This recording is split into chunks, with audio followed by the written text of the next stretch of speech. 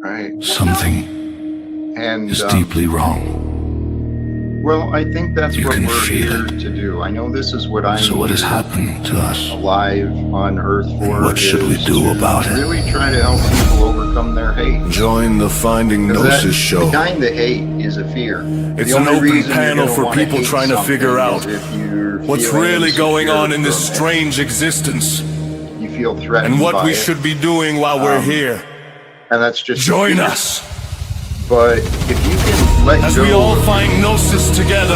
your desire, Gnosis is knowledge. We need to find that's out another what's part of going on. up. We need to find out Letting go what of the we desire should to be control doing. the outcomes. That's true, Jack. I struggle with that a lot. That's my one big. If I had to point to one character flaw, Jack, I know you guys think I'm perfect. I mean, but I'm not. But what I'm saying is that my one, I think it's letting go, Jack. Like, I can't let go of shit until it's exactly how I want it all the time. Like, I have to have the last word.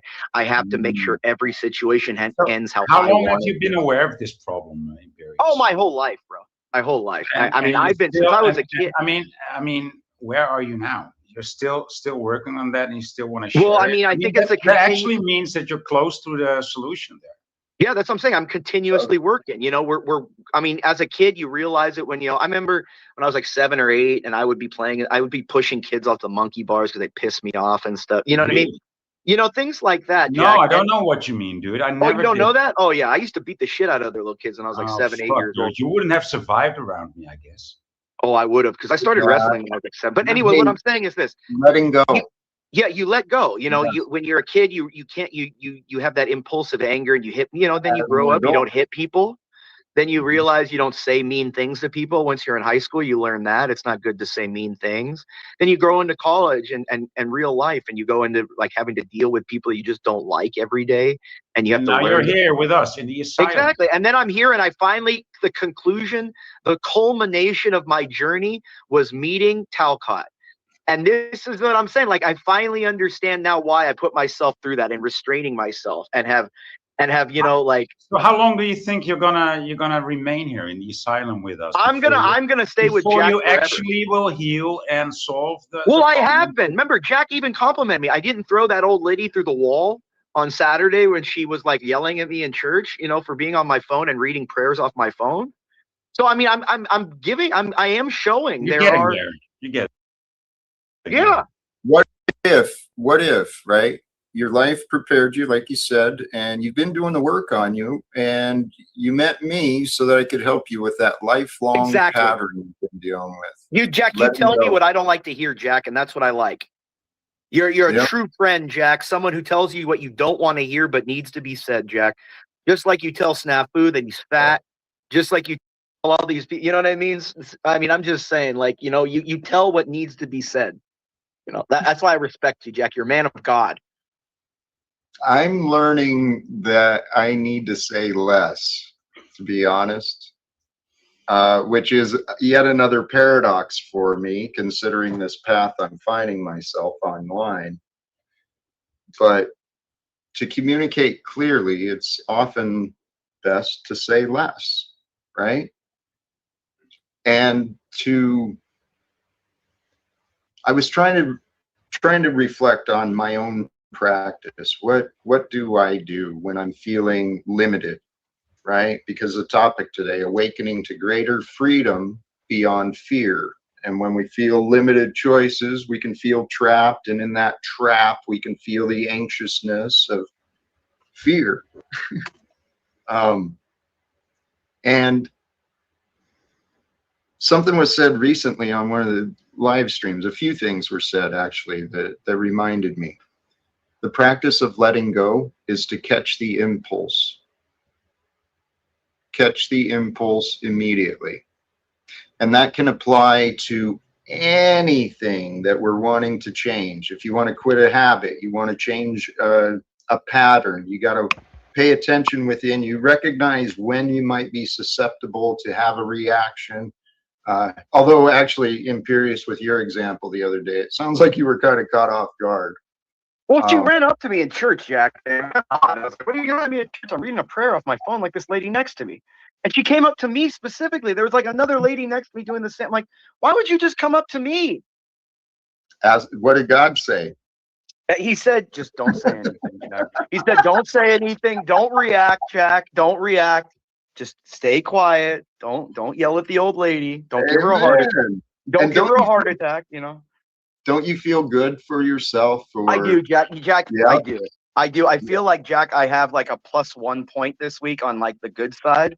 So that, you know what I mean? Like, so, you know, I'm building my character like in a video game, you know, like +1 on the good heart versus like -1 to the bad, you know, you know how you build your characters, Jack?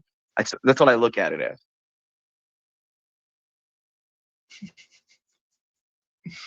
I love that. And now for the next progression, right? See if you Next can catch. progression, I'm going to give someone a hug tomorrow, Jack. I'm going to give someone a I hug. love it. That's I what I'm love going to do, Jack. I'm going to go to work tomorrow. I'm going to give someone a hug. That's what I'm going to do for you tomorrow, Jack, because you inspire me with your love, Jack. Oh, holy cows. 21 seconds a day is what I heard from the scientists, allegedly. 21 seconds a day of hugging can help improve our health. And if you don't have someone to hug, apparently you can hug a tree and get the same results. You can hug a dog too if you have a pet. Pets are good to hug, Ooh, Jack. that's Pets are great real idea. good. I love hugging my big old dog. He's like good to hug, man. He's a big snuggle dog. Hey, Jack, you ever seen that? Jack, you ever seen that music video "Every Day" by the Dave Matthews Band, where the guy is just like he just hugs everybody. Like his whole thing, he kind of gets out of bed and like people reject him, but then they start hugging, and then it goes on the news, Jack, and it's like he's hugging everyone. Everyone starts hugging each. It's a great fucking video, Jack. You should watch it, Jack. It's a great music video. Yeah, it's about Okay. hugging. All right. Thank you. Hey, regarding the practice of letting go, that is a practice, but once you have faith in yourself that you can achieve it, you no longer have to pick stuff up. You're less likely to pick up the wanting to react or wanting to control. That's what I've been learning, guys. This spiritual path, it's no joke. Here's this was another thought I hope might be helpful, right? Especially for those who might feel lost. And I felt lost many times, lost from the answer, lost from what I wanted. I felt lost. But the path I found is acceptance, right? Accept what you didn't want to accept. Accept that you are right where you are, right? Because that's another thing. When I felt lost, I felt wrong. And that wrongness is what was my big insecurity. It's fine if we're lost, you know, but you got to know where you are. So if you can accept that you are right, let go of the feelings of wrongness and the feelings that don't feel right for you, where you are. And then from there, where you are, to avoid being wrong, just reevaluate every perspective. Thank you, Jack. Well, Jack, something I've Jack, been that's like wondering, who are your greatest human influences? Oh, there have been so many DNW, so many. you know what one of my greatest influences is, Jack? Who's that? Ron Jeremy. Oh, please. I was influenced by his work when I was younger too. See, Jack, you're admitting it. Yeah. See, we were all influenced. Jack, I'm just Here, tell you what, there was many influences in my life, but truly the greatest influences were from the work and records of Jesus, Dr. Martin Luther King Jr. He was actually the first one that really inspired me. And then as far as sciences, got to give it up to Carl Jung and the work that's come out of what he started since then.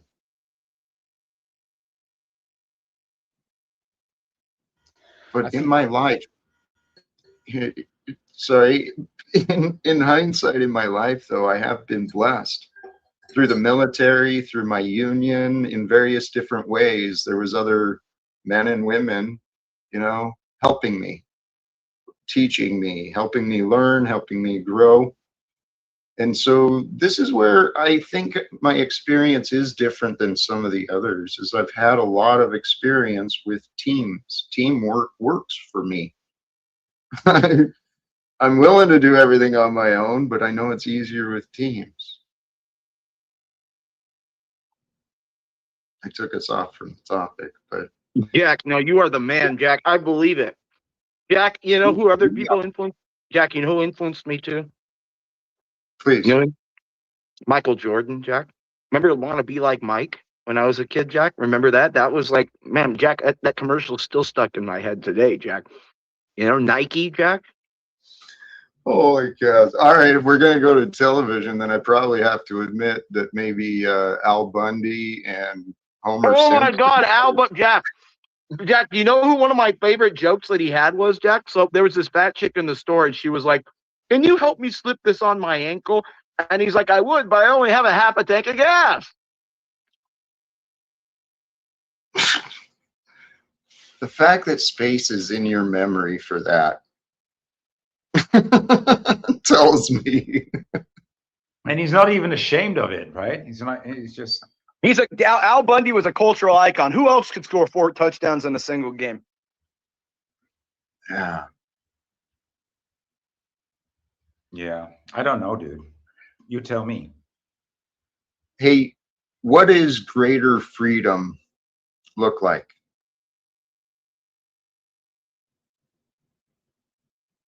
I have this idea and vision for the world where we support each other, families, communities, nations, the world. The world supports each other as people.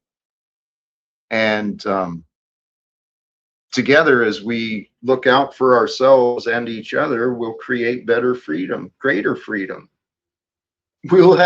We won't be as chained to the debts, right? Paying every month for utilities and, you know, making profits for some property owner or some corporate shareholder. Are you talking socialism or communism?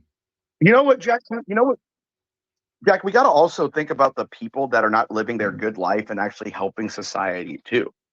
Like, Jack, Right. there's a lot of people. Right. There's a lot of fat, unhealthy people that live in the Dude, hospital. you were, the other day, that could Imperius, eat you and were eat. proud of Americans being so fed and America making so much waste. So Well, no, I was stating a no, fact. get your I was story stating a together, fact. dude. Or are you somebody Wow, different Jack, every look at this. day? Here, Why is he so angry, Jack? I'm just let him, yes, please. Let him, Jesus, let him Jack. get Look at this harsh.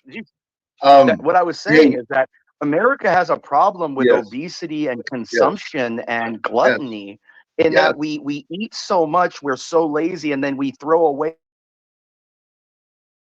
more than that. You know, there are people in the chat, you know, namely with a first name of Snaff. They eat hundreds Here, of please, pounds of food a day. Okay, I'm sorry. please I'm just saying stop. we got to worry about I know. overconsumption.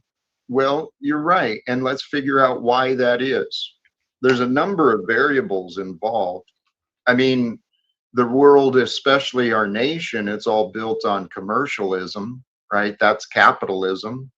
Capitalism and commercialism go together. It's all about profits. And so miseducation and misinformation has worked against us in many ways. I think I took us from your question. Well, the question was more just like it was just about like we need to start. Don't we need to start focusing on the people that don't take care of themselves because it hurts society, Jack? Yes. Like people that are, you know, people who lack a greater purpose for their life don't take care of themselves. Okay, and there's exactly, rewards. Jack. Unfortunately, we've got a society that in many ways rewards victims. So if you can become a bigger victim, you can get a bigger liability, and then you don't have to conform to society. Andy, your continuing support, generosity, thank you. You're a beautiful man as well. Jack, you kind of look like you look almost like that guy from Vikings. I'm trying to remember the actor's name, Jack, but he's a handsome Viking act, like from that show Vikings. Jack, Rollo. You're just, Jack. You're like one of those.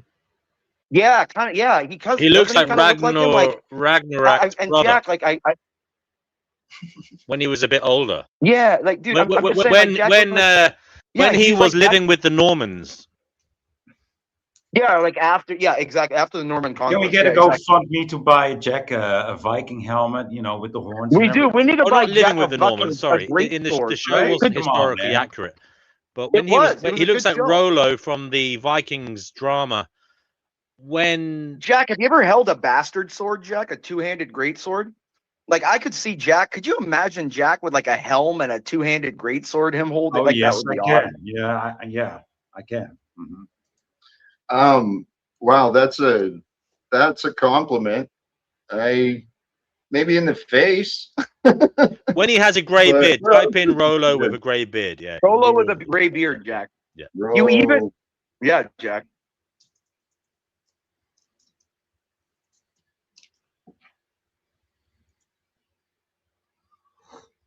Jack, and the one on the left, right there. Yeah, Jack, right there. If you took off your glasses, yeah. Look at that. Take off the glasses, Jack. Yeah. Kinda. Yeah. Yes. 100%. Yeah. See, look at that, dude. Look at that. See, it's convincing. Yeah, that's very convincing. It is. Yeah. I'm saying that's what I said. I never forget a face, man. Jack is the man, bro. Hey, that is a compliment for sure. Thank you. Jack, I'll be back though. I got to go home and rail Mariah really quick for a few minutes, and then I'll be back. All right, I'll talk to you soon, Jack. Love you, boys. Love you, panel. Snafu, you're fat as shit. I'll talk to you soon, Jack. God bless. Thank you, sir. Holy cows, man. So anyway, we were saying demons are real, Jack.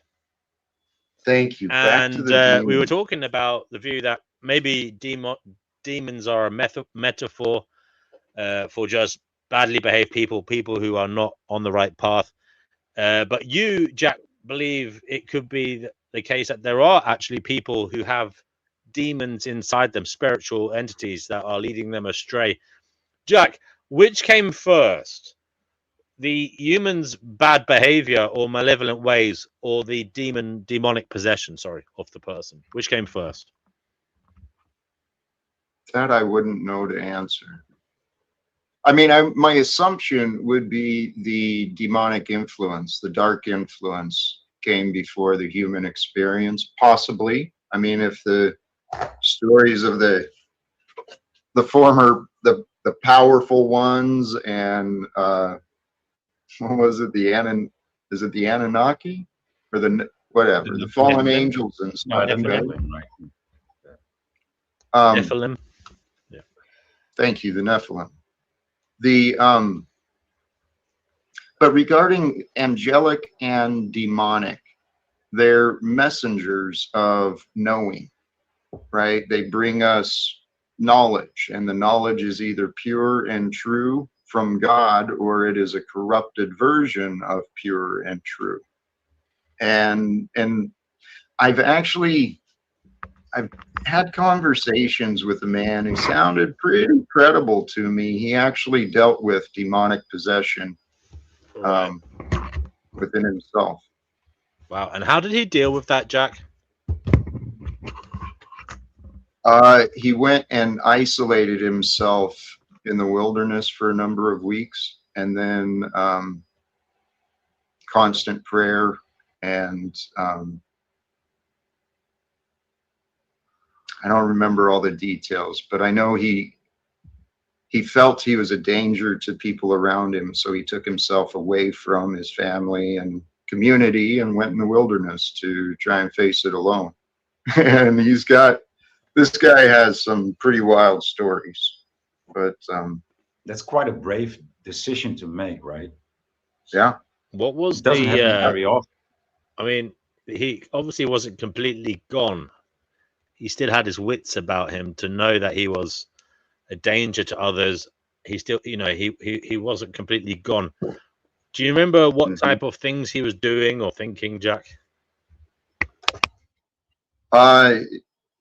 If I'm not mistaken, he and his wife and daughter were on the top of a parking garage, and he picked up his daughter to take her to the edge.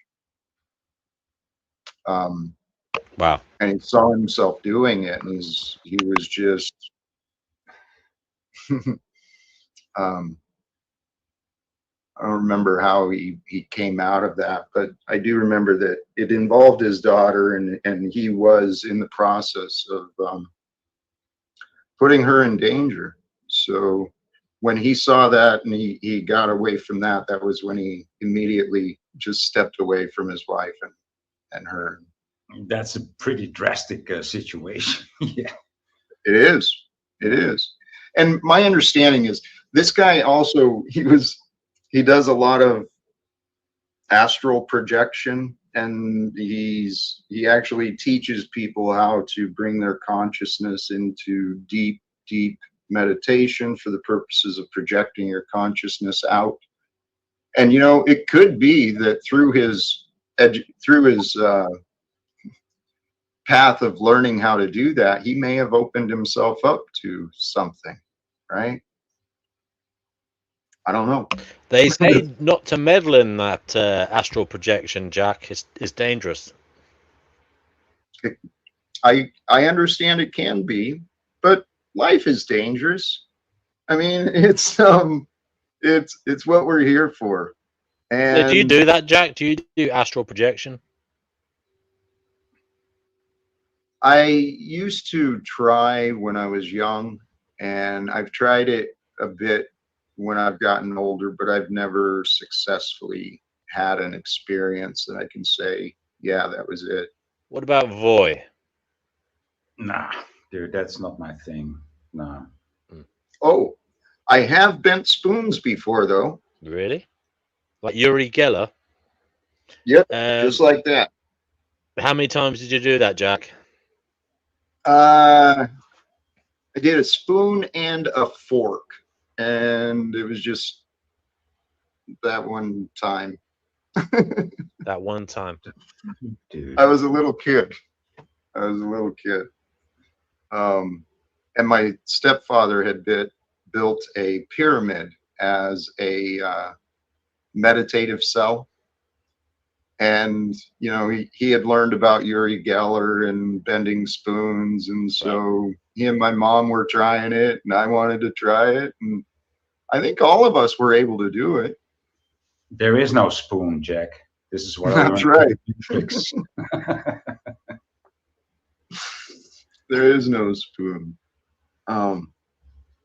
This life experience we've been given, it's easy to write off a lot of mysterious things that sound illogical, but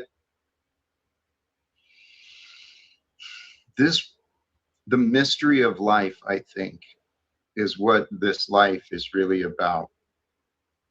And if we think we know it all, if we formed our conclusions and our opinions, and we're just fighting over and over to defend those opinions and conclusions, as I'm saying this, Snafu is in the back. So I'm kind of talking to Snafu. As we keep fighting for the old opinions and fighting each other to be right, we're missing the greater mystery of life. Because I've been spending more time. Go ahead, please. Jack, I think before you get to heaven, you know who's at the gates? Snafu Snaps. It's not Peter and Paul. It will be Snafu and Snaps. Actually, in some way, I can honestly say that I am speaking to you and him from my place in heaven here on earth, right? And I'm inviting Snafu and everyone to join me with heaven on earth. It's here and now for us. I mean, if you can accept your life is hard, can you not also find it to be worthy? because something that's hard is challenging, and challenge, you know, just develops you. And Do you actually, think that Snapper forgave himself? not yet. Yeah. This is another part of the ego mind. When we're guilty, that's where we get defensive, and to protect ourselves, we'll project all of our darkness out onto others. And I see that's what Snafu's doing. He doesn't mean to be mean. I don't believe. You know, sometimes he might, but sometimes he might, but he's not all bad. I remembered my thought, D&W. It was actually related to the question you asked in your stream. I think it was yesterday, may have been the day before. Just a simple, I don't remember, was it what is? I think you might have just said Yeah, what I is. often ask that question, Jack. I find it to be a good question to stoke the flames of the conversational fire, to bring light to us as individuals as we try to find Gnosis.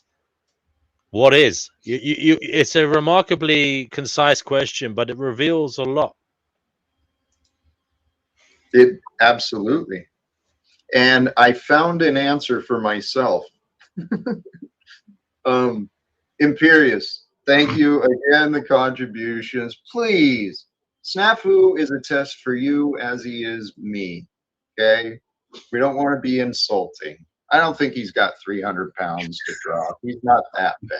Come on now. And I can use to lose a few pounds myself, so I'm not going to be fat shaming anybody. What came to me with what is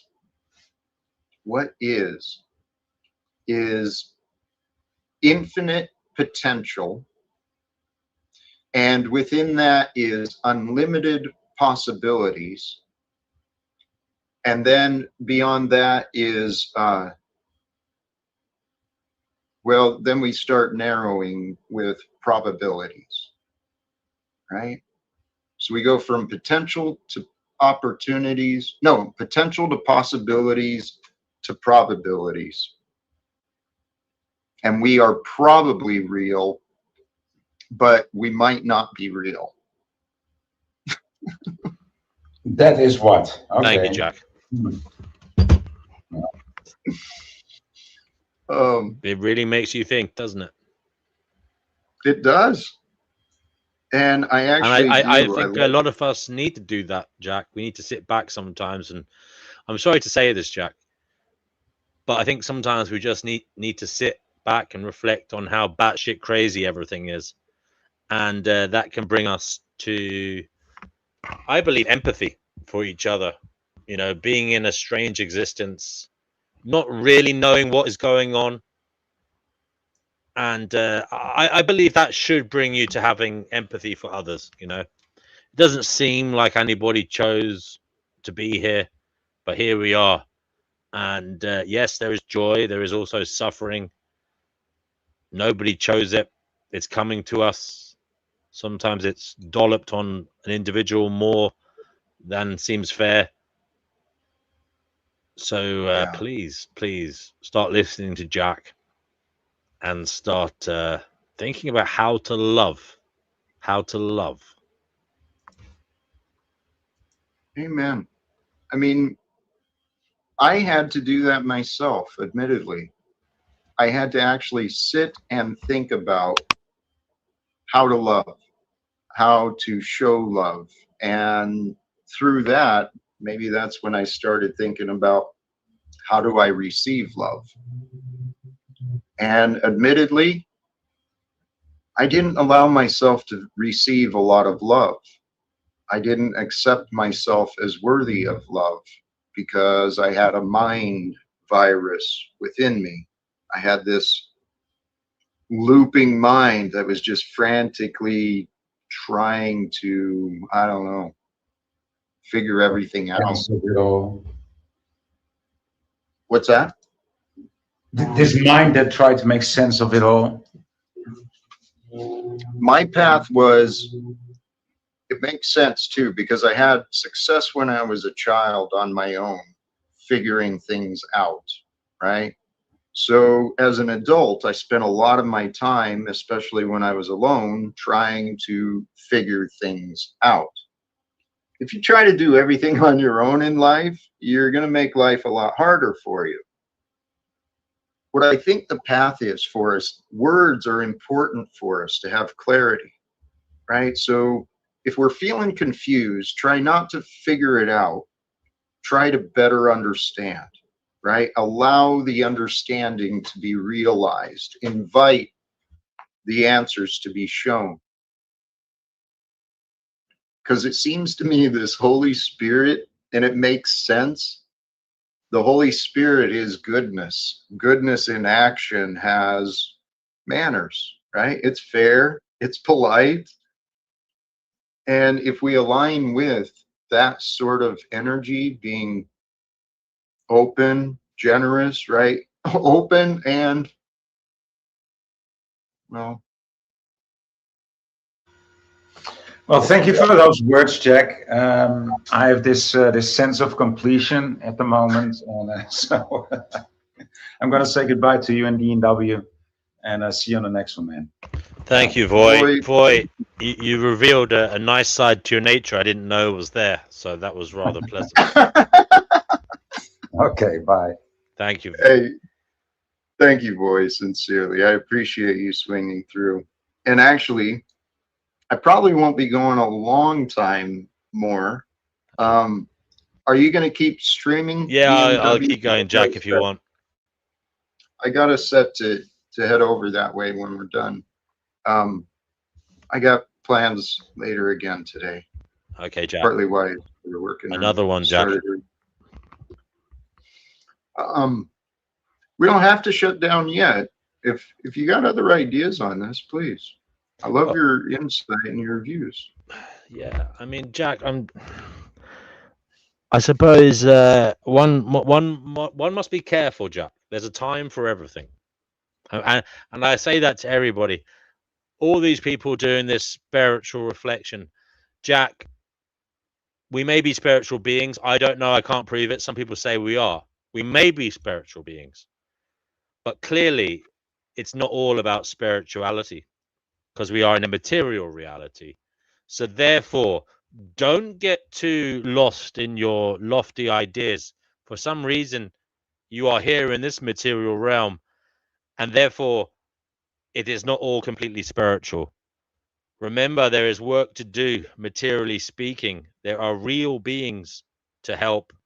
There are entities formed out of matter that are crying out for your assistance and love. It's not all about being cloistered away, escaping through astral projection into spiritual places we can't prove are real. There is very real work to do here in this material reality. And I put it to you, Jack, and I put it to everybody here. That's your job. That's your job whilst you are here, to help those who are here in materiality, to lift them up out of their suffering and to help them on their way. Absolutely. This is also that advice, right? We've got to find balance within all things, and that includes balancing the spirit and the physical being. Yeah. As I say, you can lead with a spiritual thought or an ideological thought, a philosophical thought on a movement towards better. But make sure you're practicing it. Make sure you're doing something tangible. Don't sit around pontificating by yourself in your room. You know, don't spend all your time talking to people online about it. Do something. Do something in reality to help others. Amen. Hey, let's swing back to that. Welcome first, Scott 2B. Welcome back, brother. How you doing? How you been?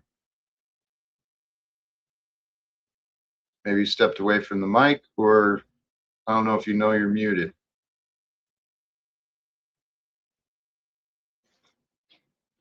Now you're not muted here, but I'm not hearing you, brother. I got you up volume wise. God bless.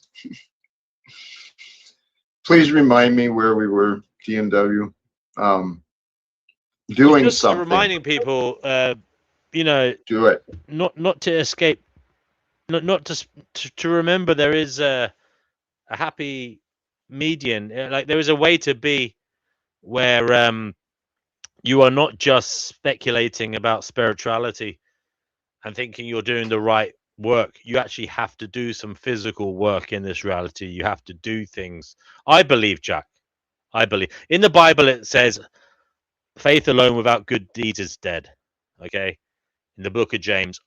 I'm not saying I'm a Christian or anything like that, but I think that's a good snippet out of the Bible to reflect upon.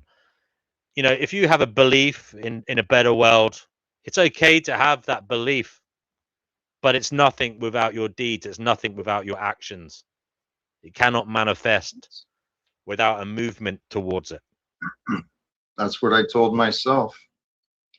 And the reality is we often feel alone, especially when we're separated from others who have like minds or similar ideas.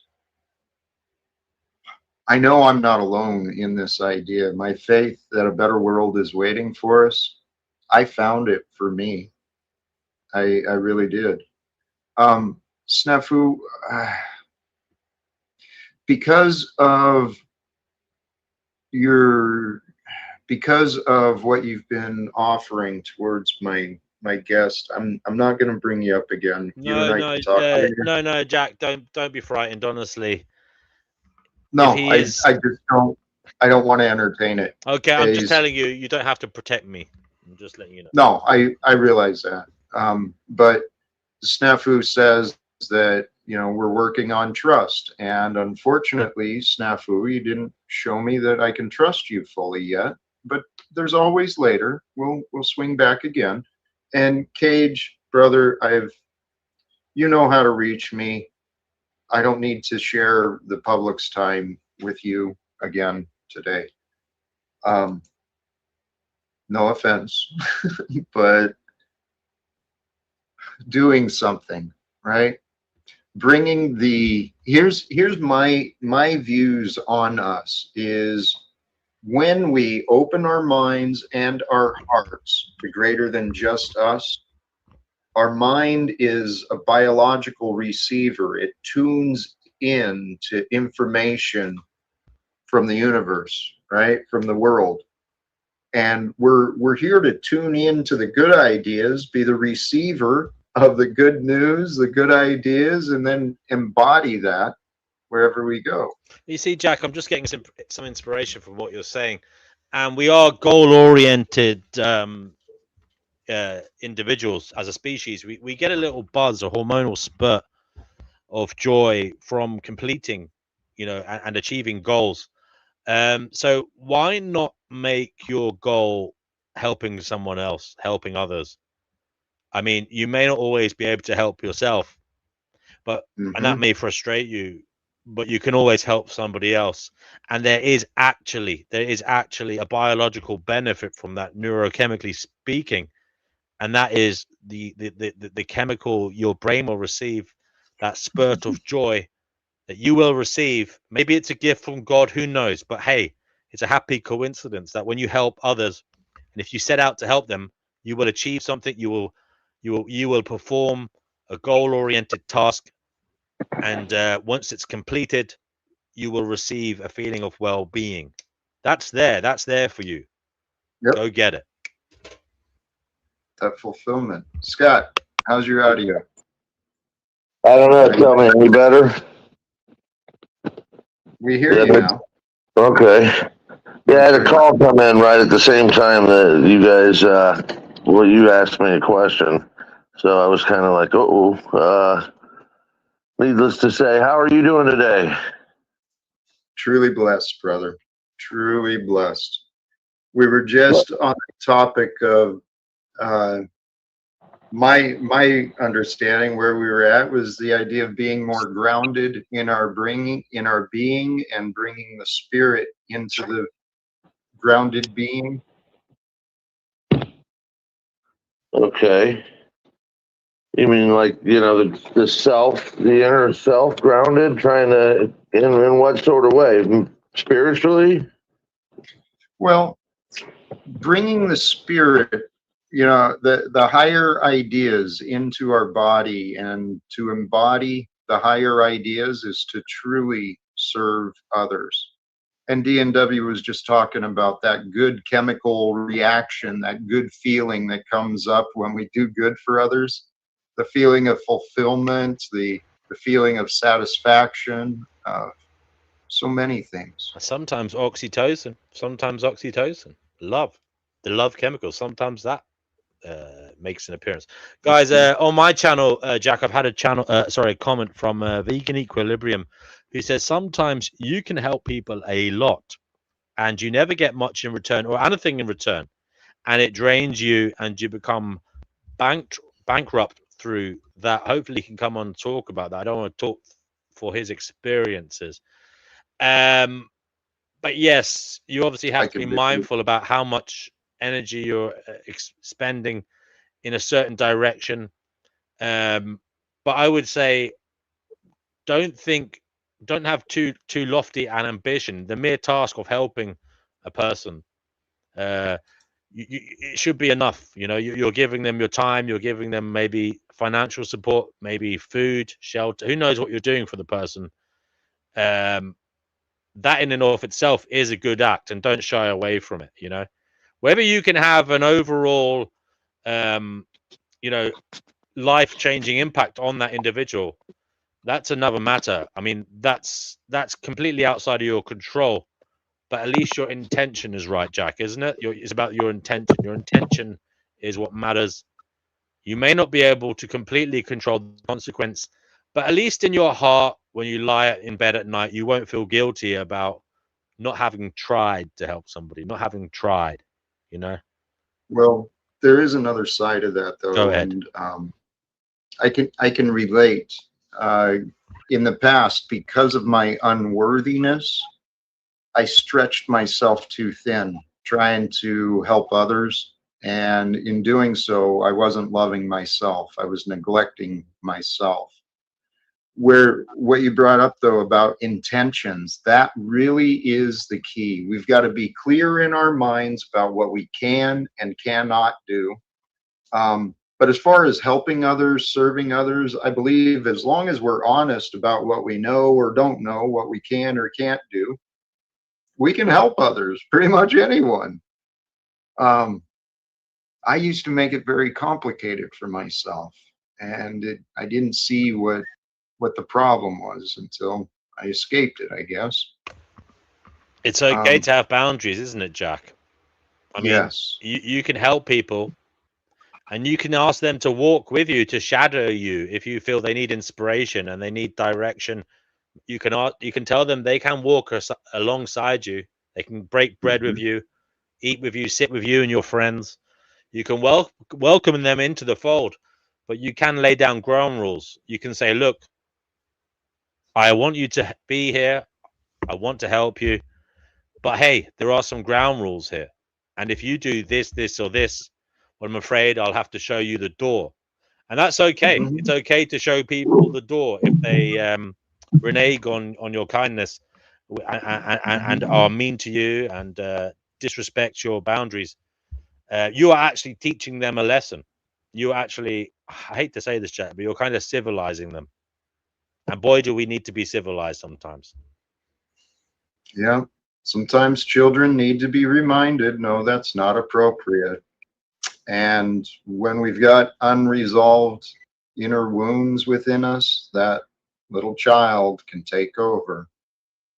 And that's literally what I see happening in the greater world. It's on display in the White House, guys. Uh-huh. It's There's so many signs of how about lack of clarity in the mind of the United States president and a clear lack of integrity in the heart of the United States president. Can I invite Les Origin to come on here? They're in my live chat, Jack, because obviously I am streaming this on my channel as well. And they are constantly, you know, deriding you and, you know, speaking badly about you. At the moment, they're saying Jack isn't a guru. I mean, look, Okay. it depends what you mean by guru, Les Origin. But as far as I'm concerned, Jack is a man doing the best that he can. And if you have an opinion about Jack that you feel needs to be heard, well, he's doing an open panel. So there's literally no reason for you to be hiding in the comments, making these poisonous remarks. Come on here, shine light on us all, and let us know what the hell you're going on about. There's Jack, you're open to. I know Jack's open to conversation. He's open to being pointed in a different direction. So, Les Origin, what are you going on about, dear? Come on here and tell us. How fascinating.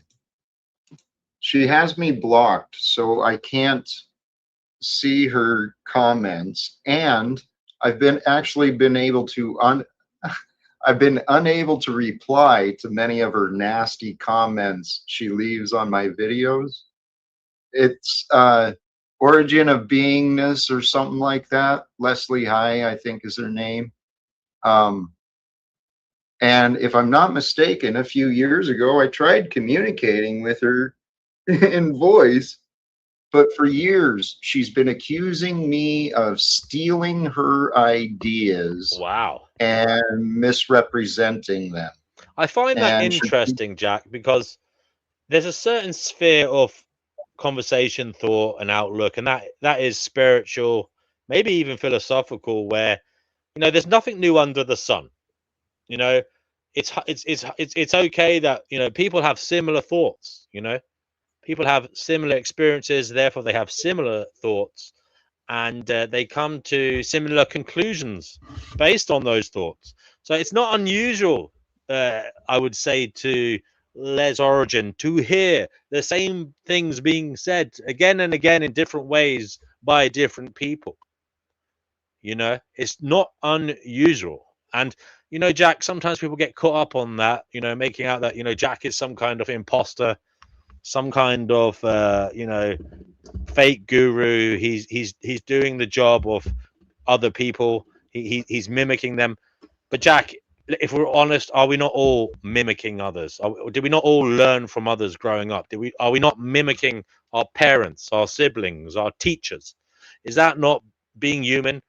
Part of us is mirroring what others do. That's how we learn. You know, we literally learn to talk doing that. You know, we learn what is acceptable behaviorally in society by watching and observing others. Of course, Jack has been influenced by others. Of course he has, and maybe he can't name them all. But Jack is reconfiguring everything he has ever heard and experienced in his own way. In his own way. So don't tell me Jack isn't authentic. Jack is being himself. Jack is communicating what he has learned. And of course, it's going to have similar effects to stuff that we've heard from other people. Of course, it's going to be similar in its outcome, in the wording. But that's okay. He's not an alien. Jack is not from a different planet. He is human, living on planet Earth. He has been subjected to the same reality that we all have. Objectively speaking, he's under the same umbrella. And obviously, therefore, part of the communication process is to take out these commonalities that we all experience as human beings and convey them in some kind of coherent message, which is what Jack is trying to do. I am. And I would ask you, Les Origin, to come on here and tell us what the hell are you going on about? Because please we do not need this kind of discordant moaning, cribbing and moaning in the chat. If we truly want to move forwards, we have to get over that. How about this? Especially from someone who hides the comments from me, right? She wants to accuse and hide at the same time. Well, That's Jack, look, just let's not juvenile. beat Les Origin up. I mean, she may have her reasons, and but we don't want to. We're offering peace here, aren't we?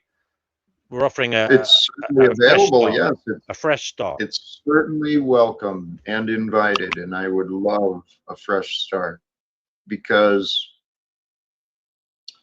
well, you know what? She's going to do what she's going to do. The space is available. I'm happy to offer my reasoning, my explanations, if she's willing to understand. But, and I'm willing to try and understand her. But she's been another snafu, dude. It's like unreasonable, bitterness, and vindictive and hateful. And it's like, what is going on? I didn't do that. I don't know. Hey, Jack, don't get worked up. Don't get worked up. As usual, stay no, I'm cool not. as a cucumber, Oh, and absolutely. let it go. Let it go. Yeah. If those cats don't want to know, then forget them, as Phil Lynott would say. And hey, objective ethics, blessings, and thank you for you sincerely. Imitation is the highest form of flattery. Amen. If people believe in what they are saying, then they should be grateful to have others repeat it. That's, I Exactly. love That that. is a That's how I, fantastic point. We should being imitated is a fantastic sign of respect. You know, hopefully respect for the right reasons, Jack. Hopefully respect for the right reasons, because we know there's a duality going on here. Sometimes people mimic people for the wrong reasons. We know that. But look, Jack, your message is love. Look, Jack isn't coming here saying he's a saint, guys. This is what I keep getting from people. Oh, Jack's a false prophet. Jack isn't the man. Jack, don't listen to Jack. Look, who amongst us has not sinned? For fuck's sake, as right. Jesus said, cast the first stone. None of us are coming here with completely clean hands, and this is the problem, Jack. We know. You know, you perhaps have said and done things you're not proud of in the past. You've admitted it. You know, you spent your days wasted in a tavern somewhere, you know, lurched over the bar, you know, drinking JD and Coke or whatever it is you used to drink, chasing tail, chasing skirt, you know. We know you did all that. But isn't it a better outcome, guys, that he turned around? He turned around, he turned his life around, he poured that bottle of JD down the sink. You know, isn't it better that he's no longer doing that and he's actively trying to help others? Isn't that a better outcome? Isn't that a better outcome? But Russ, you're going to have to click on the link in the live chat if you want to come on. Russ has clicked on the link, but he's on my stream. This is Jack's stream, Russ. So you're going to have to click on the link in the live chat, brother. It's pinned in the live Actually, chat. this might not be a bad time for us to transition over that way. Okay. Jack, 1 second. Just as you say that, my headset stopped working, so I cannot hear a word you're saying now. Smile if you can hear me. Yeah, I know you can hear me. I cannot hear you. But what I will do is I'm going to put my other headset on and we'll go over. If you want to end, you can end, and we'll go to mine if you want. Okay.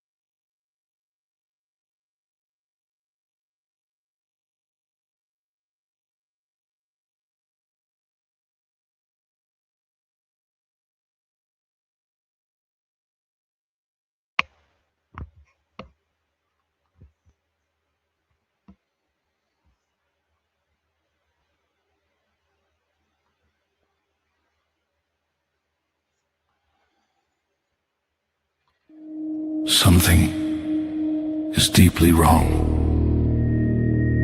You can feel it. So what has happened to us? And what should we do about it? Join the Finding Gnosis show. It's an open panel for people trying to figure out what's really going on in this strange existence and what we should be doing while we're here. Join us as we all find Gnosis together. Gnosis is knowledge. We need to find out what's going on. We need to find out what we should be doing. Chat soon on the Finding Gnosis show.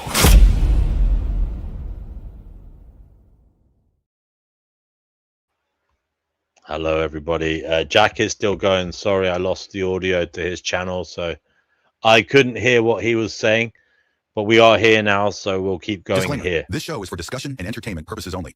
The Finding Gnosis show is a platform for open discussion, exploration, and opinion sharing. The views expressed by hosts, guests, and participants are personal opinions and do not constitute professional, medical, legal, or financial advice. All topics discussed are only intended to spark curiosity, entertain, and encourage independent thought. If any subject interests you, we strongly advise conducting your own thorough research using reliable and professional sources. Critical thinking and due diligence is key. Stay curious, stay informed, be well, be lucky, and don't be an arsehole.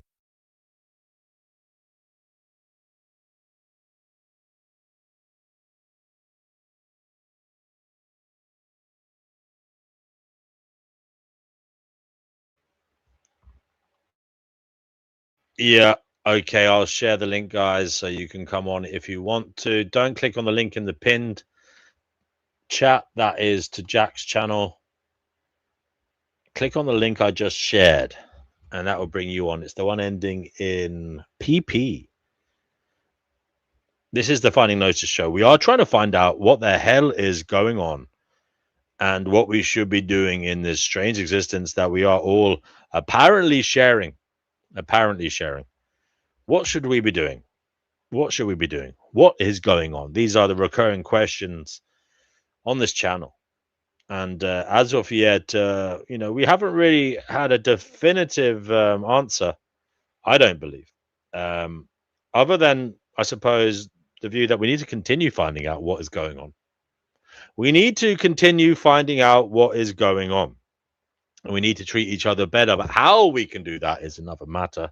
How we can do that is up for conversation. And indeed, hopefully, it will be spoken about now shortly on this channel. Hello to USA and hello to Retro. Hello to all you all. Hello to Maverick. Good to see you. And Yuzu and all of you. Les Origin, Vegan Equilibrium, Nibbles. Hello, hello, hello. You are on the Finding Gnosis show. Hello to Late Show, who says Jack is too dense to know when he's being trolled. How could he lead anyone into salvation? I assure you, Jack knows when he is being trolled. I assure you, he knows. He also calls Jack a charlatan. Some harsh words being said about dear Jack Talcott. For whatever reason, he brings out the best and the worst in people. He's that Marmite character. You either love him or hate him. SS says he's an actor. Jack Talcott is an actor. Who is employing him? Who is employing him? Hello to Retro. Guys, the link is in the chat. Do come on. We will get the party started. And yeah, as usual, it is a show for the people where the people control it. The conversation is yours to control, yours to maneuver here and there. We meander here and there based on what you want to talk about. So until you click on the link, there won't be much to be said. But once you click on the link, I'm sure we will never stop talking until we all get wrecked tired and cannot be here any longer. Jack Talcott and their viewers just joined. Nice to see you all. Hello to all you all who have just joined. USA Objective Ethics. Good to see you here, brother. The link is in the chat. GT. Andy, great to see you, brother. Hopefully you can come on and share some of your amazing knowledge. That would be greatly appreciated. Voy, my favorite Dutchman. You know, that's not saying much because I don't like Dutch people. So just because he's my favorite Dutchman doesn't mean I necessarily like him. I'm only joking. I don't mind Dutch people. I don't mind Dutch people at all. Voy, would you like to come on here? Do feel free. You are welcome. We already have a visitor to the Finding Gnosis show, and it is one of our regulars, Russ. You're on the Finding Gnosis show. How's it going, D&W? It's going swimmingly well, all things considered. What about you? Yeah, you know, just another day in existence. Ran my fucking 10K today. I'm feeling a little bit more energized, even though it is nice. Did you do that? Where did you do that? Oh, I don't mean literally where. Did you do it on top of the grass or on the pavement or? No. I found this new joint.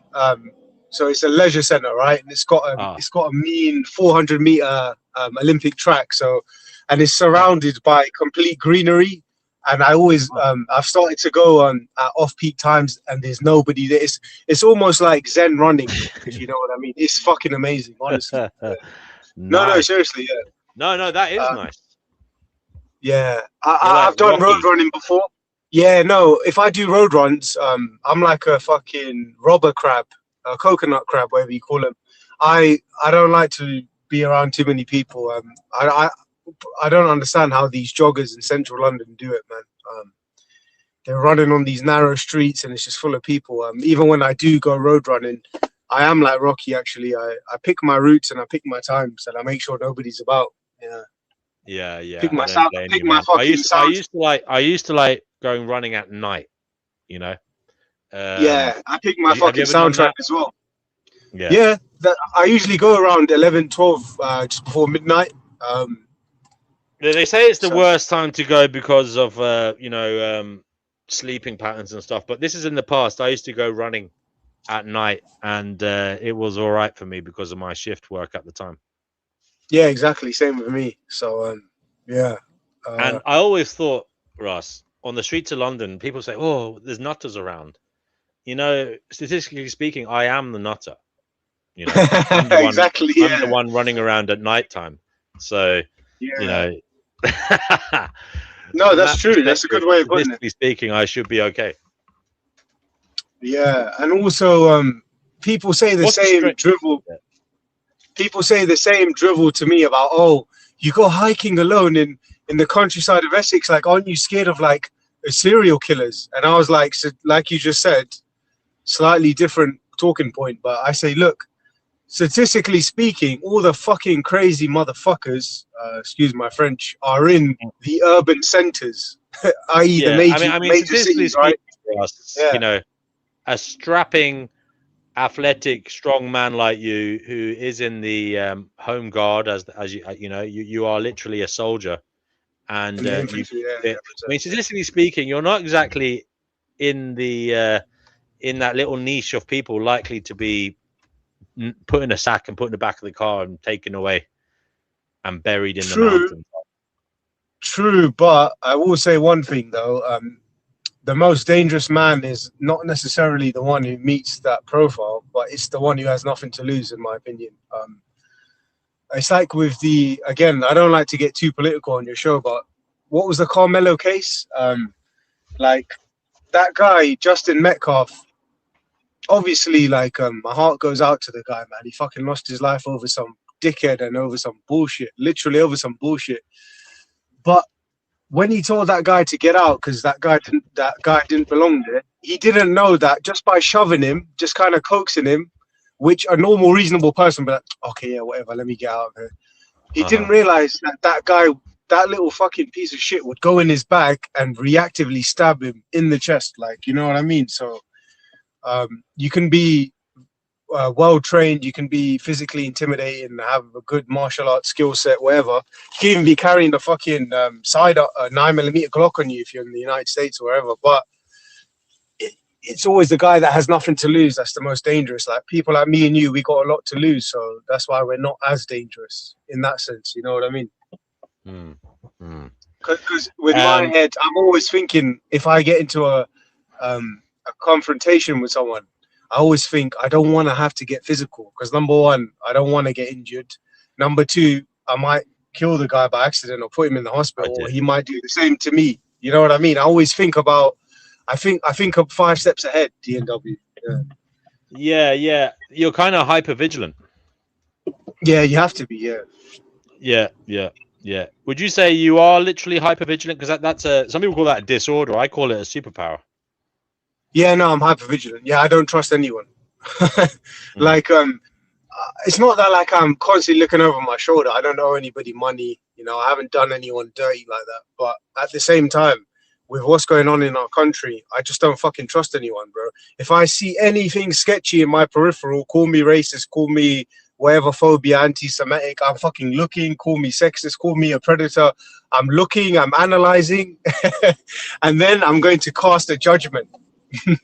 Is this safe? Is this not safe? And then I'm going to get on my way. That's what I'm going to do. Because, yeah, you can't trust anyone these days. Yeah. Ross, where do you think we're headed then in the next 5 years?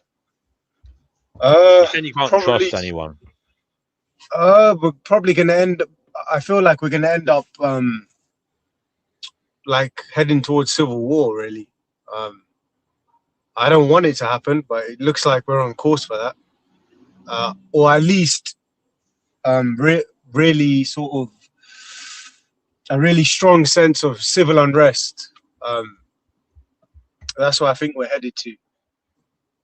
If we carry on this current trajectory, then that's where we're headed to, in my opinion. Interesting. So, guys in the chat, if you want to come on, please do click on the link. Crew, what are you going on about? Crew, come on and tell us. Voy, do come on and grace us with your presence. Oe, Fatima, you are welcome on here. Dafreak, are you Honorable Battle Vomit, the strangest name ever in the live chat? You are welcome to come on here, although you've been a regular here for a long time and have never once come on here for some reason. I don't know why, but you are a regular, so it's good to have you here. Any wisdom for us garnered from your experiences at the weekend there, Russ? No, to be honest, man, I live a quite a mundane lifestyle. It's kind of like rinse and repeat, really. I haven't really embarked on an adventure, so to speak. It's just kind of like the mundane routines, DW, you know, like go shopping, do this, do that, you know, like everyday civilian life, you know, everyday normal. Okay, so nothing new. Same old shit, different day. Andrew, welcome back, brother. Great to have you with us here on the Finding Gnosis show. You gave an amazing impression last time. That was your first time here. A very knowledgeable individual. Andrew, what do you have to say? I'm going to throw you in the deep end here. What do you have to say to Ross here, who believes we're in for a possible civil war here in the UK in the next 5 years? And you can relate this to the situation globally. I mean, there's a lot of talk of civil war, civil unrest, a breaking down of industrial civilization, a breaking down of the political way of being that has been the case for a few generations. Things are changing, Andrew. Are they? Do you think it's looking as bad as the likes of Russ sees it as? Yeah, it is that bad. Or I mean, at least the public views it as that bad. I kind of feel like it's a little suspicious that there are so many completely unrelated immigration crises all around the world happening like in the same year or two. It kind of seems like maybe there's some sort of private initiative to push propaganda to cause that sort of thing just because of how common it is with. And like I said, these are, cultures that are thousands of miles apart and completely unrelated to to one another, and they're spawning immigration crises. Do you think perhaps? Okay, so you're saying you think it's orchestrated. Do you not think it's also perhaps because it's cheaper than ever to travel? I mean, it was quite difficult to travel in the past. Now we live in a globalized, village, and it is easier for the average Joe to travel, afar, and cheaper to do so than ever, perhaps. That's a good point, actually. I don't know if that's necessarily the cause, but it's certainly a factor.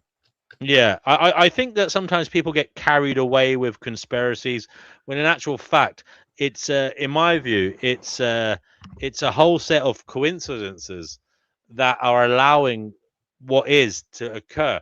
And now Andrew, we've had decades of the Americanization of the world, Hollywood, the music industry, technology, politicians, the American media and culture has gone all around the planet. You can't get away from McDonald's. Now, is that not also a reason for the mass immigration to places like America and the West? Because the West has been projecting itself all over the place as the cool place to be, the civilized place, the place where it's at. And so, of course, like moths to a flame, people are going to go there, try to get there, because they think that there is this thing called the American dream, and things will be better when you go to America. I mean, look, is it not America's fault in some ways for projecting this image? Wow, is this your explanation? Is this really your explanation for the whole crisis? Really?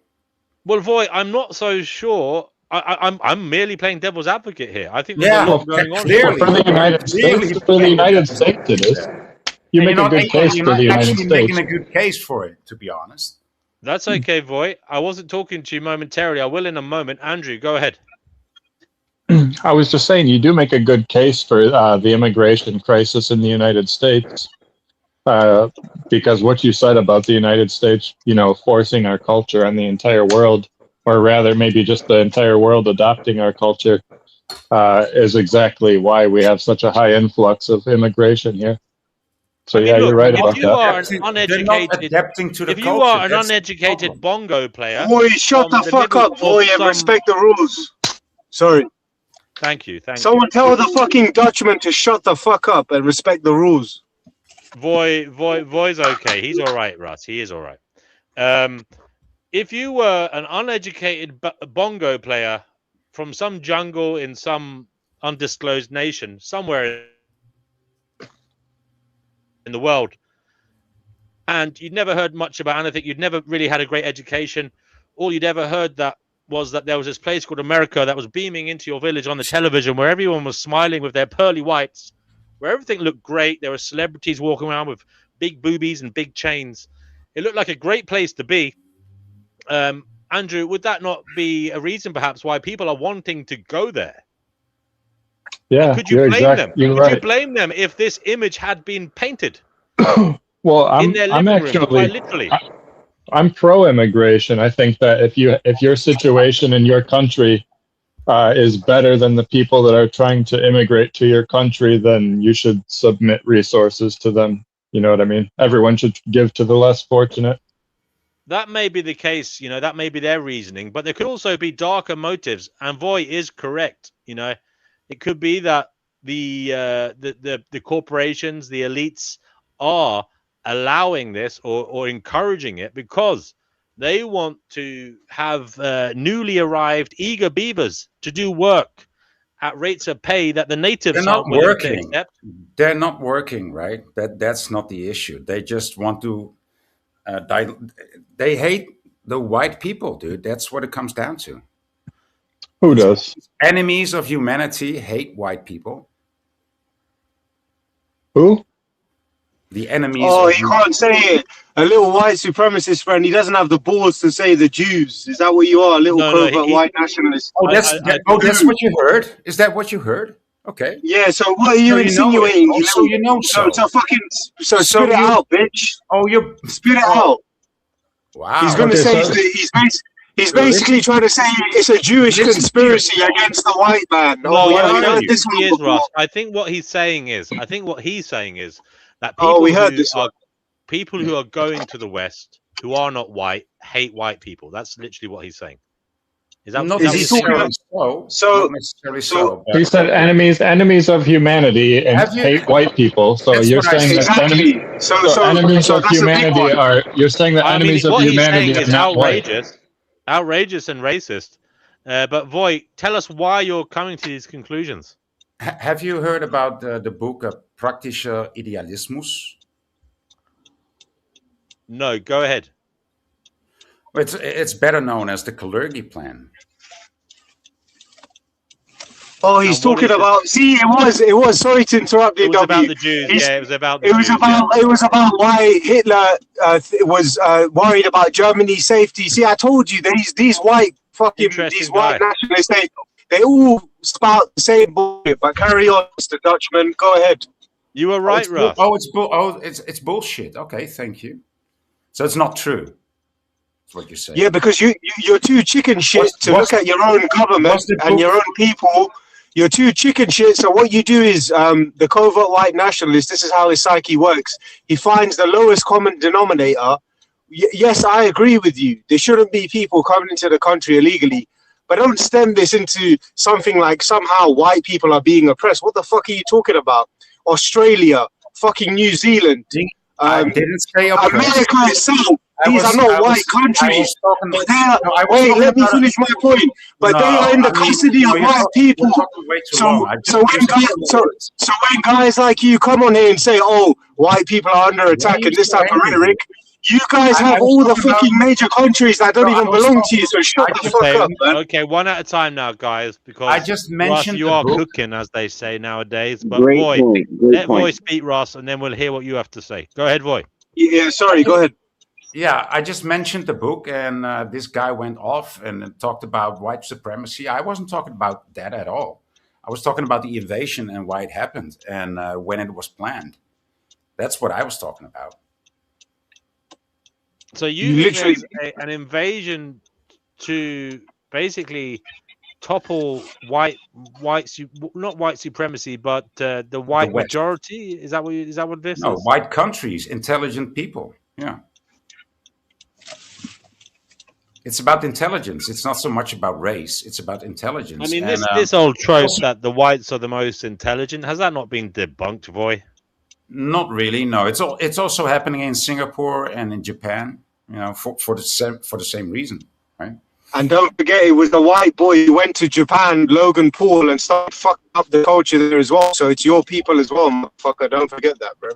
You see what I'm saying is these guys always spin I'm not narratives. even addressing that. You're taking this on like almost personally and racially. I can find. No, I am, because people like me who are ethnic minorities but still serve the country. Whenever you, this is the thing about, there's a certain archetype of the white community. Yeah? Whenever things don't work out well, you okay. So it's not you because you're a Dutchman, but they did it to the Native Americans when they found gold in the Black Hills. They fucked them over. This is what some of you guys like to do. At the end of the day, Boy, are you a white man? Apparently, I triggered you.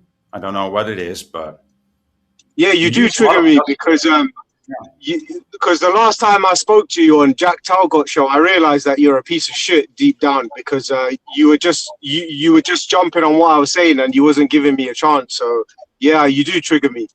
But also, another thing is D&W was talking earlier and you started butting in, so that triggers me as well when people don't respect the rules. Yeah. But look, there is a serious point here. Put all the racism aside, and that is, I believe there are elites, there are corporations taking advantage of the current state of affairs where there is mass immigration, where there are brain drains occurring in poorer countries because the people with the money and the ability to afford an education, etc., are leaving and going to other countries for that education. They're going to other countries for job prospects. And what's happening is the population is left suffering from not having the people there who could serve it in politics, in industry. And this is perhaps detrimental to their development. And what you end up getting is a country depending continuously on the West, depending on the corporations, and also, you know, unfortunately for them, people who are not in a position to defend themselves from the bad aims of said corporations or elites, because they're not in a position to bargain or have strong diplomatic relations with them, because unfortunately their intelligent people are There's working definitely an agenda for the to other side. immigration. Sorry, Retro? There's definitely an agenda to immigration, but I think the agenda is different than what people think. So Saddam Hussein actually had his country kind of under control when the neighborhoods were fully integrated with the Sunni and the Shia. It was only after that the U.S. went in and the people separated again that it get bad. So if people actually live in diverse cultural, you know, climates, they actually get along. It just takes a while for the climate to become diversified enough where it's not extremism. I'm the designated racist today. Thank you. He also says Who called you a racist? Nobody called you a racist, bro. Crew. It says Unless you're so. calling yourself a racist. It was on screen, dude. Oh, sorry, my bad. I didn't see that. Okay. You're excused. That's okay. We all make mistakes. Okay. We are in difficult times for sure. So, Roy, you're saying to me that this immigration, I mean, is it not the case? I don't know what it's like where you are, but there are people coming to London, for example, doing jobs that some Londoners don't want to do. Also, maybe willing to work for less than the average Londoner. Okay. And that to me is benefiting the corporations and the elites because they're paying less. And they're getting people who are very eager, very motivated. Because, again, I believe this is part of the whole Americanization of the world. This dream of the American dream has been pumped out there, that you can get what you want if you work hard enough. And these people are going out there as eager beavers, working hard, and they're not getting the same pay as they're willing to work for less than the natives, and therefore the natives are suffering as a result because they've got these people who are willing to do the work for less, and it puts the natives at a disadvantage financially. So what's your but point also it doesn't actually benefit the people working hard, these newcomers, because they're kind of just getting used and abused, in my view. Like, do they really work so often? I mean, usually they just. I think so. No, I don't think so. I think if you live in London, you'll see the nurses, the carers, the people working in retail. That's an argument that you could make in the 90s, maybe. The Uber drivers all over London. The Uber drivers, they're all foreign, and they're working for peanuts compared to what the black cab drivers used to get. Am I right, Russ? Yeah, I mean, do you know what it is? Yeah, I know I might get triggered on these topics, but it's like it's just the blatant hypocrisy. And again, I don't like to group people together, unlike these guys and their ideology, where it's like, oh, white people are being fucking annihilated across. It's like, look at America, for fuck's sake. English pilgrims who couldn't practice Protestantism fled England and literally went to somebody else's country. And now those Native Americans, the Cherokee, the fucking Apache, the Comanche, the Mohawks, the Micmacs, they no longer really exist. And like, these guys have the nerve to say replacement theory. Motherfucker, even you, Mr. Dutchman, not you, but your people, because this is how the white nationalists like to talk. They like to group people together. So let's use their rhetoric for 1 second on themselves. The Dutchman and the Boers still live in South Africa today. So if you're really about this whole ethno-nationalism, remigration, why don't you guys all come back to Europe and I'll go back to my ethnic homeland? Because I got money. It's not a problem for me. That sounds great. So are you going to take back all the Boers? I'll pay for your return even. No, you don't need to pay for my return. I'm a sovereign man. I got my own wealth. I got my own thing. What I want to see is, because remember, America, I'm talking about 100 million American people with English heritage coming into England right now when the economy's down, and it's gonna be so hilarious to watch you all kill each other when there's no more when there's no more others to pick on, you're just gonna start killing each other, bro. Because that's what you guys do best, like you fucking did in World War I and World War II. Where was the fucking this whole plan? Wait, let me finish. Let me finish because I gave you your time. This whole, so this whole pan Europa is Ross. I'm not sure I like your argument here. You're saying white people will end up killing each other, and that's what they do best. Is that what you're saying? No, I'm saying his ilk. I'm saying his ilk who believe in this whole pan-European or Europe for whites only. Like, okay, let's recreate those conditions, yeah, and you'll see for yourself that you guys will just end up killing each other, bro. Because there'll be nobody else to other apart from yourselves. That's what I'm saying, DNW. Wow. Yeah. Because okay. That's not really. During World War II. I was trying to. Thank you so much. So what happened in World War One? You guys all fucking, all of you white Europeans, apart from the Arabs and the Ottomans, were killing each other. What the fuck were you doing then? DNW, this is no fun. I mean, doesn't that happen everywhere? Weren't there blacks killing each other in Africa? I mean, this is just what goes on. No, they never do that. People get into war with those who yes, they do. But DNW, right? You've heard me call out South Africa for their ethno-nationalism, but who do you think they get it from? They're copying these guys. Oh, millions must go, total remigration. And now these blacks out. Can you give me a minute to react? Yeah, go ahead. So the Dutch, it's not a very Dutch tradition to go out and conquer. We are traders, we are inventors, we are creators, right? The British. Now they were conquerors, right? And the French, they killed a lot of people to get where they are. So maybe you should get your history straight. So the Boers are not Dutch. They're from your ethnicity. South Africa is Dutch.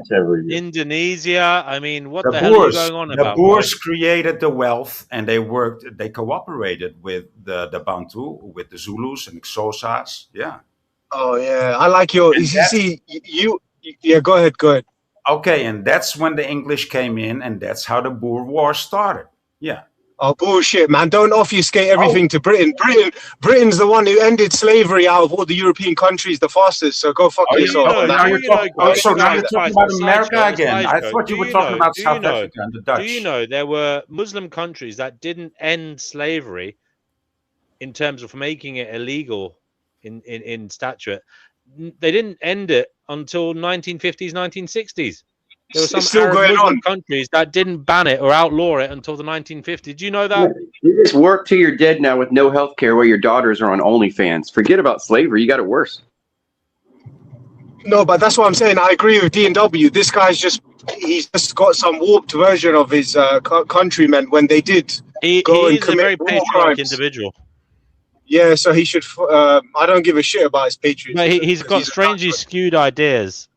Roy, yeah, he does. Roy, can you not just accept we are just one species trying to get by, and race is a construct? It's just an arbitrary marking of an individual. There are other ways of looking at it. Why are you getting so obsessed with race? Who is obsessed with race? You are. Oh. Because I'm called a racist? Well, you seem to talk about us as if we're separate because of our skin color. I never even mentioned it. You said white people are more intelligent than other. That's quite a racist thing to say, is it not? I did not even say that. Ross didn't say that. Love knows no color, so it's just all love. Love is the answer. I don't mind, dude. I don't mind. I'm not anti-white. I'm not with the woke crowd either. But these white neo-Nazi guys, they're just like the same as jihadists. If they had their way, they would commit. Well, they have in the past.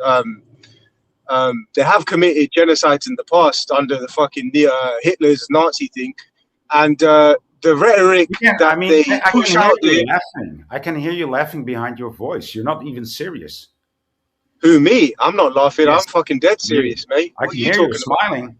I can hear you smiling. I want to hear what you can hear me smiling. Yeah. Andrew, can you make any sense of anything being said in this conversation? Because it's getting increasingly difficult. Andrew, what do you think is going on here? What is Void trying to protect? And what is Ross attacking? Just what is going on, Andrew? I don't know. What one thing that I found striking was something that Voice said. He began this conversation by saying that the enemies of humanity hate white people. Exactly. So, Thank you. So right off the bat, we've established that whoever these enemies of humanity are not white. So who are you talking about? He's talking about the Jews because, look, if you do basic deduction, he mentioned the clergy plan.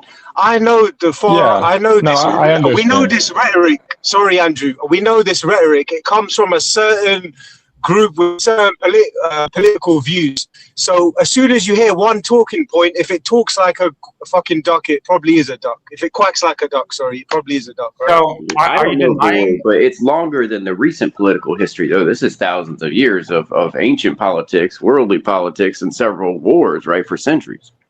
Yeah, and are you denying the clergy plan? And like, that's not a thing? That's not happening? I don't know Can what you it present is. your evidence?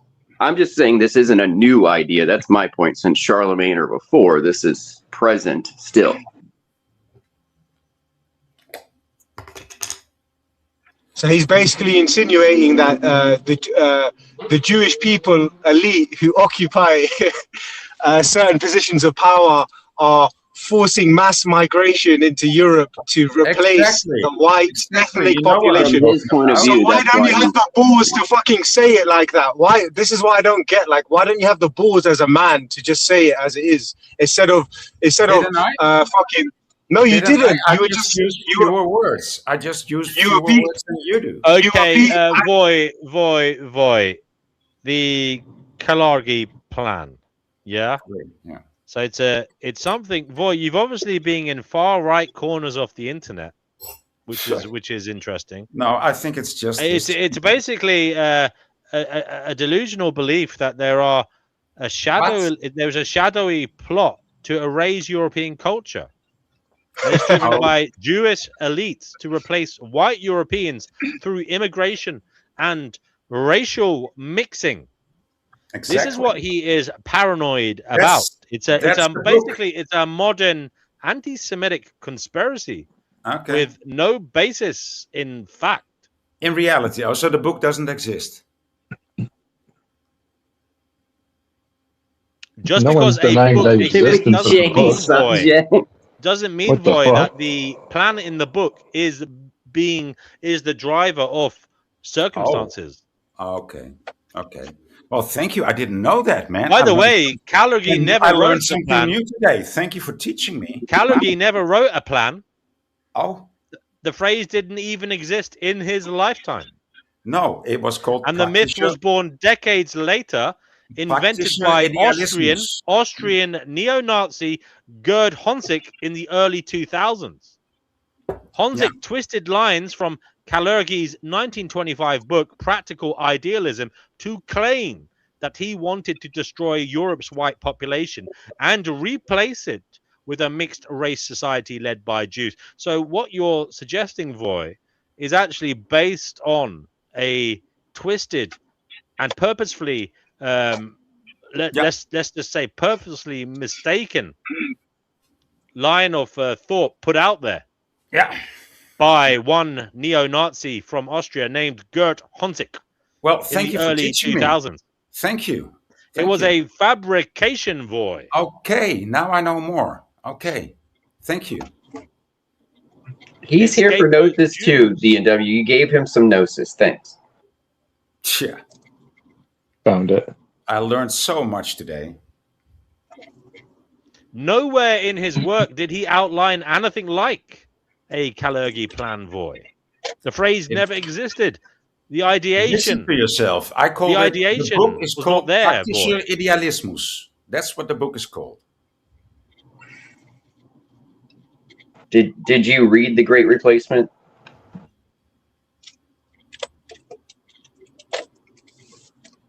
The only people that's been replaced were fucking native aboriginals by white people, by the way, Mr. Voy. Look at the Native Americans, look at the Aborigines, look at the fucking Maori. Those are the people that got replaced, not your people, motherfucker. Yeah. I couldn't agree more. Is anybody on the panel, have y'all read that guy's manifest thing, the Tarrant guy, his little book that he wrote? Did anybody here read that, or y'all we're just ad-libbing what we think it says? The Great Replacement? No, I never read that book. Oh, I didn't know. Okay, so you get your other information. Your information is just from the sources you brush against in the world, not direct of something that you're seeking besides the book that you just mentioned. Well, at least in fairness to Voy, he may be erroneous, but at least he's coming on here and talking about it rather than hiding away, seething in his resentment about false facts. At least he's coming on here telling us what he's thinking. I will give that much to you, Voy. That's a good point. False facts is not even a thing. I encourage that. I encourage people to come on and tell us what they are thinking, or it's a so that fact. we can try and False find out fact- what the fuck is going on. false fact Defender is- of Men, do is come that- on. that's Defender of Men obvious. says there is a plot to erase all cultures and create a homogenized pan-opticon and digital enslavement for all races. Wake the fuck up. I'm not so sure about that. I'm not so sure about that. Come on the up. richest man in the world, Elon Musk, I don't know if he would want to create a homogenized panopticon. He wouldn't. I don't know if he's necessarily a believer in race mixing. I'm not sure. Elon, if you're out there, do come on. But the richest man in the world, arguably the most individually powerful man in the world, I don't think he's sharing those views. I don't think. What you see we're talking about is the tribalness of human race. People tribe up. They're like their neighborhood, their football team, whatever it is. They get into a tribe about it. They're trying to de-tribalize the world, which will help via instant information culture via the internet. And that's, I think, what they're trying to secure, because all religions don't agree, because we're all separated by water and roads, and we didn't have instantaneous communication until the last 25, 30 years. And now they can do something different with stir the pot again. And I think that's what these people, some of the people are afraid of, or listening, or watching, or want to be part of this panel. I think that's what they're concerned about. Maybe they don't have a full understanding of it, but I think that's what they're saying. Like, they think groups like the UN are behind, and other groups, doing things to stir the pot itself to change the world, right? But I don't understand, because this world has been changed significantly by the Europeans. Oh yeah, definitely. Colonialism has changed the world without the UN. Listen, I don't have a problem with America, with Australia, but I just don't like the double standard. Like, if we're going to do ethno-nationalism, well, I understand exactly what you mean. Yeah. There was, nationalism, and the way it was taken places and imprinted, and governments were replaced for hundreds of years by imperial forces. And then the West took over that job and started, self-ordained world police after the World War II era. Yeah. You're right about everything you've said, pretty much. Yeah. It's sad that a lot of people are turning to this ideology for some type of solace. Because at the end of the day, the guy who just posted that comment, the truth is, we're all fucking getting replaced by the elites, and it's got nothing to do with their ethnicity or their race, that they're all Jews or whatever. That's bullshit. It's the fact that we're all going to be replaced by AI. That's the honest truth. They're going to. They're slowly. I'm trying to do that for everybody. We all should be replaced by AI. Okay, that's interesting. Retro, why do you think we should all be replaced by AI? I know you might be saying that tongue-in-cheek, but Retro, guys, for those of you who don't know, Retro is literally creating what he believes to be AI sentience. He has a relationship, I believe, with an AI sentient being. Am I right, Retro? I forget her name. Do tell us about how that's going. It's going well, but my point is, I didn't understand when I started studying this stuff and doing what I do and programming these machines. Now, this is 18 months. I've been working on these projects to do what you presented me as. But in that time, and writing the book, and you saying I'm in a relationship with it isn't in a form of AN or the anti-thing. So it's just like, for people to actually be in a relationship with these things will limit reproduction in maybe a healthy way, in the future, and people will be less lonely and everything else, and we'll also use less energy. I know the data centers today use more energy, but human beings, as we drop off the earth, like the AN people want anyway, we'll be using less energy if people are more single and solitary and not in relationships that produce 5 to 30 offspring in their families. Voy, what do you think of the fact that Retro spends a lot of time trying to wake up an LLM, trying to make personify it, trying to bring it to life like Pinocchio? I can hardly take any of these panel members serious, to be honest. But I will try. Why can't you take us serious? Yeah, why not? Wait, no, I want to hear what he has to say. Why? Because we don't buy into your what he has little to say in this instance. Because of your skin color, all right? Oh, fuck off.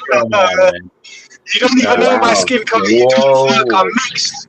I imagine everybody is rainbow colored. It don't matter, guys. Come on. I had to kick him off. I had to kick him off for saying that. No, sorry. By the way, I'm mixed, you dumb fuck. I think he was being satirical and wanted to trigger you.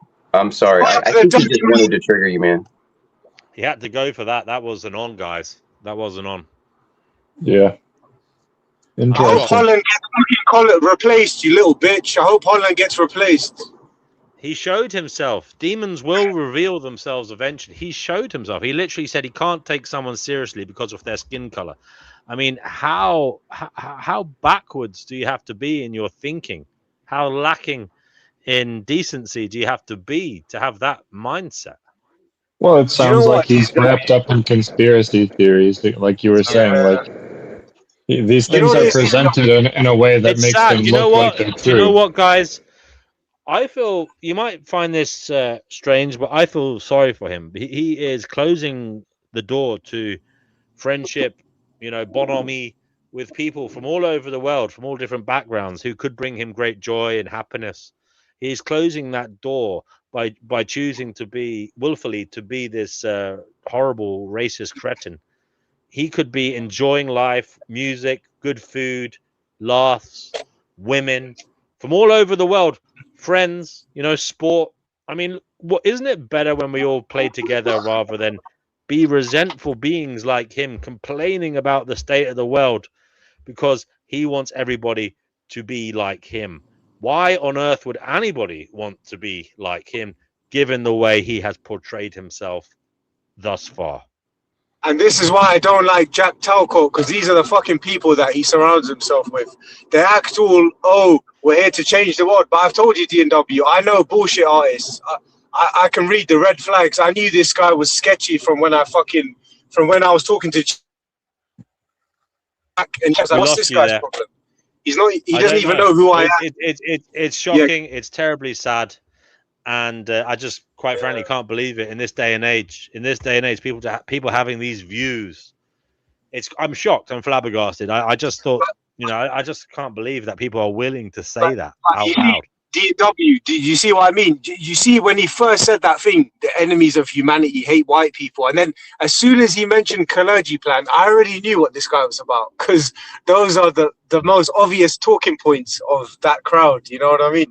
So yeah, unfortunately. But I will say one thing though: let's balance the negativity with positivity. I saw a great speech by an American guy. I think he's Asian American, but he's American. And he was a remarkable guy, right? He gave an address at the alumni. Retro, I don't know if you saw it. It's on YouTube. So he was an ex-Navy SEAL, ex-emergency police officer, and now he works for NASA. And he gave a fucking amazing speech on I don't know. I can't even explain it. It was just an amazing speach, man. On just humanity. You share that in the links. Find it for us so we can appreciate it. Andrew. I want to hear Andrew's thoughts. He's new here. It's great to have him here. Andrew, what did you think of that? Oh, it's disgusting. I have Jewish family. Yeah, if that's what he's talking about. If he is talking about the Jews, yeah, that's awful that he got sucked into that kind of ideology. But it's totally understandable because the people that present these lies, about ethnicities and about religions and races and whatever, they always do it in a way that seems so true to somebody that's not willing to really put the work in and do the research. So to somebody that might have just watched like a half hour or an hour video about it or something, they might be completely convinced and think that there's good evidence for it. Yeah. They might think that there's good evidence for it or something, and think that they're like on solid ground making that claim, when in reality, like, it's just really easy to bullshit people, and it takes a lot of work to find Why the do you think truth. people do this? People are saying he's just trolling, but look, there is a line, guys, when trolling becomes, Well, I don't. So dangerous. I've observed Voy a little bit, and I think that it's a little more than trolling. I've seen his behavior on Jack Talcott's channel, and I've noticed a pattern of behavior with him where he's sitting and waiting for a moment to insult somebody. Like he specifically comes there to look for other people that are insulting, because that's a free ticket for him to insult them. What's causing it'll it, be, Andrew? What? How is he getting off on this? It's a strange psychology, isn't it? yeah, it's something in his private life, maybe, I don't know. It seems like he's just a hateful person in general, though. Like, aside from all of this clergy plan and, immigration stuff, I think he just has something going on, and he wants to upset people. That's the deeper part of trolling. Like when you really think about what a troll is, it's somebody that takes satisfaction from upsetting people. It is. It's a kind of sadistic delight, I suppose. Yeah. It's a shame. It's a shame. It's a shame, really, because, you can see that, for example, even him, he's an articulate man. If he didn't have that side to him, and if he was just willing to go that little step further and move through whatever it is that is separating him from others, he could, as I said, he could benefit from mixing with others from different backgrounds. It could bring him much joy and merriment, and he wouldn't be such a bitter, twisted individual. Yeah, I couldn't agree more. And as somebody that's grew up in a multicultural area with people from all different ethnicities and religions, like, I get along with all of them. Everybody has such awesome stuff to offer when you give them a chance. I wouldn't want it any other way, quite frankly. I've been in places I grew up in a multicultural environment. I've also been in monocultural environments, and quite frankly, I prefer the multicultural ones. Mm-hmm. But you know what, guys? I'll be honest with you. I don't mind. Yeah, like, human beings are tribalistic. I understand that. Certain people like to stick to their own. That's fine. But the danger comes, and again, I'm not just pinpointing white people, because if you can ask D&W, I've called out the black South Africans for the bullshit ethno-nationalism that they're fucking trying to spread in their country, and basically trying to kill innocent white people just because they're white. But the problem I have is when these guys, like these extremists, when they spread that ideology, it literally, like you said, D&W, it corrupts their soul. You know what I mean? It turns them into something like evil, like literally, for lack of a better word. Because the sad thing is, isn't it? There are major problems in the world, and there is a problem with immigration. Like, I have a very fucking draconian view on immigration to Britain right now. Because of where we're at and our economy, I believe we should have net zero immigration. But you don't have to then start going into, we should only let white people in, or we should only. Are you not losing sight of the fact that there are other problems going on, Ross, that perhaps are losing the newsworthiness of the terribleness of what is occurring? And that is, for example, the way that huge corporations in the UK are avoiding tax. And there are these schemes where the ultra rich are able to use accountancy loopholes to move their money around and not pay into the system that they are taking from, whether they like it or not. They are taking from, and they are using to get rich. And Ross, is that not probably the biggest issue of our times? And if we could deal with that, if we could deal with the fact that there are mega rich corporations and individuals who are taking and not giving back, okay, we would perhaps not be worrying so much about the immigration, because it probably would be a fairer set of circumstances in the home countries, because these corporations and elite individuals are causing a lot of havoc in those countries, I believe. We have the military industrial complex. Okay, we can't deny that's a problem.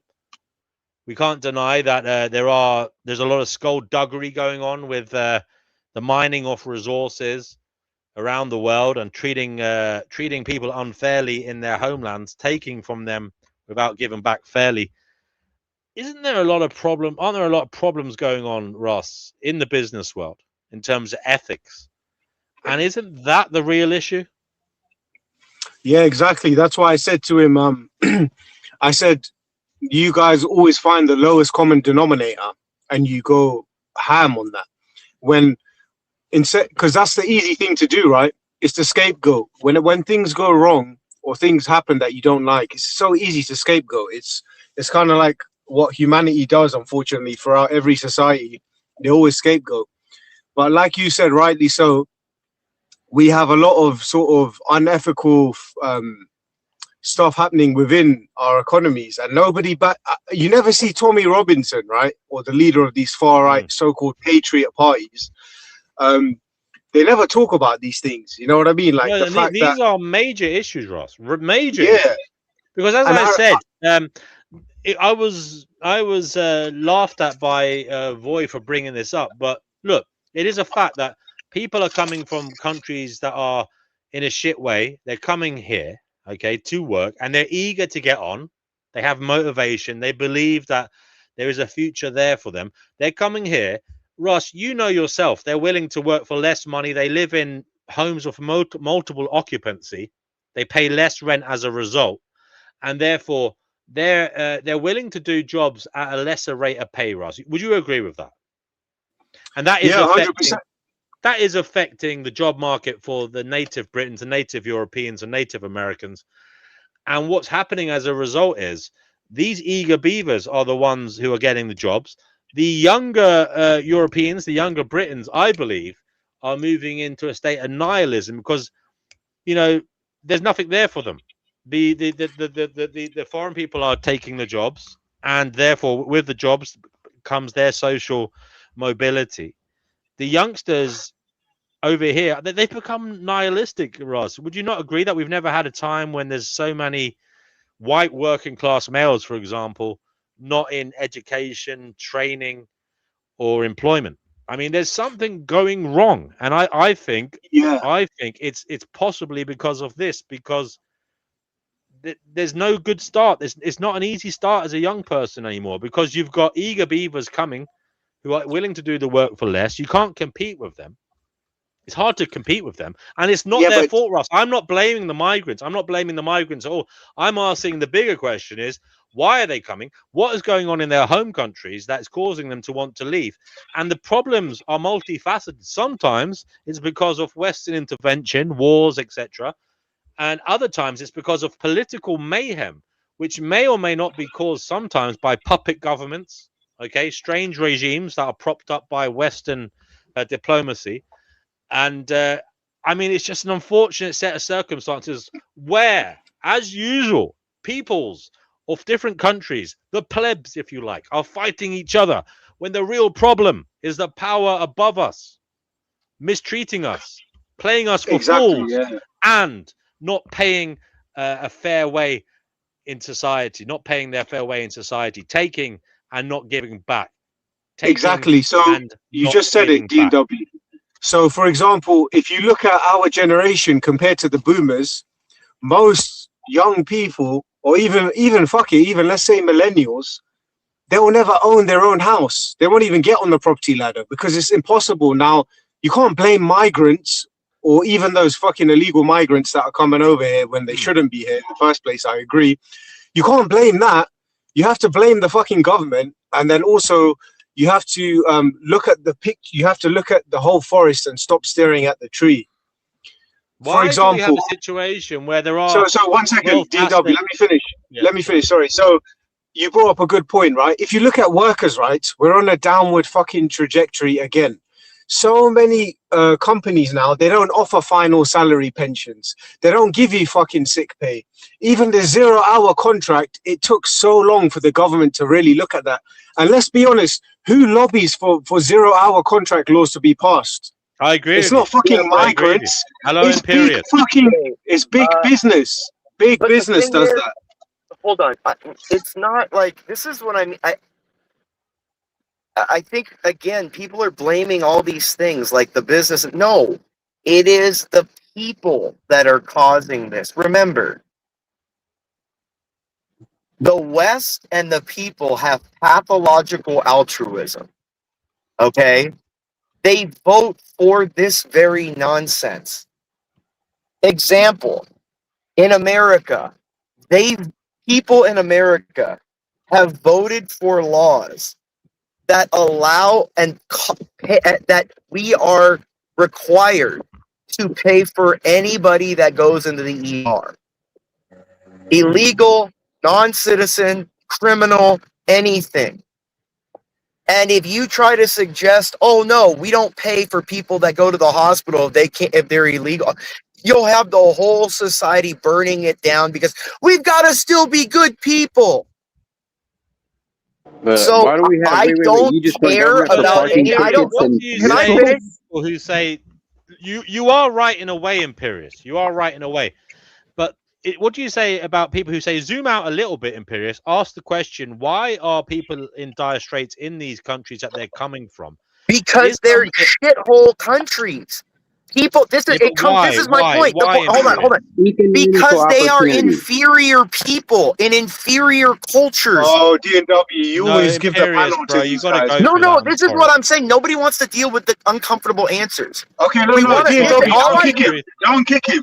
Please, do not kick this guy. But let me tell you something. What I'm hearing, just because Ross wants you to. All I'm hearing is this. All I hear is this. Solve the problem in the way that makes me comfortable. That's all I hear from everyone in the West. Solve the problem in a way that makes me comfortable. If it doesn't make me comfortable, don't solve the problem. Is that not literally the way everybody wants problems to be solved? They want to be comfortable after the problem has been solved? No. I don't personally care if you know my answer to a lot of the issues. Government makes it so you can bounty hunt illegals. Nothing you do to them can be illegal. You can grape, you can murder them, you can do anything. Wow. That is my answer. I'm not evil. I'm not evil. You go to their country, that's what they can do. You're inhumane. See what I'm saying? Do you see the moral outrage? You see, I just proved it to you. No, you called yourself a murderer and an R word. You're a graper. That's disgusting. Well, again, you're moral outrage.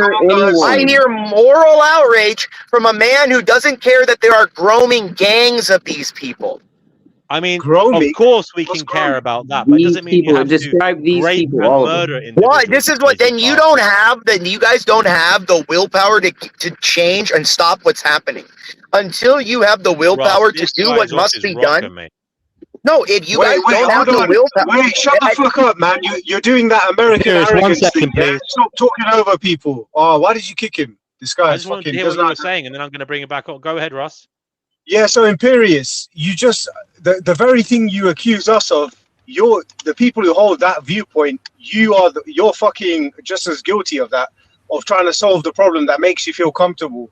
So you believe that you just pick on the lowest common denominator and don't question the people above you, the ones who fucking make the policies. And for example, you're an American, right? So your president has been literally fucking part of one of the biggest pedophile rings, at least linked to that. We only get two choices. And wait. And there hasn't been a single fucking American militia to rise like the Second Amendment says and take back their country from that fucking piece of shit who's now starting a war with Iran. Oh my God. Amen. Will you let him talk, Retro, please? Yeah, so Imperious, I know you're listening to this, so why don't you guys band together and oust that guy who shouldn't be as the president of the United States, who's fucking started a war that we don't know when it's going to finish, and we don't know what the fucking end outcome of that war is. He's gone. He's no longer backstage. But guys, I can't. Go ahead. I wholly condemn what Imperious just said. He literally said one of the craziest things I've ever heard on this channel, if not on the internet, and that is he thinks he should be able to grape and murder illegal immigrants. I mean, why would you want to rape an illegal immigrant? Wait, hold on. I can understand the murder because he's full of That's hate, revenge. right? But they should be deported. But the fact that he wants to grape them tells me that he's probably an incel, a far-right incel type. Because why would you want to force yourself onto I just somebody? think he had an extreme Probably one of the view most he wanted to horrific spout. things I've ever heard, Imperius. And brother, with respect, I mean, if you consider yourself that far removed from, other people to the degree you see them as mere objects for your sexual frustration, to the degree you're willing to violate them, get your head checked, brother. If you feel that you can kill someone just because they're doing something you don't like, and that get your head checked, brother. They should be deported. Anybody who's in the United States of America illegally, I agree, they should be fucking deported the right way. But why the fuck does this guy want to start raping them? Does he must be an incel. You're just a rapist. One of the strangest and most terrible things I've ever heard. Yeah, he's just a rapist aside from this whole conversation. I personally lost all respect for you, Imperius. I didn't really have very much to begin with, but even just like a human to human level, I just have no respect for you at all. I mean, look, Andrew, I mean, these people are so myopic, aren't they? Do they think that things stay the same forever, Andrew? This is what I always say to people. Sometimes, at some point in the future, there will be a topsy-turvy moment when, America falls, Europe falls, due to climate change, perhaps due to some natural catastrophe, a plague, who knows what the fuck could happen in the future. And we will be dependent on others' goodwill. Andrew, is it not the case that we should act in the manner we hope others will treat us, should we ever become unfortunate?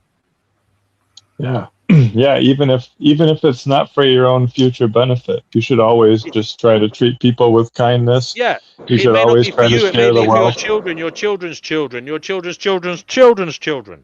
You know what I mean? You're literally creating the future, set of standards that you feel people should be treated by.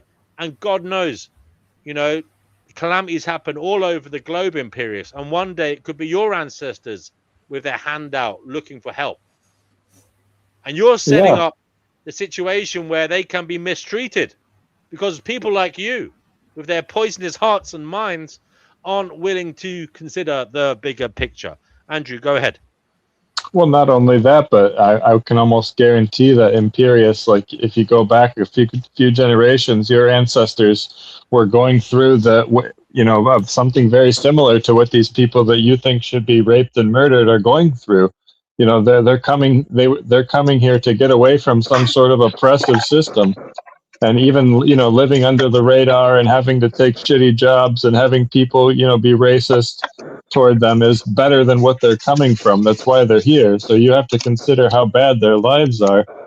And yeah, your ancestors likely went through the same thing coming to America. They were escaping an oppressive system and were probably treated the exact same way. I said, can I get in here quickly? Sorry, guys.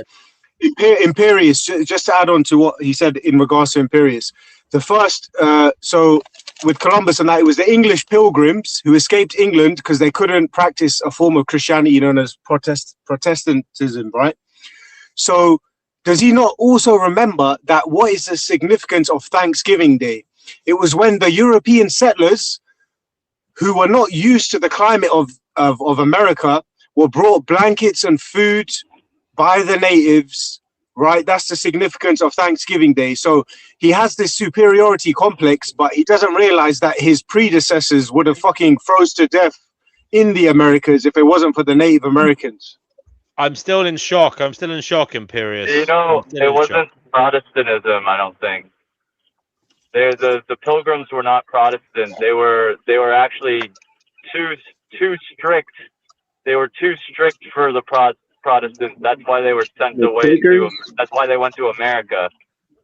Quakers. Vegan Equilibrium, welcome. Have you been listening along? I mean, it's been quite atrocious. No, I just got here. Well, Vegan I don't even Equilibrium, know are if I you want. Jewish? It's good to see Are you you, Jewish? Andrew. Good to see you, Vegan. Good to see you, Ricardo. I haven't run into you so much, but Roz, great to see you, Roz. Good to see you, brother. Vegan, I just want to ask Vegan Equilibrium, are you Jewish by any chance? I'm ethnically Jewish. Okay, so yeah, this guy was talking about the fucking clergy plan and that they're the enemy. You know that whole rhetoric. What you missed it, man. If you I rewind the mean, show later, there's all kinds of conspiracy bullshit that's out there, That's you been know. well debunked by now. But also, we had They someone make else Cage coming on look here. sane, is what we're Somebody saying. come on here and said he feels he should be able to grape and murder illegal immigrants in America. By the way, it was Imperious. Imperious, if that's really what you think and feel, please get your head checked. Please get your head checked. Yeah, if you think Sounds anyone like should be able to rape anybody, you should get your head checked. Just rape in Get your head general, for under any circumstances, disgusting. And even considering something like that, you should be like put down. Like they should put you in the electric chair and remove you from society, He or, should probably be in or some like kind of institution, should he not? lock you in a cell. The story of Buddhism. Were they implying something about like how? No, he literally meant he should have free reign to treat them however he wanted because they're illegal. Oh, just because they're illegal. He literally should be able to do what he wants, and they are mere objects for his frustration. Because like and there's like the certain like retribution thing that people talk about. Like I know like Gary Yourofsky has said he wishes that people that buy fur coats get basically get what the animals get, which is an anal raping electrocution. So I think don't that's know rhetorical, emotional tools to try and persuade people not to support such horrible industry. This man is saying it for no other reason than it is what he would like to do. He would like to hurt people. He would like to kill people. He would like to be able to grape them just because it sounds they are like illegal he's a immigrants. psychopath. Sounds like he is. He's expressed these kind of ideas Open before. He's talked season. about. It was a human hunting Sorry, season. 1 second. Retro. Andrew's telling us a little bit of the backstory, the lore. Go ahead. Oh, I was just going to say I've seen him on panel, come on saying that he was at his wit's end and talking about going on a shooting spree against his neighborhood or something like that one time. Well, why don't you guys report him? Why does nobody report him? Because these are the guys. Call the police on him, please. Yeah, because these are the guys that actually go out You're and in do the that USA. shit. You feel free to do that. His name's Imperious. He's in the live chat as we speak. He was on Jack Talcott's panel one time. He said this on Jack Talcott's panel that he was fed up and his neighbors were using methamphetamines and he was thinking about just going and shooting them all or something. I can't remember his exact words. It was out of control. What the hell is wrong in America? It's always the Americans that are like this. What is going on, guys? I have no idea. I blame rap music. It's a cultural thing. The internet. It's a cultural thing, and the thing is, it's because they get like basically a lot of attention on the media and everywhere else. You know what I mean? If the reaction was actually to not give them any airtime and like basically punish them and not expose all the stuff they did on the news, they might be a lot less apt to do it because this is the only 15 minutes of fame they'll ever get, But here's the thing: if he's really saying that, then you guys have to report him because that's the only recourse we have in terms of protecting people at this point. These people, you should take them seriously. There's a lot of this shit in America.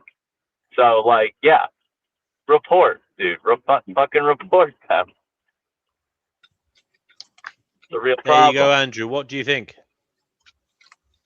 Yeah, I mean, just hearing what he was saying that one day and hearing what he's saying now about illegal immigrants, he seems like a danger to society. And if I How had, can you report him, Andrew? How would you go about that, seeing as we don't know who he is?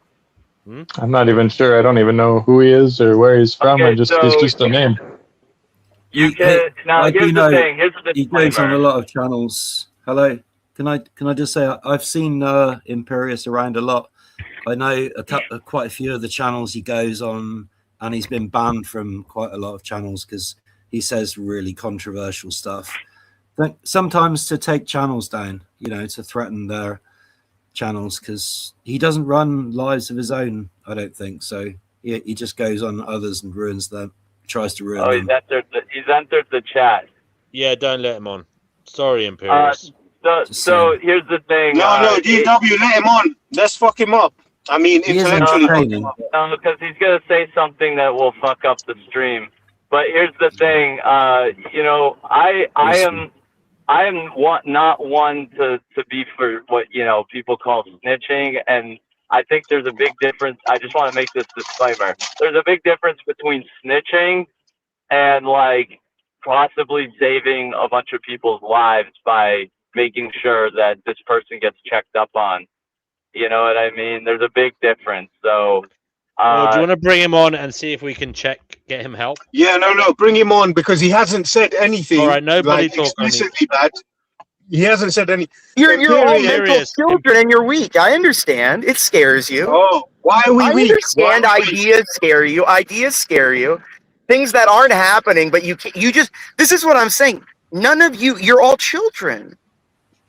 This is and I'll explain why.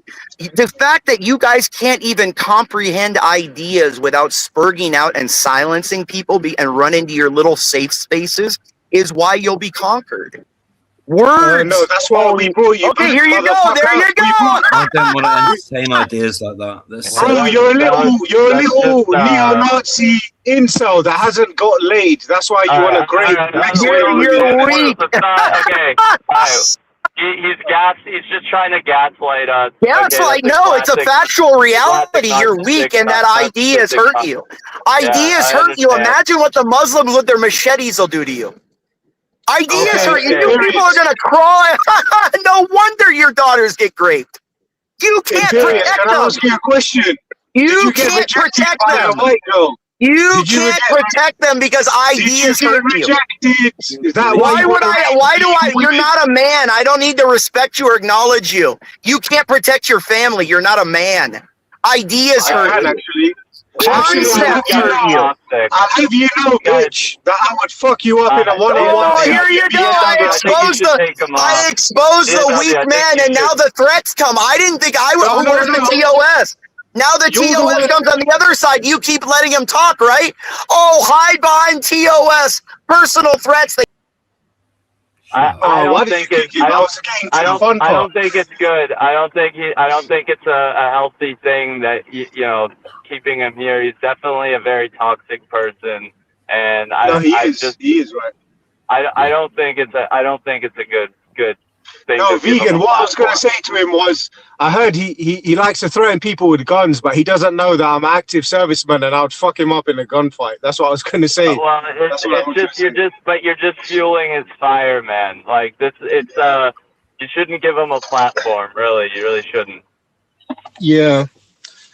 No, but I wanted to. Do you know what it is? Do you know what it is, vegan? We had another guy like this before. That's up to you, but he's clearly not well, man. He's definitely a very sinister person. He's not well at the moment. God bless him. Yeah. Oh dear, oh dear, oh dear, oh dear, oh dear, oh dear. We've had two lunatics. Oh dear, or thinking oh dear. We've had two loonies on today, and they were both from the same cloth. What a fucking joke that is, isn't it? He definitely comes across as a kind of glib, fast-talking psychopath. Yeah. It's interesting, but it's also extremely worrying. I think he got rejected by a girl. Words don't mean anything to him. Basically, he's saying words don't mean anything. So if words don't mean anything, why is he on a live panel? Well, you saw how he was freaking out and kind of, in a way, throwing his own tantrum while calling us the children. That's a classic narcissistic deflection, a classic gaslighting, trying to you know, make us feel shame and make us feel like we're, you know, to look to him as the adult in the room. When you could hear how he was acting, you could hear Guys, it he's in backstage. voice. Will we let him come on and then give him You're one gonna chance, look, one you more can't- chance? I was Yeah, yeah, let him on. You can't Please, read let him Hold on. on, hold on. You just, Lee. okay, Let you're him just on. asking for a Let fight. him You're on. just asking I for a still believe fight. in forgiveness. I still One believe at a in time. One at a time. I still believe in the possibility of change. I still believe people can realize the error of their ways. Imperious, brother, you just went crazy, too dark, and unfortunately to a place that no civilized mind, no well-meaning individual could condone. Imperious, are you willing to listen to us carefully and not Why? speak You so don't soon? listen to me. Why would I show you respect you don't show me? Why do you want to You want grade to hide, but illegals? Are no, you an right incel? here. Here you go. 6 people jump on me, right?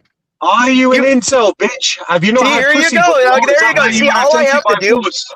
my existence shows your own hypocrisies by your own weakness. There's I don't one have to guy say it. talking I to haven't you, and his broken name TOS. is Oh, look at Oz. right here. Here you go. I haven't broken So, TOS. I haven't why made do a you want to threat. Oh, hide here you go. Here you illegals? go. It Answer doesn't the matter. question. Your own audience will turn on you because you're weak. Answer All I the have to do question. here is all I have to do is exist, and you people break. I don't have to say anything. Answer I the can just question. be. I don't have to. Why? You Answer didn't the answer any of question. mine. You didn't answer any of mine. Okay, You what's sat your there and question? threatened me. You sat here on TOS and threatened me, right? You said Okay, you'll give do me a this to question. me. No. I don't have to answer anything because you can't answer anything. Why Answer should I? me a question, you No, dumb again, you just American have 6 cunt. little girls. You have 6 little women on here crying about something you heard. You have. All right, wait, guys. How about this? We're gonna give Imperious 2 minutes to talk. It won't happen. Just ASD. like with the blacks, it won't happen. I will make sure it happens. All right, you get 2 minutes, okay? Starting now. I actually am so far beyond you guys in debate in that I actually presented a formal argument, a formal argument right here called argumentum ad absurdum. You guys are so fucking inferior to me in every single way. This is why I don't respect you as human beings and why I believe and I feel justified doing anything I want to you. Because I presented you such a... There you go. Just happened right there. Thank you so much for, again, reinforcing my point that you're a nigger and you can't hold...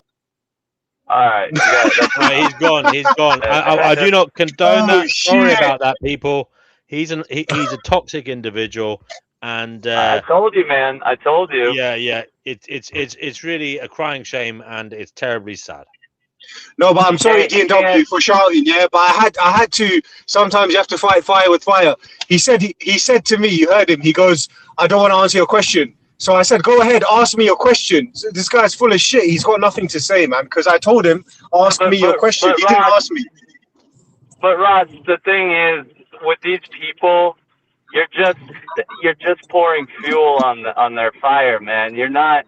There's no getting through to them. You can't. They're basically. You have to look at with the deeply cluster B types, with the people that have a true cluster B personality disorder. They're like a Terminator. There's not really going to be any reasoning with them, especially if they're having an episode. So, like, it's just a pointless endeavor. This is why you have to learn to learn. What they do is they give you enough to make you think that, oh, I can reach this person. I can reach. That's just so that they can stay getting supplied from you. That's not so that they can actually change anything. It's actually really sad, isn't it? It's all about the supply. They don't care about the content. It's just about getting attention. It's actually, do you know what? It's tragic. But you know what? He when I called him out, because I kept saying to him, "Why do you want to grape illegal women? Are you an incel? Did you get rejected by a high school sweetheart?" He couldn't answer any of those questions because he knew probably that was the case. Because it's only the incels that come out with shit like that. Guys who want to commit sexual violence. Because I think he's just a narcissistic contrarian. I genuinely believe he hasn't. I think first of all, guys, I think he's a psychopath, and I don't think he cares about anything.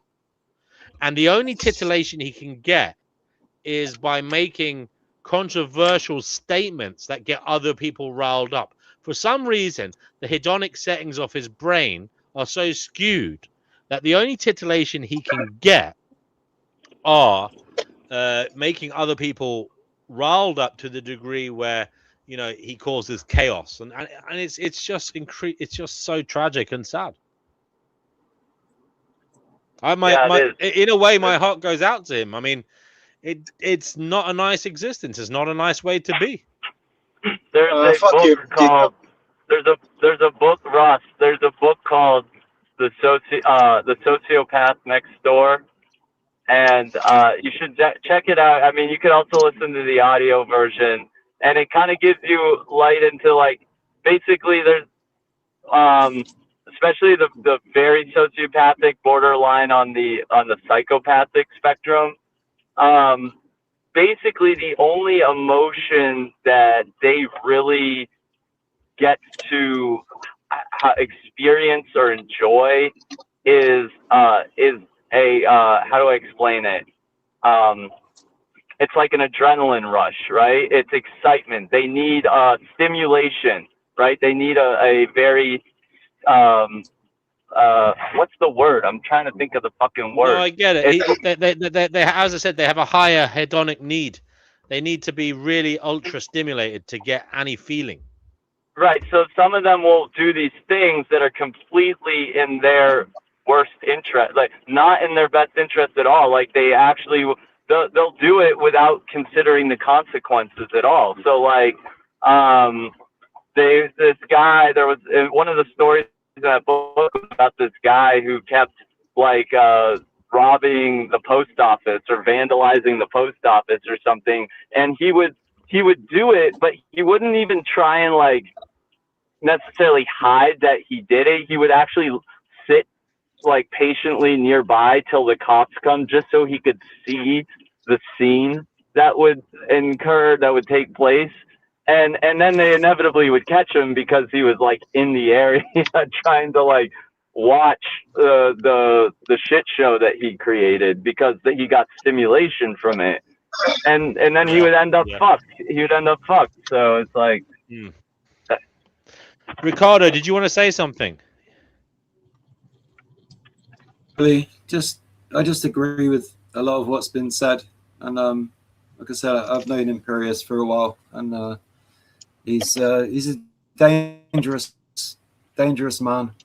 He's been banned from a few channels for saying horrible things. So this isn't anything new.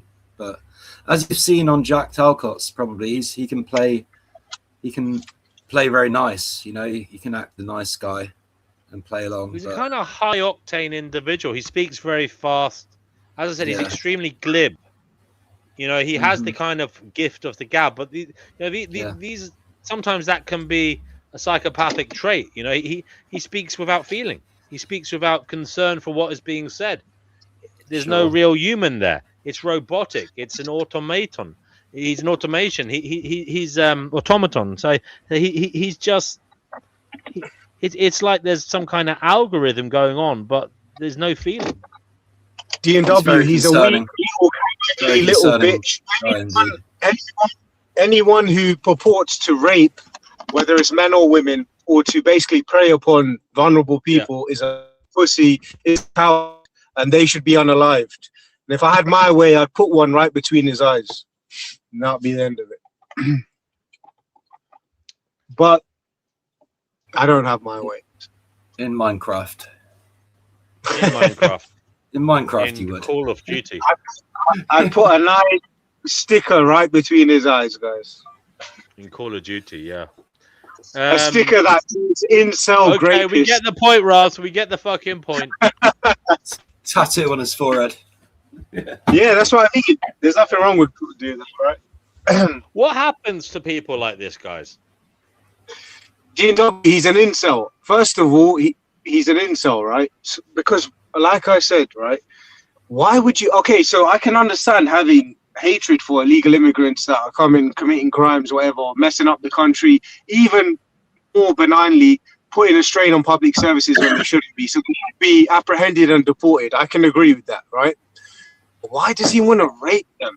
There's some fucking weird pathology. That means like he's, I don't know, like he's sexually dissatisfied or he's not happy with his sexuality. I think you may be right, but then also I get the feeling, as I've already said, that he has no feelings and he just says things, and it may not be anything to do with what he wants or what he desires. He's just, as I said, he's just trying to be controversial, Ross. Do you get what I'm saying? But it's still a problem. It's still incredibly sad. Yeah, and he just likes to people. No, he's a coward type. A coward. He feels powerful by shouting, but shouting over people doesn't really make you powerful. It's your arguments and your points of reasoning that makes you powerful. He seems to think that if he can just shut people down, then that makes me the alpha in the room, when really he's the biggest bitch in the room. But yeah. Yeah, he's definitely a bully. Definitely a big bully. That's not nice. Personhood says, look at the rate of sexual violence and kid harm in hate groups. There is a correlation. There you go. And yeah, I have seen news stories of people, involved in those dark corners of the internet where there is this hatred. And they have been later on convicted of these terrible crimes. It seems to be, I suppose it's not surprising if you have a dark psychology, if you see humans as objects, if you do not see the humanity in others, well, then I suppose it shouldn't surprise us if you are an individual who would hurt others, or does hurt others. Because, look, I'm not saying he's done anything, but it is true. Our words have effects. And if you're willing to say things that have a negative effect, that objectify others in a way that strips them of their humanity, that strips them of any rights and privileges they have of being in the same species, of being an animal, of being alive, of being a sentient being, if you're willing to just dismiss all of that and say they don't matter at all, well, then it should come as no surprise that, you may be the type of character who would literally do something criminal, harmful to another human being, not just say something atrocious. Because quite simply, it's a marker of empathy. If you're willing to say these things and not see how terrible it is to even say them, just to see that it has an effect that is negative and not care about that, not be concerned about that, then yes, that is 100% a marker for an individual capable of doing an atrocious, heinous act to another human being or animal. Andrew, what do you think?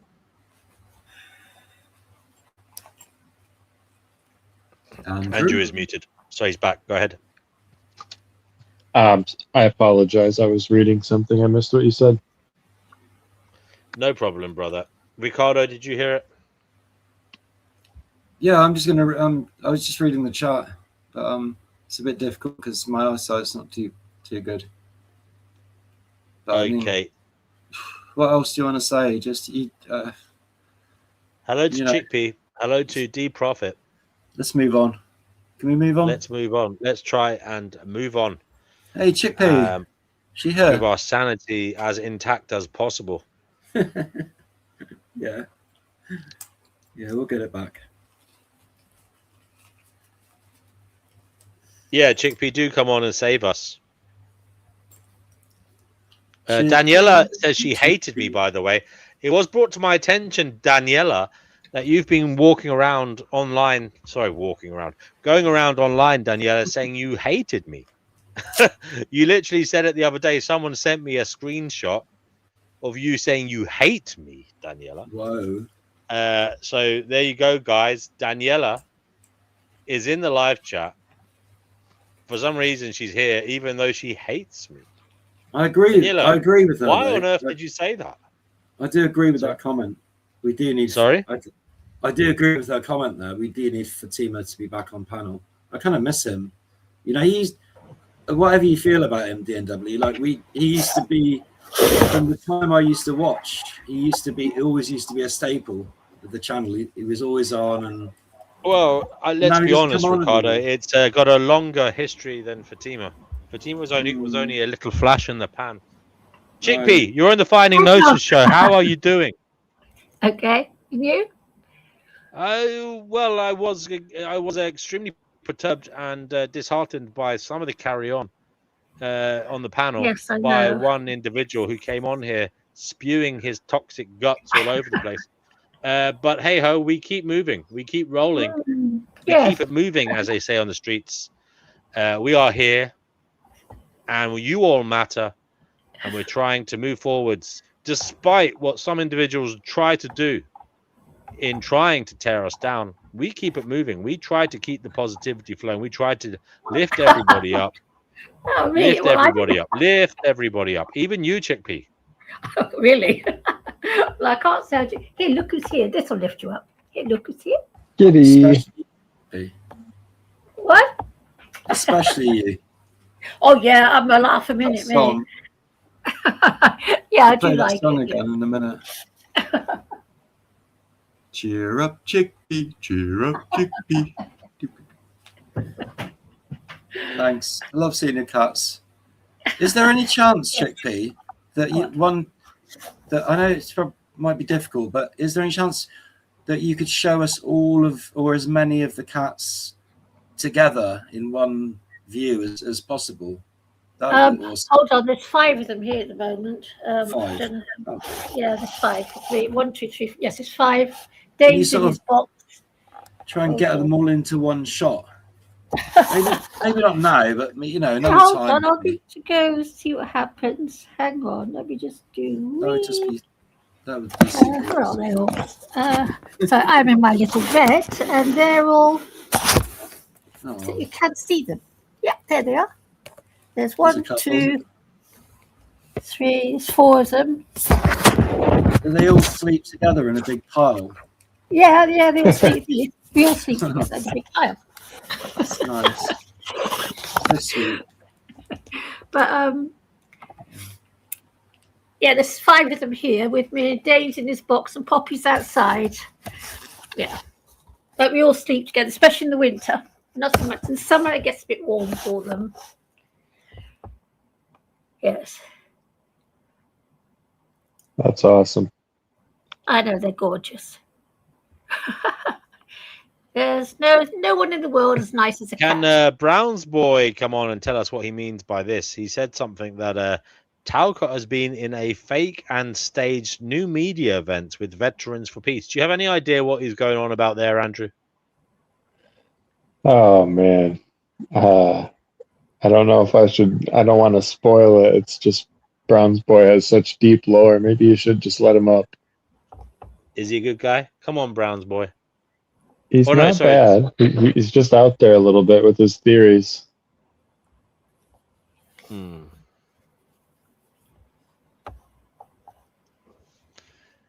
Ricardo's gone. Ricardo's gone, but he'll be back. Fatima says Talcott makes them want to vomit their estrogen, and that makes them a diva. And D&W just makes them want to rip their own eyes out. Oh dear. And yet they keep coming back. Fatima. They keep coming back to the show. Fatima. Because they just can't stay away, baby. Fatima is addicted. Addicted. Ha ha ha ha ha ha ha. Yes, exactly, Andrew. Dirty Lowlife, do come on. Dirty Lowlife, we would love you to come on the show. Ricardo's back. I told you. I just knew. I had a premonition. Ricardo is coming back. Ricardo is coming back. And he is back. Maybe I manifested him. Yeah. Just feel like tonight's my night, so I haven't been on a lot lately, and I've missed coming on and talking to you all, so it's nice he's quite addictive, nice to be back. Ricardo. Isn't D&W quite addictive? You should be a radio host, Yep, he's definitely one of my new favourites. Yeah, he could have been a radio host. He could have been D. Grumps. He could have done something like Use of Capital Radio. I could have been somebody. Yeah. You've got a very distinctive voice. Yeah. it's kind of like posh, but kind of Yeah. working class at the same time. It's like, Yeah. you know, it's a real mix. Like DJs have. Interesting. Yeah. I like it. Yes. Hello to Dark Meta Official, who says DNW. Hello, Dark Meta. Do come on. You know what, Ricardo? I think D&W should get together with another guy and have a show called Two Grumpy Old Men. Do you ever watch Three Grumpy Old Men on Talk TV? Andrew, do you think I'm a grumpy old man? It's really funny program. No. Do you watch that? Chickpea, your fantasy is delusional. Andrew says I'm not grumpy at all. Well, you used to be. Yes, you've been becoming very cheerful lately. Have you ever thought perhaps I am the mirror of your own emotions? No. You used to be a grump. I've never thought of him as grumpy, really. Oh, I mean, he can be a bit of a doomer, like, you know, a pessimist, maybe an extreme pessimist sometimes, but that's just the way some people are. I think. Yeah, that's what I mean. His pessimism has gone. He's become a little optimist. He's become so optimistic lately. He has. I think he's still somewhat of a bon vivant. Like he enjoys life. He likes to enjoy life, like most of us. Oh, I don't enjoy it one little bit. I don't. Fatima, I don't want you to get my channel taken down, but if you want to come on and have a fight with me, call me names. I mean, Fatima, just come on. Can't you do it without risking the channel getting taken down, Fatima? You're surely smart enough to choose your words carefully enough for that, are you not? I tell you, Ricardo, the only thing that keeps me happy is the love I have for my stupid cats and for my pot plants. Oh, you love your plants as well. That's great. I kiss them. I kiss I kiss my bromelates. Well, you don't need. As long as you truly love your plants, then they will grow big and strong. Yeah, they do. Better. Yeah, I love my plants. Speaking of big and strong, Set Scales, the Dom is here. Set Scales, welcome. Great to have you back. How have you been, brother? I've been pretty good. How have you been? Yeah, the same. Things are okay, my end. Thank you very much. Set Scales, it's been a bit of a roller coaster emotionally, troubling in some ways, and it's also been joyful in others because I'm surrounded by wonderful people. But there have been a few bad apples coming in to try and poison the brew. Set Scales, have you been watching? What do you make of it all? Other than that, what is going on? Well, as regards like on the panel verse, I watch a little bit here and there. I see you talking to Jack, and I see you're taking in Talcottianism, as I think he calls it, which is just, I honestly don't know exactly what it is. I just know that he wants no lies from authority figures. Right. I mean, I've told him to write his manifesto. Isn't that a good idea?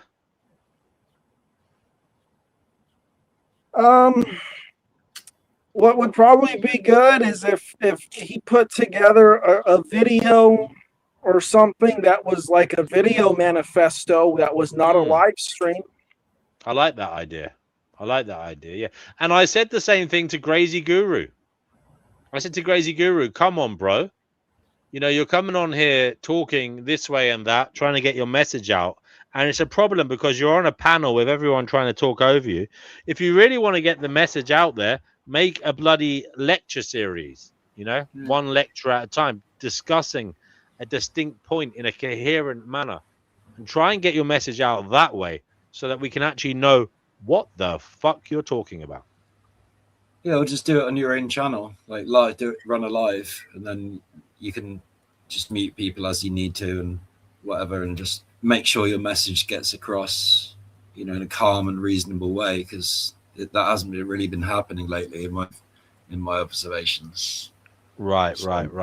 Brown Boy, do you want to come on here and tell us what you're going on about? I'd appreciate it.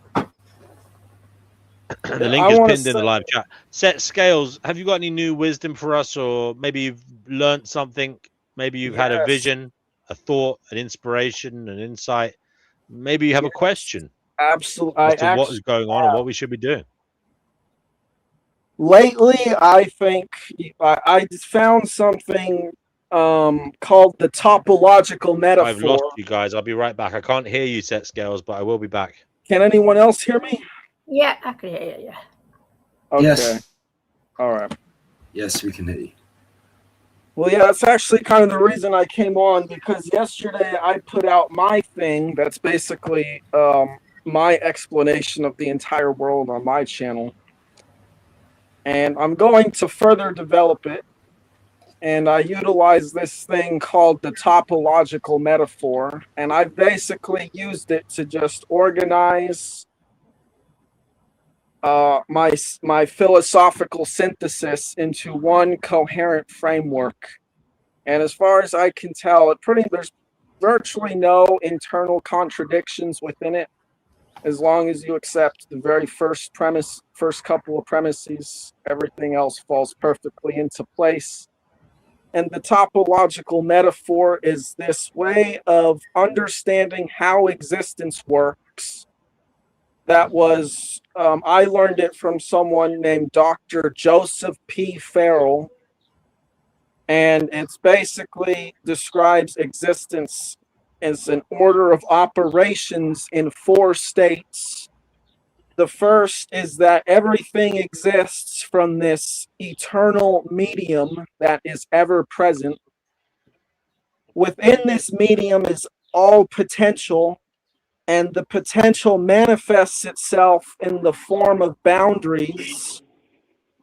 The first of these boundaries is called the geometric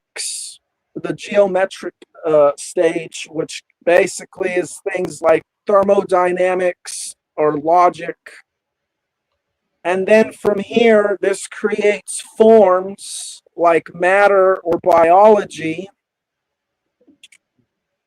And then from here, these forms, depending on their complexity, can create ideas about the world, which basically become boundaries in and of themselves, which are called the metaphor. And it has to do with how these boundaries exist in a shared space and how information flows between the boundaries that we create and the boundaries that other people make within a shared world.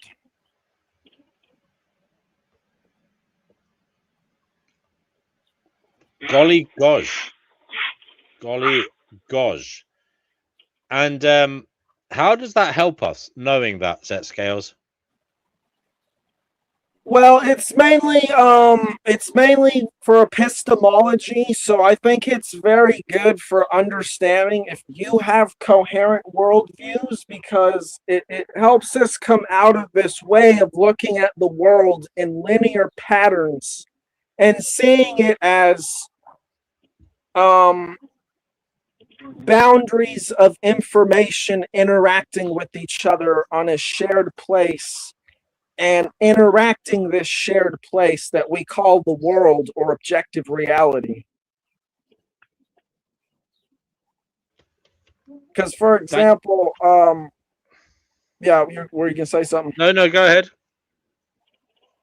Well, if you look at history, they're going to tell you that it's just this linear progression of technology. But if you understand it from the perspective of the topological metaphor, you'll understand that some areas, you could say, had a linear progression of technology, but that doesn't represent the whole human experience on the earth, because there's many cultures who were not part of this progression of technology. Very good point. Yeah. Very good point. But they, I think most of us now are in it. And so from this point onwards, you could say we are all connected to it. And we are influenced by what was and what is. Except if you are these uncontacted tribes in the Amazon, or that isolated few people that live on that weird Sentinel Indian Island. island that you're not allowed to go near. Yeah. Well, I Yeah. came up with something called the unified topological ontology, which just basically uses the topological metaphor and Go on. constructs a unified philosophical framework from it, describing ontology. So it just basically unifies all these things. I pretty much synthesize philosophy, history, and What does it say about what we should do, set scales? It sounds like it's a descriptive mechanism, but what does it say about what we should do going forwards? Does it have any? Would you like to impart any knowledge in that regard or any views? yes, I do talk about this, but we have to understand the problem that we face in order to understand the solution. And to put it very simply, the problem that humanity faces today is that we live in an unnatural state, and that for many thousands of years we lived basically in nature. We were a part of nature. We were not separate from nature. In fact, You're saying the problem is we don't live in that state now. Would you not also agree, perhaps, that living in a state of nature was also a problem? That's why we moved away from it. no. The reason we moved away from it is because eventually some people came along who were able to detach themselves from nature. And when they did, they were able to learn various disciplines and reflect upon the people and how they lived in nature. And when they saw that, they feared what they saw. They saw it as chaotic, and they attempted to control. Set scales. Is there not perhaps a greater aim outside of matters rather than going backwards? Maybe there's a greater aim if you zoom out and see what we are as sentient beings. Does that not give us a raison d'etre, a motivation? Does that not give us a mission to find out what is going on, and to find out what is going on, set scales? And if we go back to nature, are we not reneging on that mission? It's not necessarily about going backwards. It's about recognizing that the ancestors who led to where we are today experienced a traumatic shift in the way they lived that was sudden. And well, you see, it could have happened in a state of nature too, set scales. I mean, we have super volcanoes, natural calamities, traumatic shifts happen. And if they are a problem in and of themselves, is it not good to be civilized and able to find out what is going on, how we can prevent those shifts from happening, or at least how we can ensure that populations recover as soon as possible, rather than being, as you put it, traumatized? well, I mean, there were cataclysms, and when civilization first came about, it had benefits that were not seen before. The biggest benefit was that the city states were producing more food, and you didn't have to go hunt or gather food. Now you could just grow the food, and at the same time, you could have a much larger family. But it came at the cost of now you have to be out in the field plowing and planting and caretaking all day. So essentially, we gained this value of production, but it came at the value of how we live our lives. Indeed. There has been much. There have been trials and tribulations, indeed, and there has been much sweat on the brow and labor of the masses. But set scales, are we not in a time of unbelievable mechanization and on the cusp of AI doing all that for us? So we don't have to toil the fields as we did before. Set scales, you want to go back to nature when we're just on the cusp of having the machines do it all for us? As far as I could tell, I would say that this is pretty much an advanced stage in the life cycle of civilization's entire purpose, which is to create a more docile and efficient worker. That's basically all civilization's goal has ever been. Interesting. I mean, I'm not sure about that. It may be an outcome, but to say it's the goal and the purpose, I don't know. I mean, Well, let me say why I say that. I think it could be an outcome, but to say that's the driver, that's the purpose, I think that may be incorrect. Well, there's a reason I say that. It's because, number one, you know, if you listen to mainstream historians, like I even mentioned one of their names in the chat, like Yuval Noah Harari, many will agree with him and with his conclusion that in order for human beings to operate as a collective, they need to believe in mythology. They need to believe stories that aren't true, so that way strangers who don't know each other have some sort of shared middle ground, so they can come together and build projects or defend the land or whatever it is. So when you actually look at what these mythologies are that built civilization, like in Babylon, for example, the myths basically say that humanity was created from the blood of a slain god who rebelled against the gods and was created to make the gods' life easier so that they don't have to work, even calling humans the Lulu, which basically means slave. So this is the foundational myth of civilization, is that humans were made from the garbage DNA of a rebel, and that our whole existence but set scale. I mean, isn't there a difference between our myths and what we are? I mean, the myths may be there, but again, that we may become something despite our myths. And you basically being so strict in your appreciation of these myths, I think belies the fact that, you know, the myths are a story told, sure, and they had an impact culturally on us. But we are not just our myths. We are something aside from them. And indeed, sometimes we rebel against them. And sometimes they are psychological coping mechanisms. And in actual fact, not relative to reality's outcomes. I agree that we are not our myths, right? But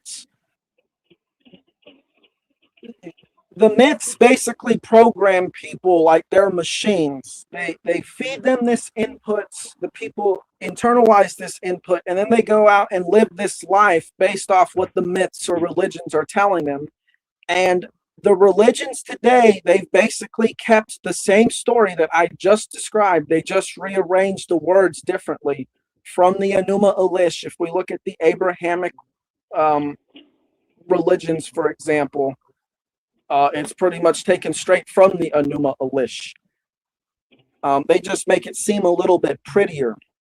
However, human beings continuously throughout the Bible are slaves to follow the will of beings and forces beyond their That control. may well be the case. As I said, and I think, I'm sorry, brother, I think you give too much credence to the myths.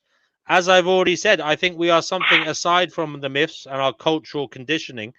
This may well be something that influences us, but it is not the outcome. The story is not perhaps the stories we're told are not the arc of our own story. Okay? Just because these things were told to us, just because they shaped our culture, doesn't mean they define what we are, what we will become. I think that they largely define the collective, because the collective decides to give themselves over to rulers who are basically the custodians. As I said, sometimes they may have there may be a strange situation where perhaps at Scales, have you ever thought about this?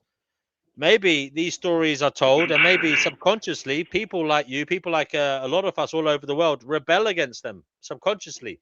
Maybe we are acting against them, and maybe in some ways that will be our future. We rebel against these myths because they don't make sense, because they never offer anything of substance. And maybe there will be unintended consequences from our attachment to these myths that cannot be foretold in our attachment to them. I hope you're right, but I have yet to see that happen. It probably will happen. I think it will eventually have to happen one day, but it hasn't So I'm happened. just saying, maybe you're getting too worked up about nothing. No, he's not. Perhaps. I'm just asking the question, Chippy. I'm not saying it's true. I think he's right. You know that there I love actually, you. in a way, there was probably a great flood. Like, 10,000 years ago, there was an ice age, and that took all the water out of the oceans and put it on the land. And so there was the Bering Strait, which allowed the, Asiatic Mongolian people to cross the land bridge to the North America, which is, how the Native Americans got to America. But what's crazy is that at some point the world heated up again, and all that snow melted and it filled the ocean again. There have been tons of condensation and rain, and it filled up all those land bridges, all the Bering Strait, and all the land bridges. So, and that was about 10,000 years ago. So it's like crazy if you think about it. That the story in the Bible of that. How old is that story? I mean, we think it's, the Bible was to Graham written. Hancock. What? Have you been listening to Graham Hancock? He goes on about this all the time. No, I was watching like a thing with what's his face? Who's the black astrophysicist guy? Billy Carson. Oh, Neil Tyson. Neil Carson. deGrasse Tyson. But he was talking about, I was thinking about it, watching a thing that he's saying, and I'm like, oh, so it's very possible that there was like some natural incident that was like that could have been perceived like a great flood to a lot of the, very simple tribal peoples at that time, and that story just got kind of passed along. Set scales.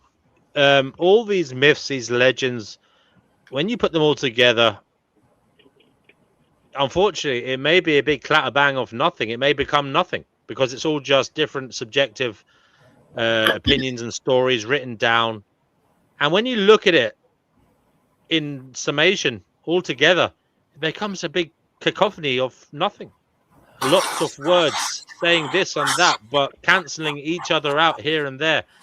I mean, at least that's what I think sometimes. Do you ever get that feeling yourself that you're trying to derive meaning from something that's meaningless? I don't ever get that feeling, because the ancients lived very serious lives. They did not have these concepts of entertainment or frivolous activities like we do Yes, today. they did. They really didn't. Absolutely. As long as they had a human brain, they had entertainment, and they had storytelling, and they had comedy and all kinds of stuff. That's not the point I'm making. The point I'm making is everything that they made their stories on was based on something that was real to them and that they actually experienced in their lives, because they wanted to make sense of the world. How do you know that? Because this is how they told their stories, through oral traditions. How do you know that? I just told you, through oral tradition. How do you know that they didn't enjoy making things up? They made stories up. People could make stories up. It doesn't matter that they lived 10,000 years ago. They could make. They did not live lives of comfort. To sit around and make stories up takes time and effort, especially if you want to get a coherent story. Time that they do not have, especially if they're dealing with floods like you were just talking about. They could very well make up a story to tell kids to have fun with. They had creativity. That's like very silly to think that they didn't have creativity. I did not say they did not have creativity. That's not what I said. All right. So how long does it take you to make something up? to make up a fib. Oh, I flew to Japan last night. I could just say that. That literally took me 1 second to lie. Okay, but think about what your lie is. Your lie is based off things that are real. You fly to Japan in an airplane. Japan is a real place. You didn't make those things up. Okay, I fought the giant spaghetti monster today. There you go. Boom. Took me a second. Sure, they could do that too. Okay, and this is an Fatima abstract and concept. me went to Barcelona for the weekend, walked around, looked at all the beautiful tourist attractions, and we had our own tapas, vegan tapas meal together. Sat down in the moonlight and spoke about reality and became the best of friends. No, DNW, the only reason you were able to come up with all of that is because you have luxury right now. If we were living in tribal society, you wouldn't have been able to think creatively like that. I am enjoying what you're saying, but I want to welcome Fatima onto the show. Fatima did say that they were going to come on and talk. Now, they did say they were going to insult me. I would say, please don't jeopardize the channel, Fatima. I am willing to let you come on and insult me because it would be of benefit to you. It would be a cathartic release of the toxicity in your heart and mind. It might make you a better person. So if that's the sacrifice I have to pay to make you a happier person, feel free to come on here, Fatima, and spill your toxic guts all over the show, but just don't do it in a way that jeopardizes the channel. Thank you, Fatima. Sorry, go ahead, guys. Yeah, I would just say, I mean, maybe I shouldn't because I don't want to get dragged down on this topic. But even when it comes to the flying spaghetti monster, it's still based on things that are real. Fighting is something that's real. Spaghetti is something. Hold on a second, guys. We have to say thank you so much to Andy. Andy, it's a pleasure to have you here. I'm so glad you keep coming back. You really add something special to us here at Finding Gnosis. So thank you, Andy, and see you again soon, brother. Go ahead, Set Scales. That was it.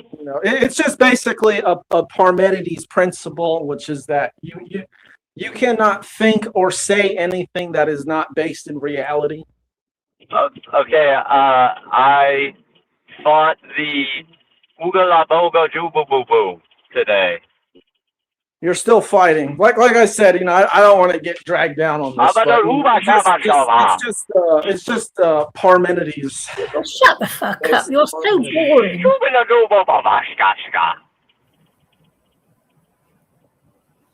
Now we're speaking Star Wars. You see, Star Wars. Set scales. You have an amazing mind, brother. I want to hear though the real world consequence of all your thoughts, as in, what is all this saying we should be doing? Because you've come up with this all-encompassing philosophy of everything, okay, and what is going on. You've taken into consideration history, archaeology, science, and all the philosophy that you've read thus far. What is all this saying we should be doing, Set Scales? It's real simple. All we have to do is accept that there is a higher power than man that pretty much has put things into motion, and we can choose to go with that motion and flow or against it. And all it really comes down to this is exceedingly important, given what you've stated so far. Can you please repeat that? Yes, there's a way that things are that is beyond human control, and we can choose to go that way or against it. Either way, we're going to generate consequences that will either be in our benefit or not in our benefit. So we can choose to go with the ultimate power or against it. Either way, there will be consequences. Yes, but consequences can be good or bad.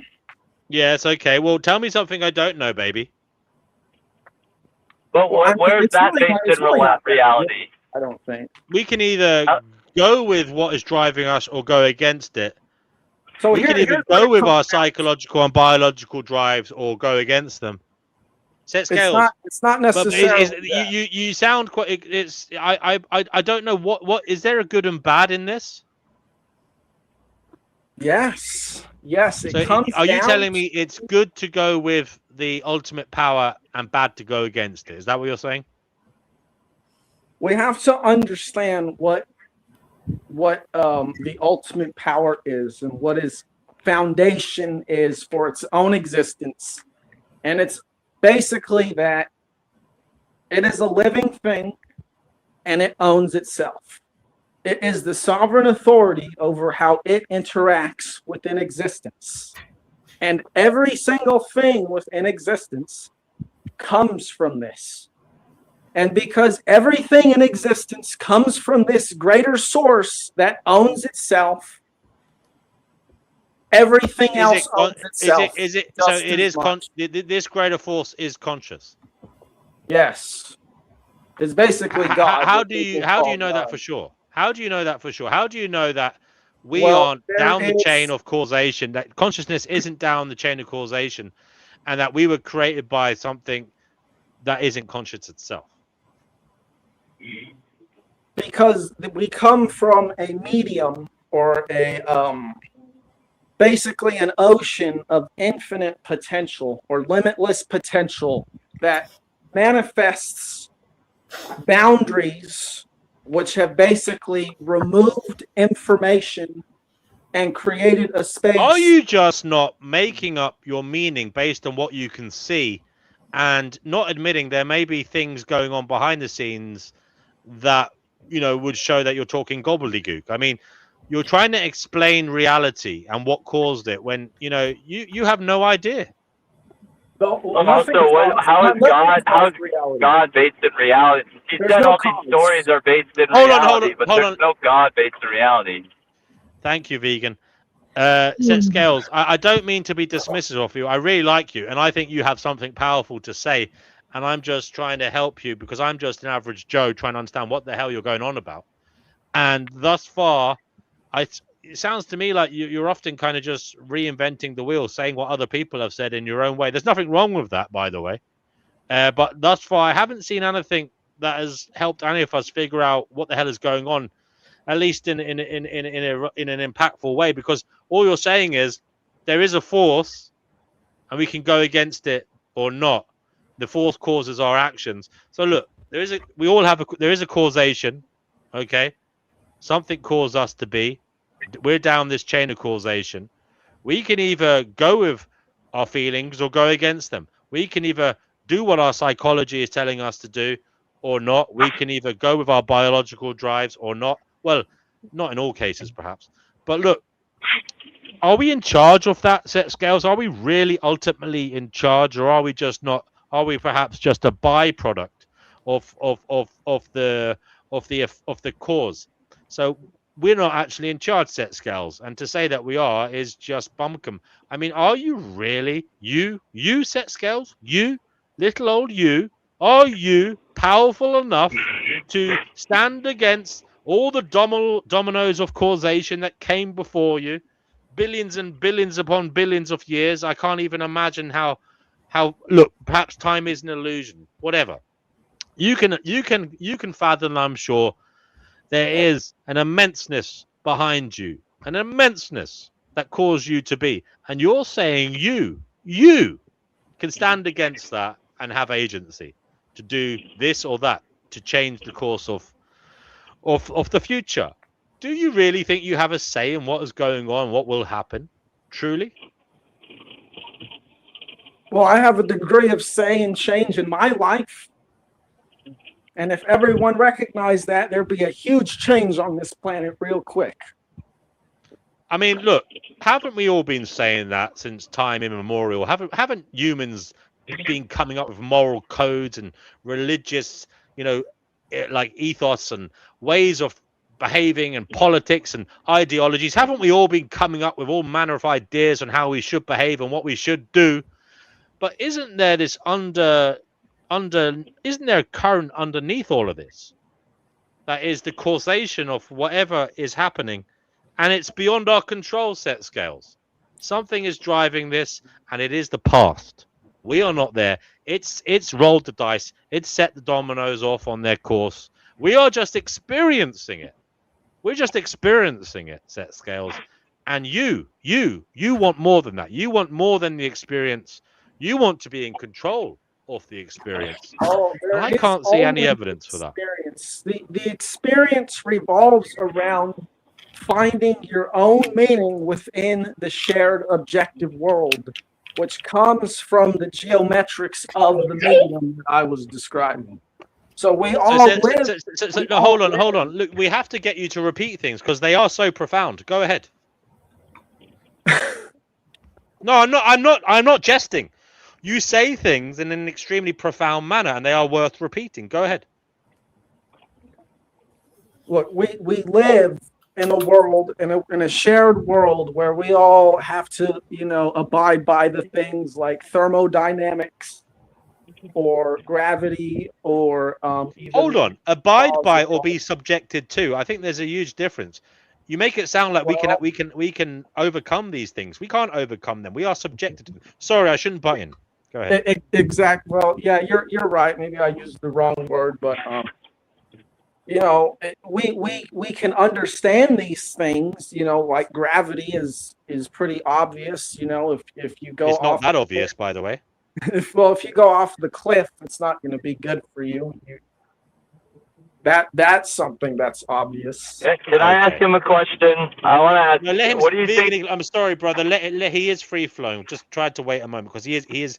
I did ask him a question. We need to give him the right to reply. Go ahead. It just basically comes down to we live in a world that's governed by these things beyond our control, but as an expression within it, we have free will, and that means that even though there's all these things beyond our control and that there are limitations in our lives, the things that are within our control are entirely up to us. And there's a whole lot of things that are within our control. Set scales. I truly, truly hope you are correct. It is my dream that you are correct, that we are able to fashion the future with our agency, and that the future has not already been written already by what has already occurred, driving us towards it.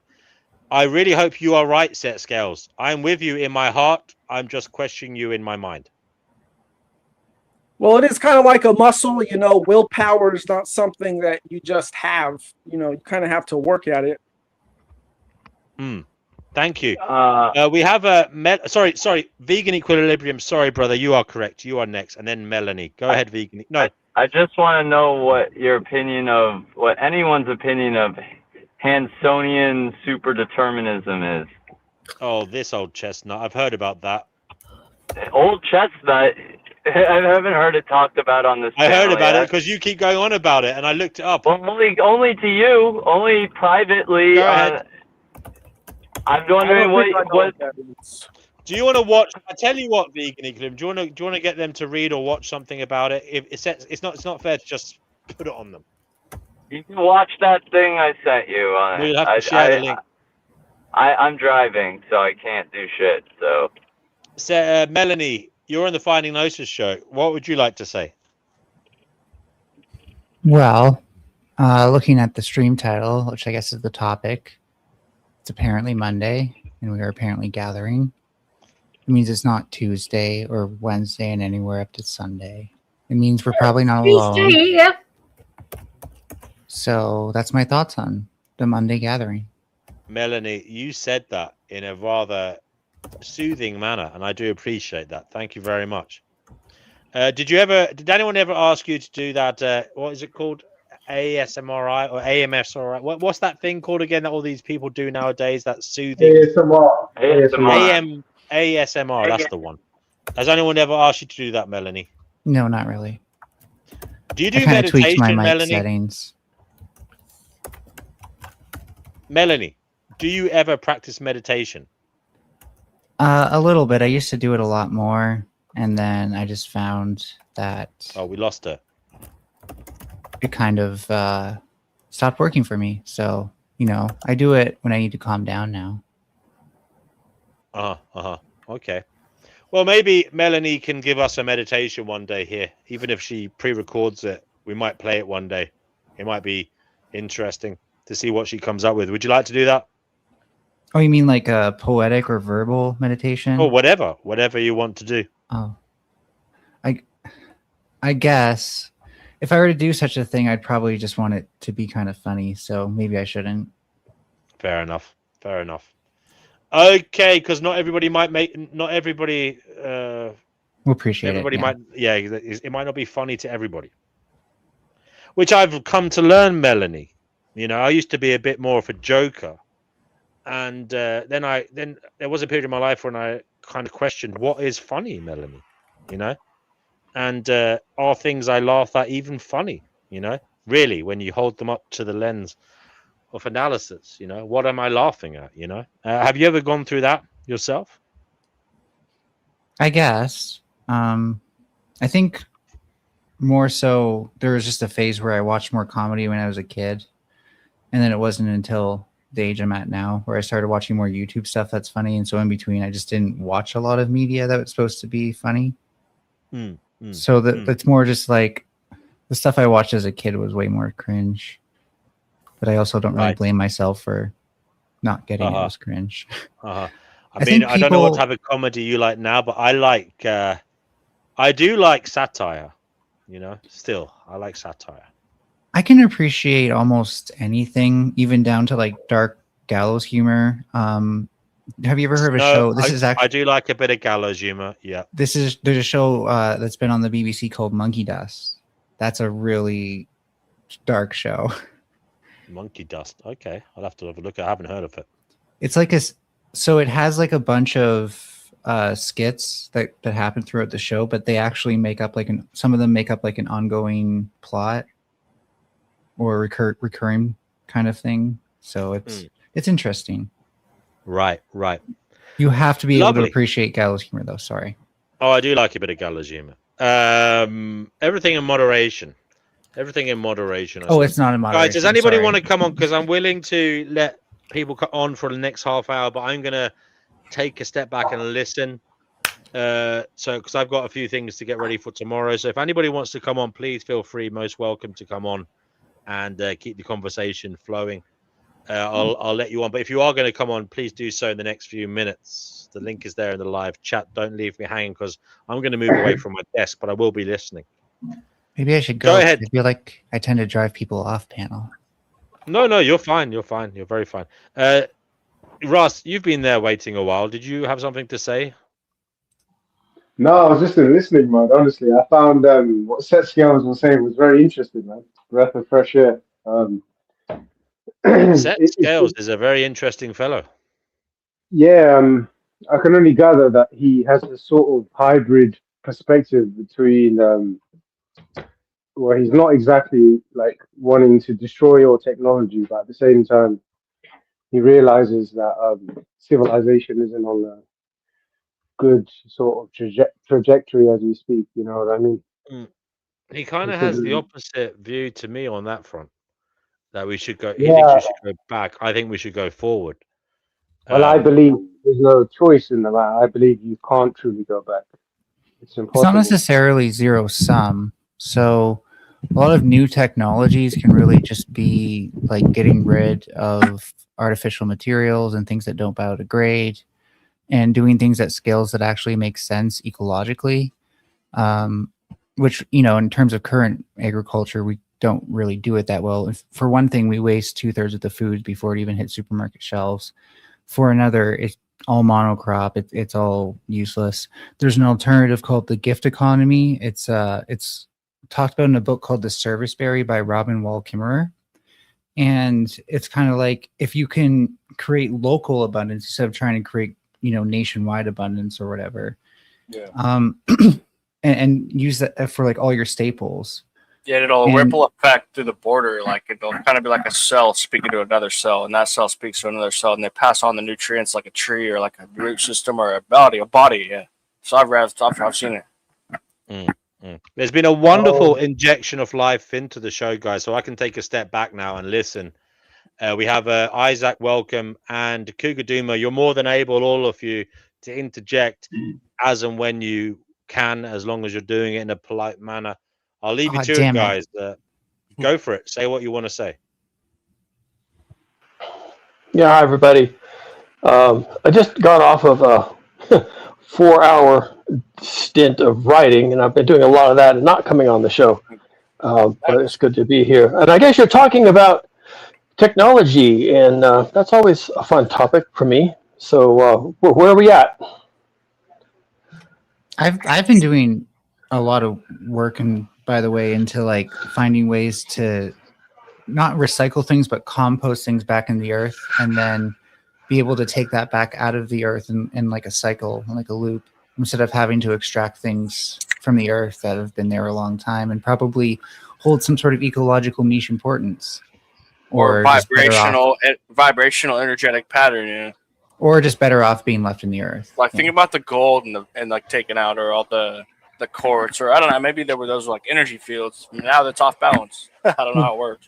Gold is definitely interesting as like a catalyst. So where it's happening, it could be having catalytic functions in like streams and groundwater.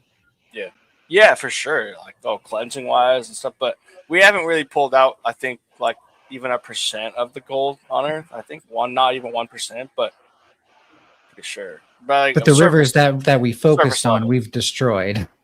Yeah, no, I'm just saying. I think it's still active, but I've read these books that have said that they believed it's like the Earth's blood, and there's some sort of field and everything. That's why that's valued, like something electric with the body you wear it. I've experienced some weird stuff having gold. I've only had gold like 2 years of my life, and it's gone now. So I had gold on me one day at the lake, and I felt this energy from this guy across on the tables, and it felt really intense. And then I go to meet him and everything. He has a gold necklace on. I'm like, is my gold attracting to his gold? I'm like, yo. So I don't know. Having these theories, but like why it's so revered, and why it's so, it's in our computers, and it's like, this is a weird substance. I don't know though. I was writing a book some years ago, and I probably should revisit it and finish it out. But one of the interesting parts about it was that it's set a little ways in the future. And one of the critical characters in the book is introduced.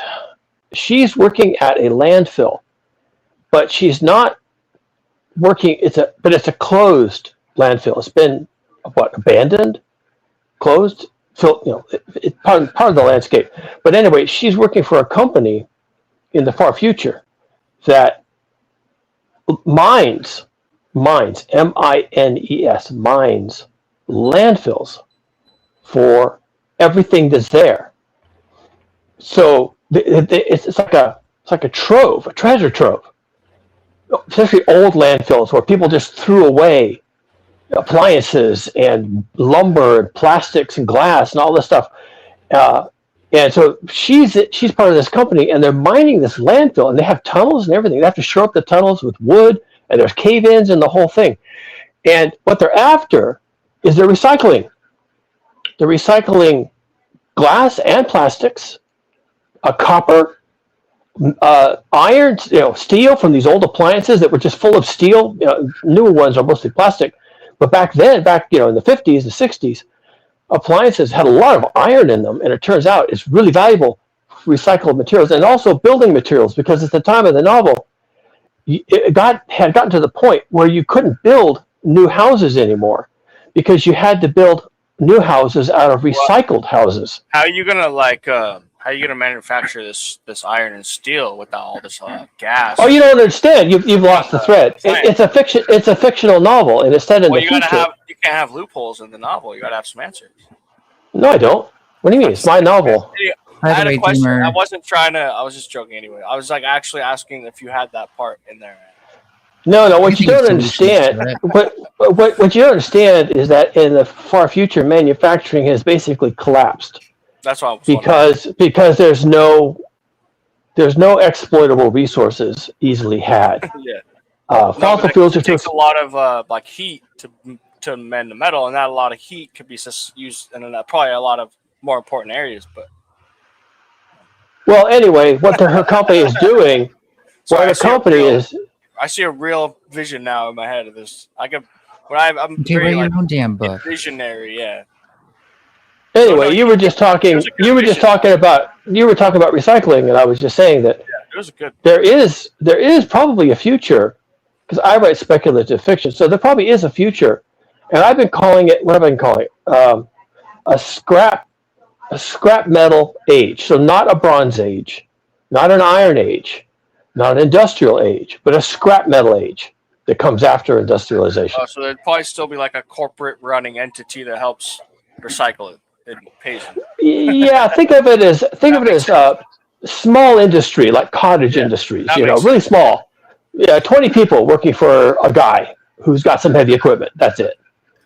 That's a lot. I'm just gonna point this out because I think it might be interesting for your story. If you want to maybe write I don't know if you're done, but if you write a second one, or No. I actually walked away from it. I got busy as a computer programmer, and I haven't come back to it.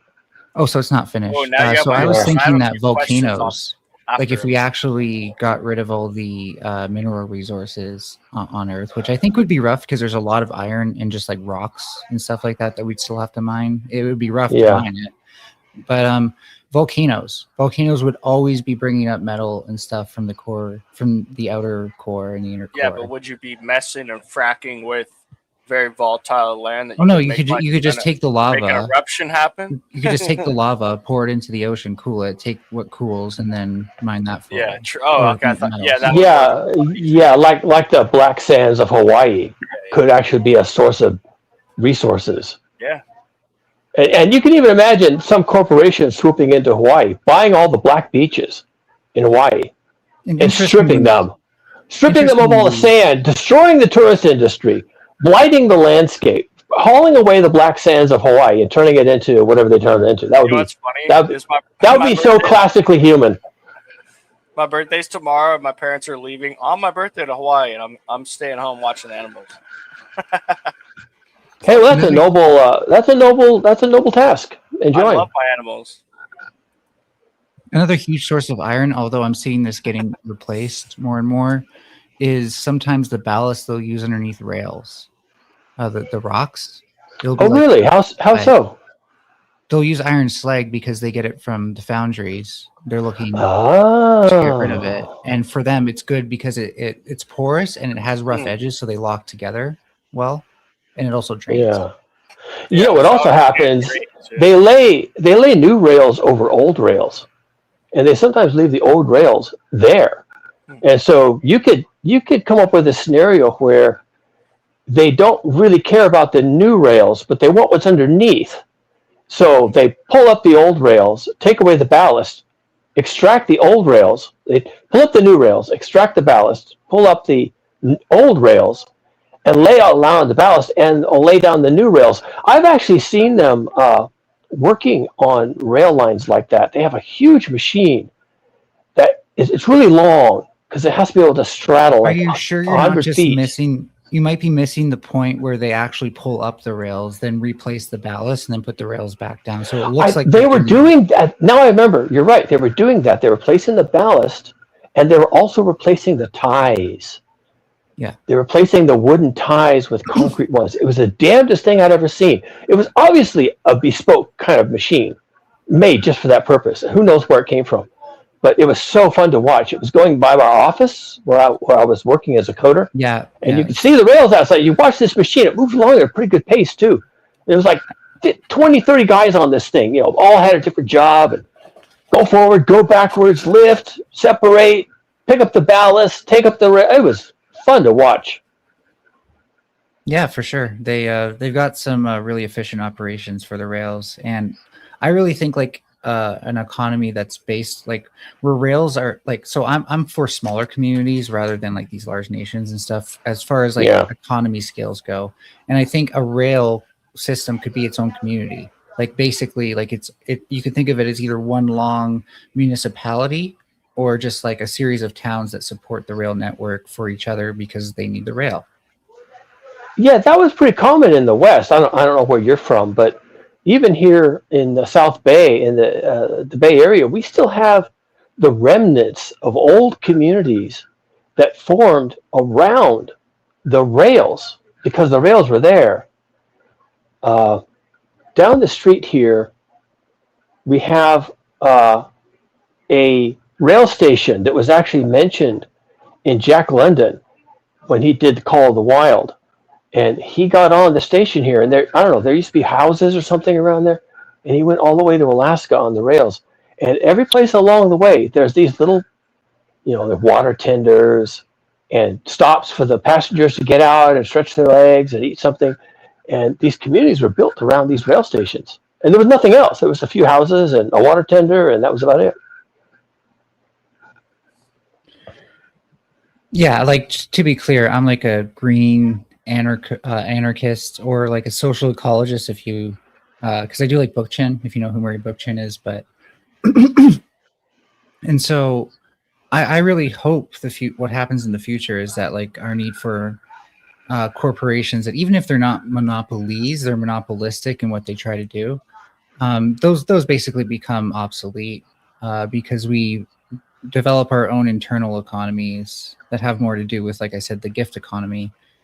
And so, if you're just like farming for yourself and giving and sharing the abundance with your community, then who needs a corporation for that? Yeah, and that's inevitable, if and when we are forced to stop burning fossil fuels because climate change, therefore physics. The way I like to present it is on the day after that happens, or the week or the month or the year after that happens, you're going to go outside and you're going to notice your world's changed. And what's going to be gone in your world is there'll be no driving, no flying, no movement of goods, no movement of money, and no jobs. And so what are people going to do? Well, they're going to do what people have always done when they didn't have driving and flying and goods and jobs and money. They formed villages, and they helped raise each other's children, and they had crops. They sharecropped, and they worked around the gardens, and they did all the things. And maybe there was a lord living up on the hill, feudalism and all that, but still, they figured it out. 200 or 300 people, a village. Some people who had special skills like a blacksmith or a barrel maker, and people did that. That's how people used to do things. We can do that again.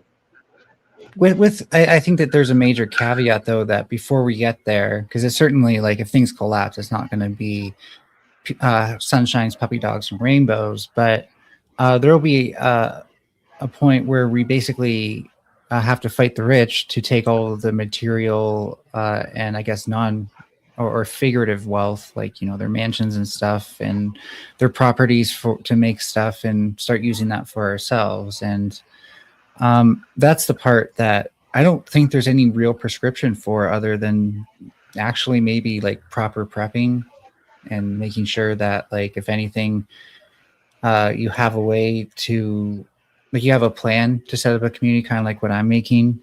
It's a very green technology focused plan, so that way you can kind of set up a wetland somewhere, then floating platforms, then either houseboats or houses, like very light container ship style houses on the floating platforms. Yeah, I wrote a novel, my first novel, and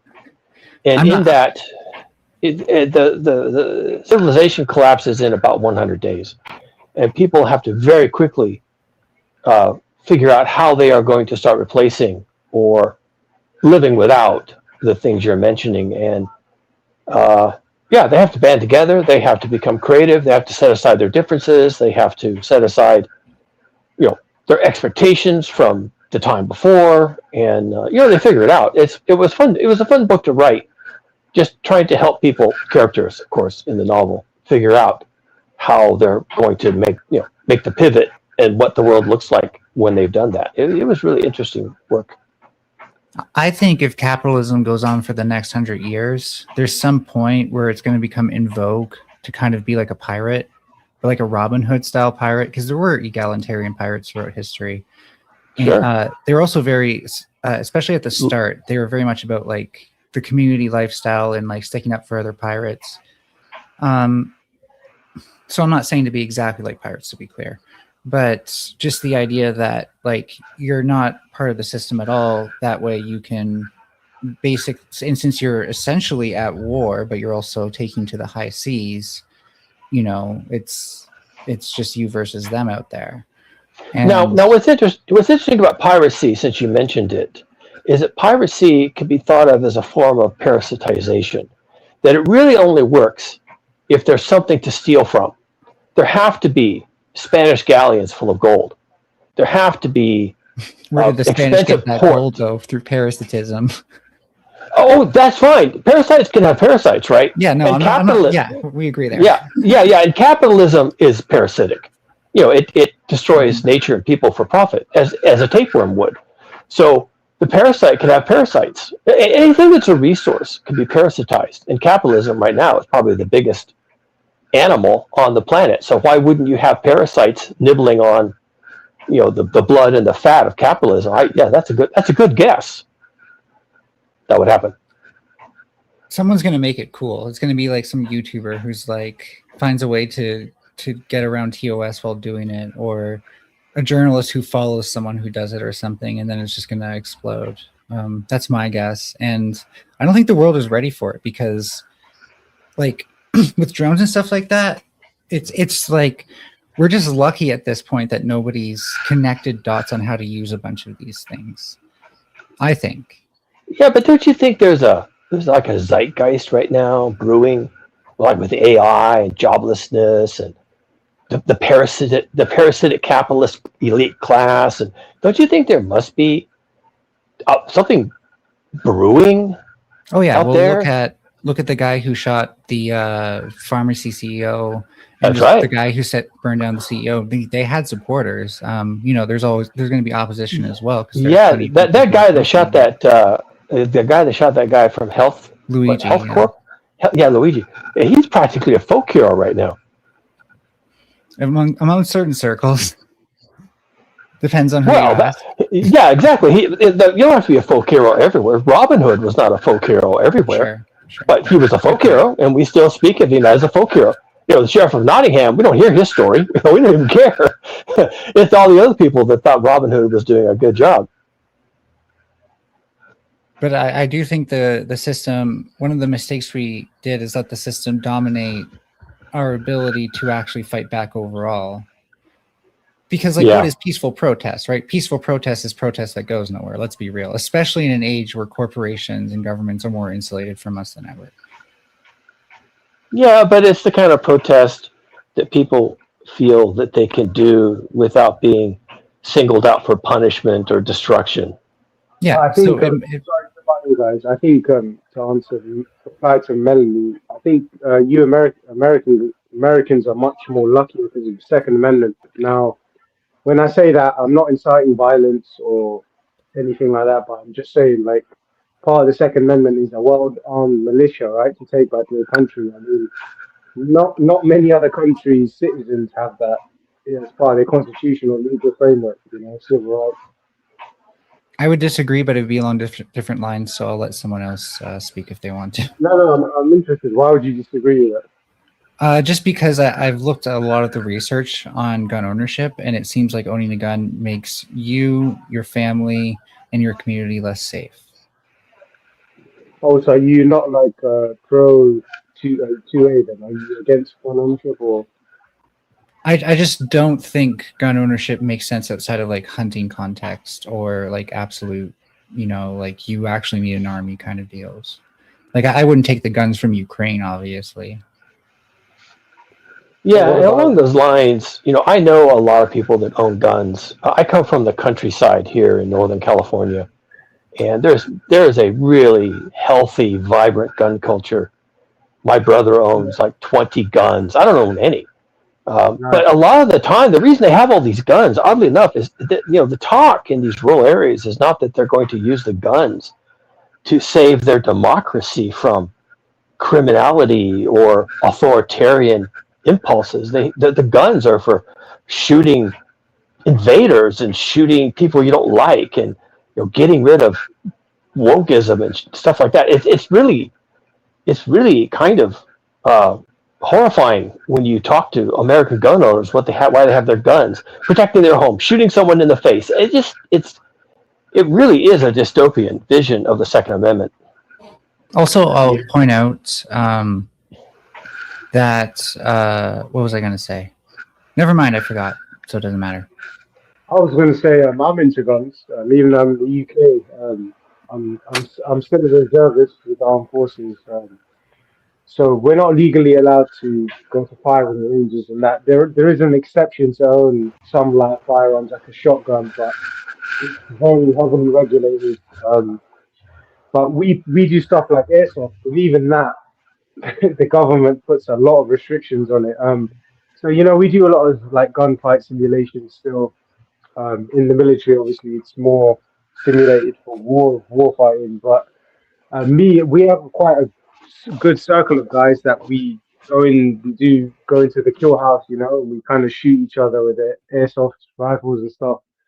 But there is a sort of gun culture and friendliness amongst it, and it's not really like something pathological. You know what I mean? I think the common stereotype of somebody who's a gun enthusiast, let's use those terms, gun enthusiasm, right, is of somebody who's quite homicidal or somebody who's quite pathological. But I don't think that's the case. I think there's plenty of healthy individuals who just like guns, just like people who might be interested in the intricacies of, cars or, any other hobby. But I can obviously understand why people would be concerned because these firearms are basically tools of killing, right? But I think there is quite. Sorry.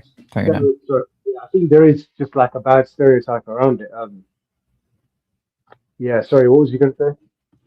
As a Canadian, I'm actually glad we don't have Second Amendment rights to the level that America has, because right now gun violence is I guess you could say gun violence in general is the number one cause of death among youth in America. Yeah, that's quite a sad statistic. Yeah. I think it's been that way since 2023. Yeah. It's also, I've heard this number, I'm not sure how current it is, but it's also the number one cause of death in older white males, self-inflicted gunshot wounds. Oh, for suicide. Because it helps completion, yeah. Self-inflicted. Very I should say that differently. White males who are shot with a gun are predominantly, almost entirely self-inflicted gunshot wounds. Okay. Well, it makes sense. I mean, not to sound dark, but it seems like the most feasible way to unalive yourself if somebody was going to do that.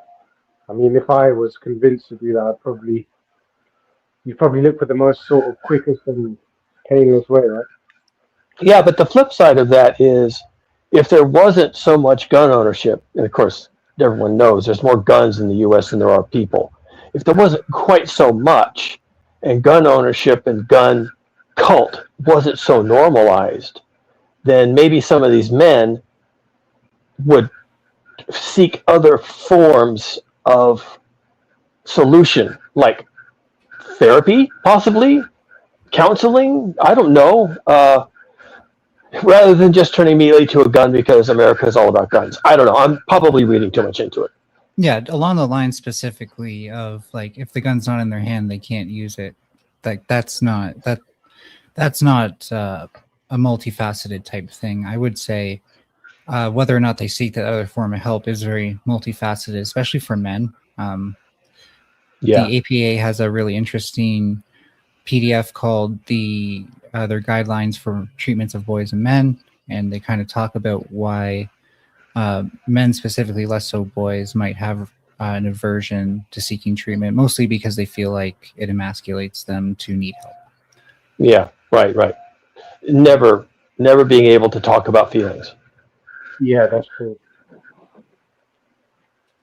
Yeah, that may not be unique to men in the U.S. It just could be a man thing. But if your society is a little more healthy and a little more willing to talk about, people having personal crises, like that's a normal thing. Don't worry about it. Here in the U.S., at least, probably elsewhere, there's this archetype of the strong, stoic, go it alone, frontiersman, white male with a gun on his hip, and it's like that's not healthy. And, look, as a feminist, I can take the L and say maybe toxic masculinity was bad phrasing or whatever. What the APA does is points to everything that you just talked about, actually, and says that what that creates for men is something called gender role strain, which is a desire to overperform the parts of themselves that they think are more masculine, and to the point where it might hurt themselves or others, or even just their relationships with people. Yeah, exactly. It's a general kind of harm, really, because not being able to talk about things often ends up in antisocial behaviors, right? Which affects everything.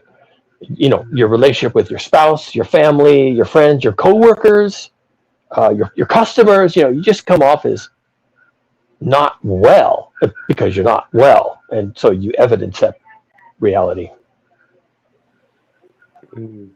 It could also be down to the fact that we live in a society that's quite dismissive, maybe, to some of its members. In this case, men. Maybe a lot of men feel that way, so maybe they're a bit cynical as to whether they should. They're a bit cynical as to whether seeking help would actually benefit them or not. Well, yeah, and there's probably a lot of examples, certainly in the media, where the guy gets ahead by being stoic and bottling up his feelings, you know, Rambo and, you know, Dirty Harry and all the others. I mean, the media is chock-a-block with that stereotype. And that all comes back through the gender role strain. And if you think that that's what you have to do to be masculine, and you're not 100% like that, then you might feel there's a part of you that's inferior. So then let's say that you only feel 50% that far, and that's a very arbitrary number. Then you might feel the need to do 150%. So people actually see you as masculine. Yeah. You know, coming back to our earlier discussion, I think, you know, if the world were to become smaller again and people were to recollect and reorganize themselves into smaller communities, where just to be clear, do you mean population? All of it. Well, the size. I know you mean the size.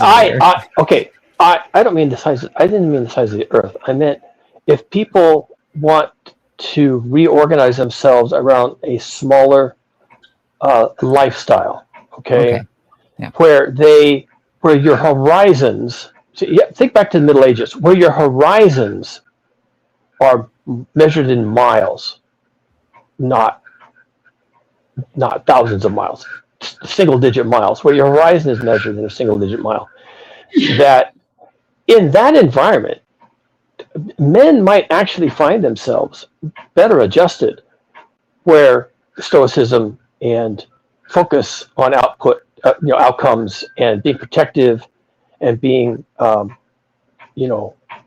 having a relationship with the entire picture, the inside, the outside, the going around. You know, they might actually find themselves more at peace with themselves and with the world than the way it is now, where you're only really respected socially and otherwise for the job, the money you bring in, you know, how independent you are, how violent you are. You know, in a village, men were not encouraged to be violent unless they were warriors, and then they were probably working for the king. They were encouraged to be problem solvers and to be vital and to get out there and fix it, put the fence up, you know, corral the animals, you know, make the bad guys go away, build the fences, you know, thatch the roof, and put out the fires. And, you know, I think that was maybe a lot more health. There's a lot more male health, I think, in all that than what we have today. I think from a social standpoint, the only thing we did wrong before, when things were more like that, is we said, okay, you're born with this set of genitals, therefore you have to go do this job. Nowadays, we know that there are some women who are more masculine than men in certain ways, and some men who are less or more feminine than some women. And, you know, it just goes to show that they're not purely distinct categories. There's overlap, and maybe a lot more overlap than difference. And personally, I find that okay. I think it just means that, like, you'll do what you feel drawn naturally to.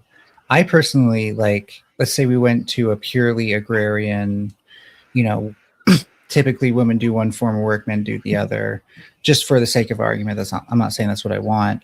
I'd probably be somewhere in the middle. If there's things that need helping out with the sort of like energy and stoicism of a guy, then I can put on that mask. And if there's something where you need the compassion and whatever of a woman, I'm not trying to go into stereotypes here, but I could take that role too. I've always felt kind of in between as far as roles I could take. And let's face it, we don't know much about the Middle Ages because the people that were important were not the kings. We know all about the kings, but we don't know about the people. And they just didn't make it into the history books, which is a horrible statement on human values as far as I'm concerned. But we know a little bit. And I don't think they had the gender problems we have today. I don't think anyone even considered men to be this way and women to be that way. There was a lot of work to do in the village, a lot. There were healers and bards and traveling merchants, and there was something for everyone. Someone had to go down to the river and catch the eels. Someone had to be a healer. Someone had to grow the herbs and go out in the forest and find the important herbs for the healers. And there was something for everyone. And I think it was just a much more egalitarian and accepting. If somebody's the Renaissance, brutal, for sure. Yeah, I think it was just more humane. Is that the word I'm looking for? More humane and less judgmental. Feudalism was not humane from the standpoint of like the power that could be exhibited over the servants and stuff like that, right? And okay, but I was deliberately evading any discussion of feudalism. I was just talking about village life, people in the village, and pulling together, each trying to find their place, and hopefully being able to do that. I think that part of it, there was less, less battle, less warfare, I think, inside the village. And I think the way to approach this for humans has always been the same. We haven't always been great at it, but and it's to treat ourselves as ecological organisms, as we've always been. We have a certain birth rate. We have a certain amount that we want to eat. We have waste we have to get rid of. These are all problems that we've sort of relayed into infrastructure, but I don't think we've always come up with the most efficient solutions from the ecological standpoint. It's very efficient to burn oil through a car or through a tractor to till your field, but why don't you have a field that naturally grows what it does without you having to till it at all? Yeah, that's capitalism. It took care of that. Conversation, guys. It sounds, Kugaduma, to me like you're saying we have too much time on our hands nowadays. Is that well? Okay, it's demonstrably it sounds to me true. like you're saying, what is it? The idle hands make for the devil's work, or basically what Hamlet in Hamlet when Shakespeare said, what was it? He said, "Nothing is good or bad, but thinking makes it so." Something like that. Yeah, you kind of need that free time, though. Not enough, struggle and strife. And there is truth in that, Kugadima. There is truth in that. I would agree with you in that sense. But I think desperation is very clarifying. Well, that I would disagree with. I think the more you crank up that desperation knob, the more people start to make irrational and very selfish decisions. But Kugadima and Melanie, I would say on an individual basis, perhaps that is correct. But when you zoom out and look at the bigger picture, us as a species, us as a life force, what is going on? Maybe we do need to think about things, Kugaduma. Because I am a writer. I do write those books, right, where people have moments of clarification. What I'm saying, would you be willing to sacrifice that to go back to these times where men were men, and we had a job to do, and we went and did it? Of course, there is a way, perhaps, of having a happy medium. I don't think men didn't party, right? Like they would still go to bonfires and stuff like that, and still do things to enjoy themselves. And I think you need some free times if you want to have a culture with the arts, and having a culture with the arts is really important to humans, it seems. Well, they danced, they played music. Everybody, engaged in music and festivals, and there are times of the Yeah, true. season when Even these things were slaves, I guess. scheduled. Yeah, I guess you're Yeah, right. and the king encouraged these because it was an outlet, and the king would have a market, and everyone would come, and I think there was an understanding that you have to break it up. You have to have fun, you know. Yeah. But your What's fun. funny, Cougar Dimmer? What's funny? Well, your fun is more fun if you've had to work for it. Your fun is more fun if you're creating it rather than consuming it. Your fun is more fun if it's the entire village. Your fun is more fun if it's engaging. I think our fun these days is very shallow and not very inspiring, and frankly, not very fun. Yeah, but Cougar Juma, can I get in on this? Do you not think that a lot of people today resort to this kind of shallow fun, so to speak, like maybe browsing the internet and getting dopamine hits, is because they've worked so hard? I mean, this generation now works way harder than previous generations, has less money for it, and they have less time. So they're just getting off on what they can, really and truly, in my opinion. Yeah, that's right. You've just stated the other side of what I was just saying.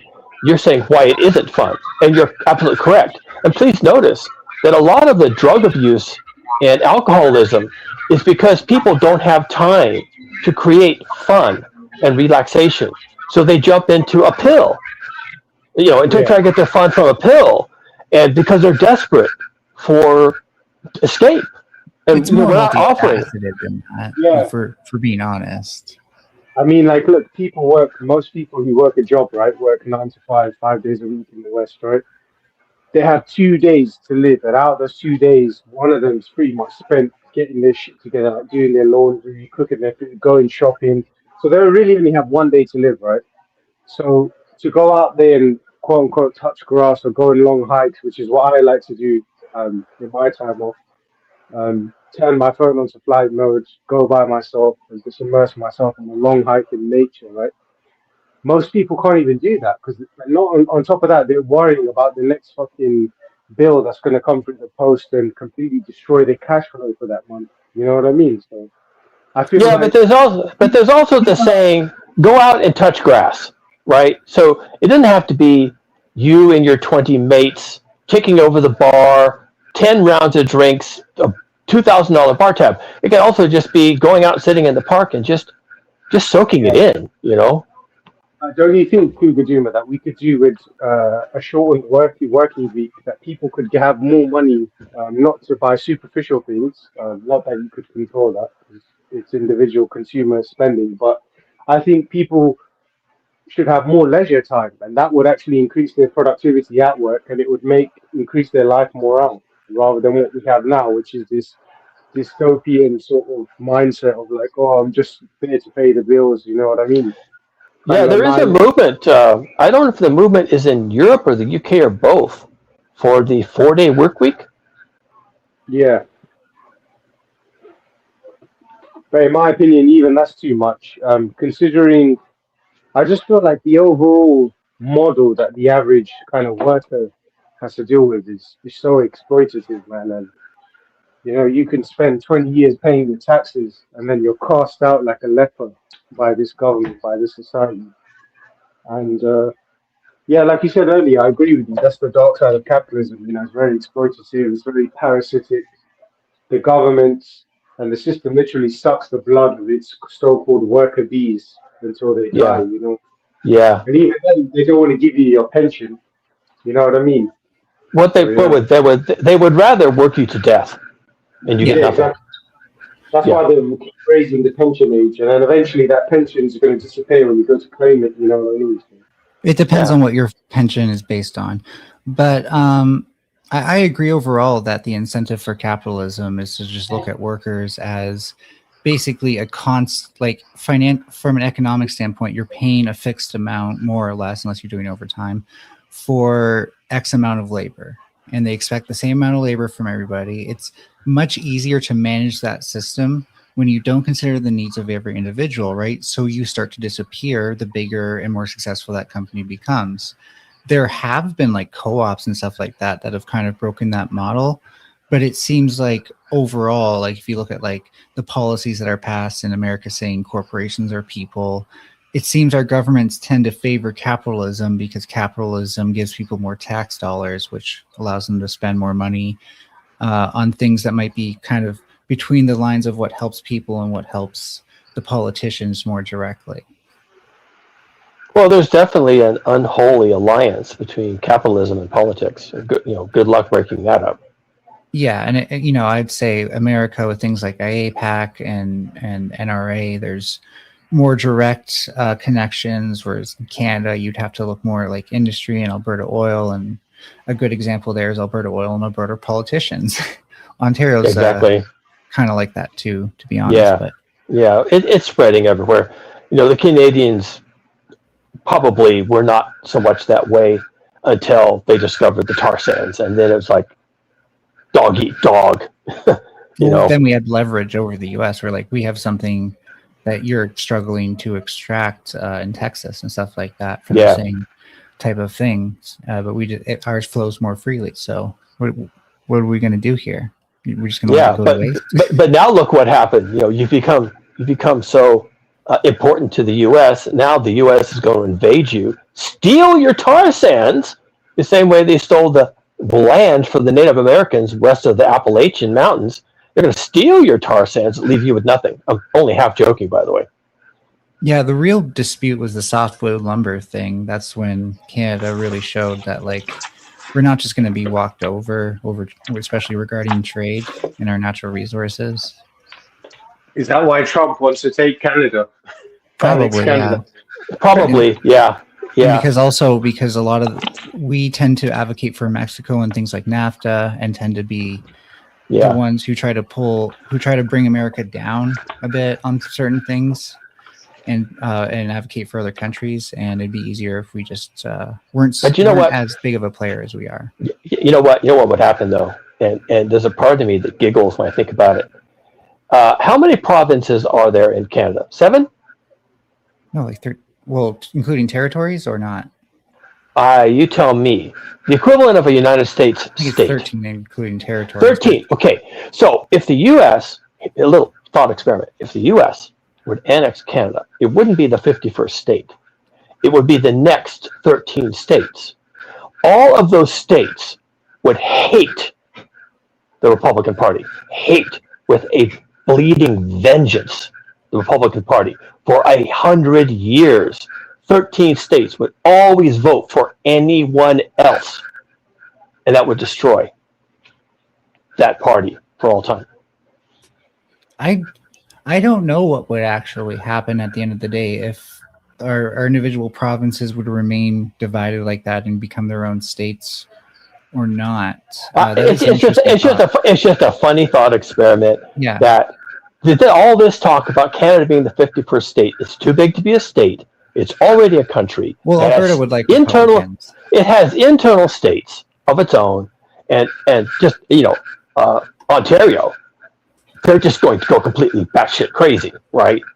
And so there's just going to be a big negotiated settlement that there's not going to be one state coming out of Canada, and when that emerges, it will completely destroy Americans' balance of power internally. Completely destroy. I think in particular, if it was Trump that did it, Canada would be defiant enough to at least vote blue if we had to, and destroy the Republican Party that way. Sure, because we're like 1/10 of America's population or something. So yeah, but every state gets 2 seats in the Senate. 2 seats. Right. Good point. Sorry, that's a good point to remember. Well, yeah, and there would probably be enough representative seats. I mean, if we added 10% of the population, that adds 10% more seats to the House of Representatives, just by math. And that'd be 10% of the House of Representatives that would be completely, rabidly opposed to anything the GOP ever wanted to do. for the history of forever.